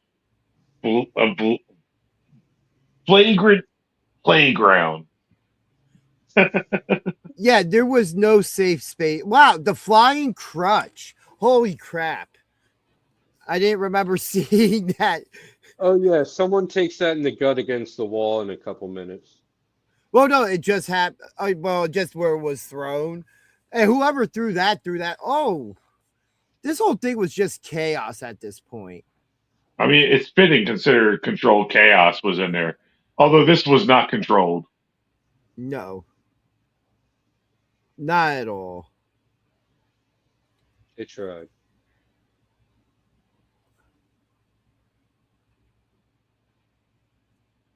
Referee has no clue what to do at this point. Papa Juice with the biker's helmet on. I believe this is where they're setting up the chairs. Yes. Which, I was surprised to see them going into the arena. I'm not going to lie. I would not expect this from a random show on a Sunday. And there's the fan with the red nose. He literally wore that out of the building. Yeah. I saw him long after the show and he was still wearing it. Number 13 or 17? Yeah. Jay brings out the water. Everybody, let's get hydrated. Hydration break. Controlled hydration. Billy just stealing fan seats. This was great. This was amazing. Yeah, I loved every moment of this match. I thought it was hilarious. It was a great way. With Sideshow, we're not expecting your run-of-the-mill in and out 1, 2, 3. We want a little spectacle. We're here for a show. And these 3 tag teams gave us that and more. Well, did Pat just turn around and hit Billy in the back? I think he probably did, yeah. All are fair in casualty, or all casualties are fair in love and war. Here comes Juice wearing Pat Dynamite's gear. Now he's got the headband, his head wrapped up. Oh, man. Oh, he does put the cape on later, though. Yeah, oh, here it is. Yeah. Oh, no, okay. But his head's all wrapped up because he got bonkered. All right, I'm going to skip through a bit more of this.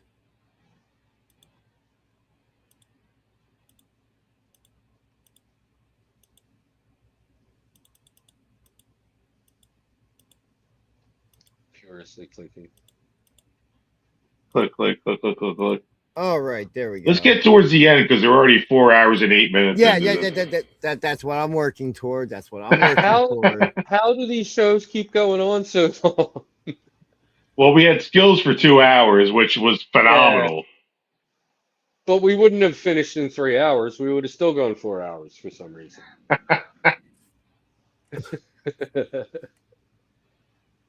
But yeah, now we have like this was my shocker, like not just most fun match, but shocker of the night.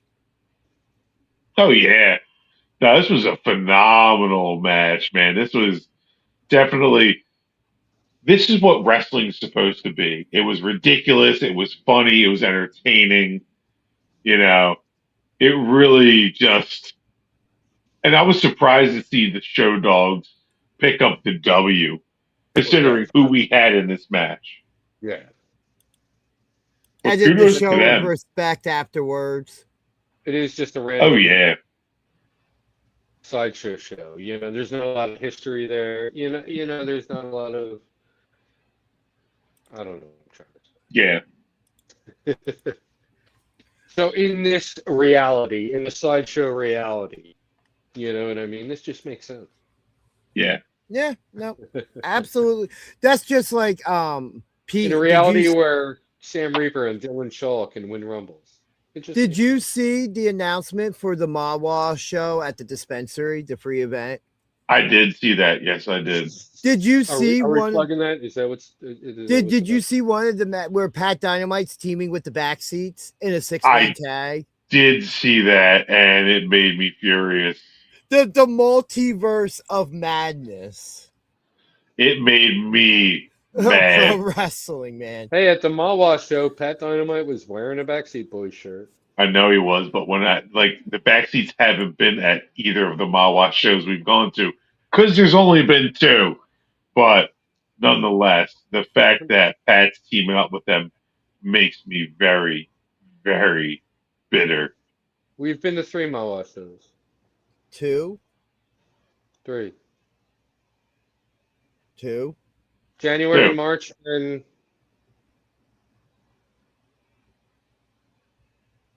that was the 3rd one. I'm pretty sure. No, I only remember the 2. But Well, anyway, January and then January, March, and May then 31st. I don't remember anything in March. I'm pretty sure we went to a Mawa show in March. I could be wrong. I don't know. But yeah, anyway, keep an eye out for tomorrow or Thursday. The Clockwork Dylan Shaw interview will be dropped. Oh, that's dropping that soon? I mean, it honestly doesn't need a lot of editing. To be honest, it just needs stuff added. That's all. Fair enough. You know, stuff like this just needs to be But no, thank you today again to Skillz the Great for joining us. And not that we were expecting a 2-hour interview out of him, but it was amazing hearing a lot of the history of how he connects to the backseats, the SATs, and like I said, part 1 of 8 of our ongoing Skillz interview series. As well as this Friday coming up, Yes. Hybrid. This will be interesting.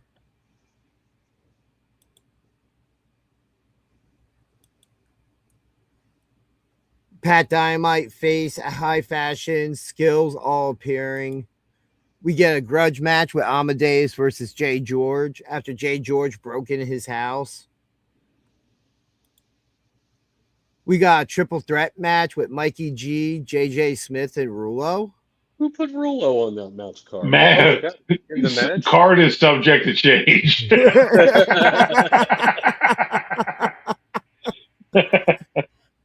I'll go Nelly versus Declan Grant for the Ooh. Skywalker Championship. This is going to be a banger. Yeah. Tiffany Avatar, Allison Red, and Nat Castle in a triple Oh, threat. okay. Yeah. No, Some fatal four-way action. Sam Adams, Billboard Billy This Gold, Clockwork I do not Dylan Shaw, understand. and Stipe. That's crazy. Why? Why is this happening? It's a fatal four-way. I don't know.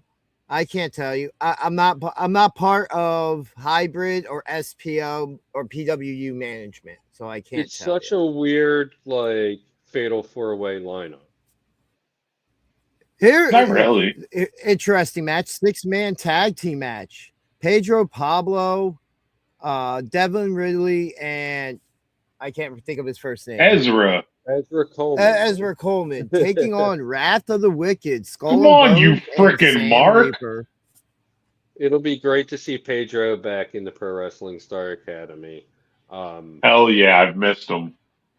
Yeah. Skull and Bones, With Sam Reaper, ew. And then as well, the Italian Tank taking on Alex Rivera. Oh, my money's on Tank. And then Gregory Iron taking on KTB. Isn't that the guy who voiced Scar in Lion King? No. Oh, that's Jeffrey Iron. Okay. Who, Gregory Iron, will also be holding a seminar this Saturday at the Pro Wrestling Star Academy. So lots of things happening at the school, as always. Agreed. But yeah, fantastic show today, guys. Hell yeah, man. Again, was awesome having Skillz the Great on. That was one that I've been personally pushing for a while. Yeah, no, he's a real one, and I'm glad he finally got his own time on our show. It wasn't enough just having him on with Hybrid. We needed him individually. Agreed. But yeah, it is time for us to go. Yes, it is. Everybody, be good to each other. I'm the Danger Ginger. Below me is Vacation Pete. Next week, he'll be Pickle Pete. And we'll come up with other Rick Sanchez gimmicks for him to do along the way. Hopefully my internet will work and I can use my laptop. Next to me, BJ. So, like I said, everybody be good to each other. And we'll see you next Tuesday for another Indie Spotlight. What's good, fans?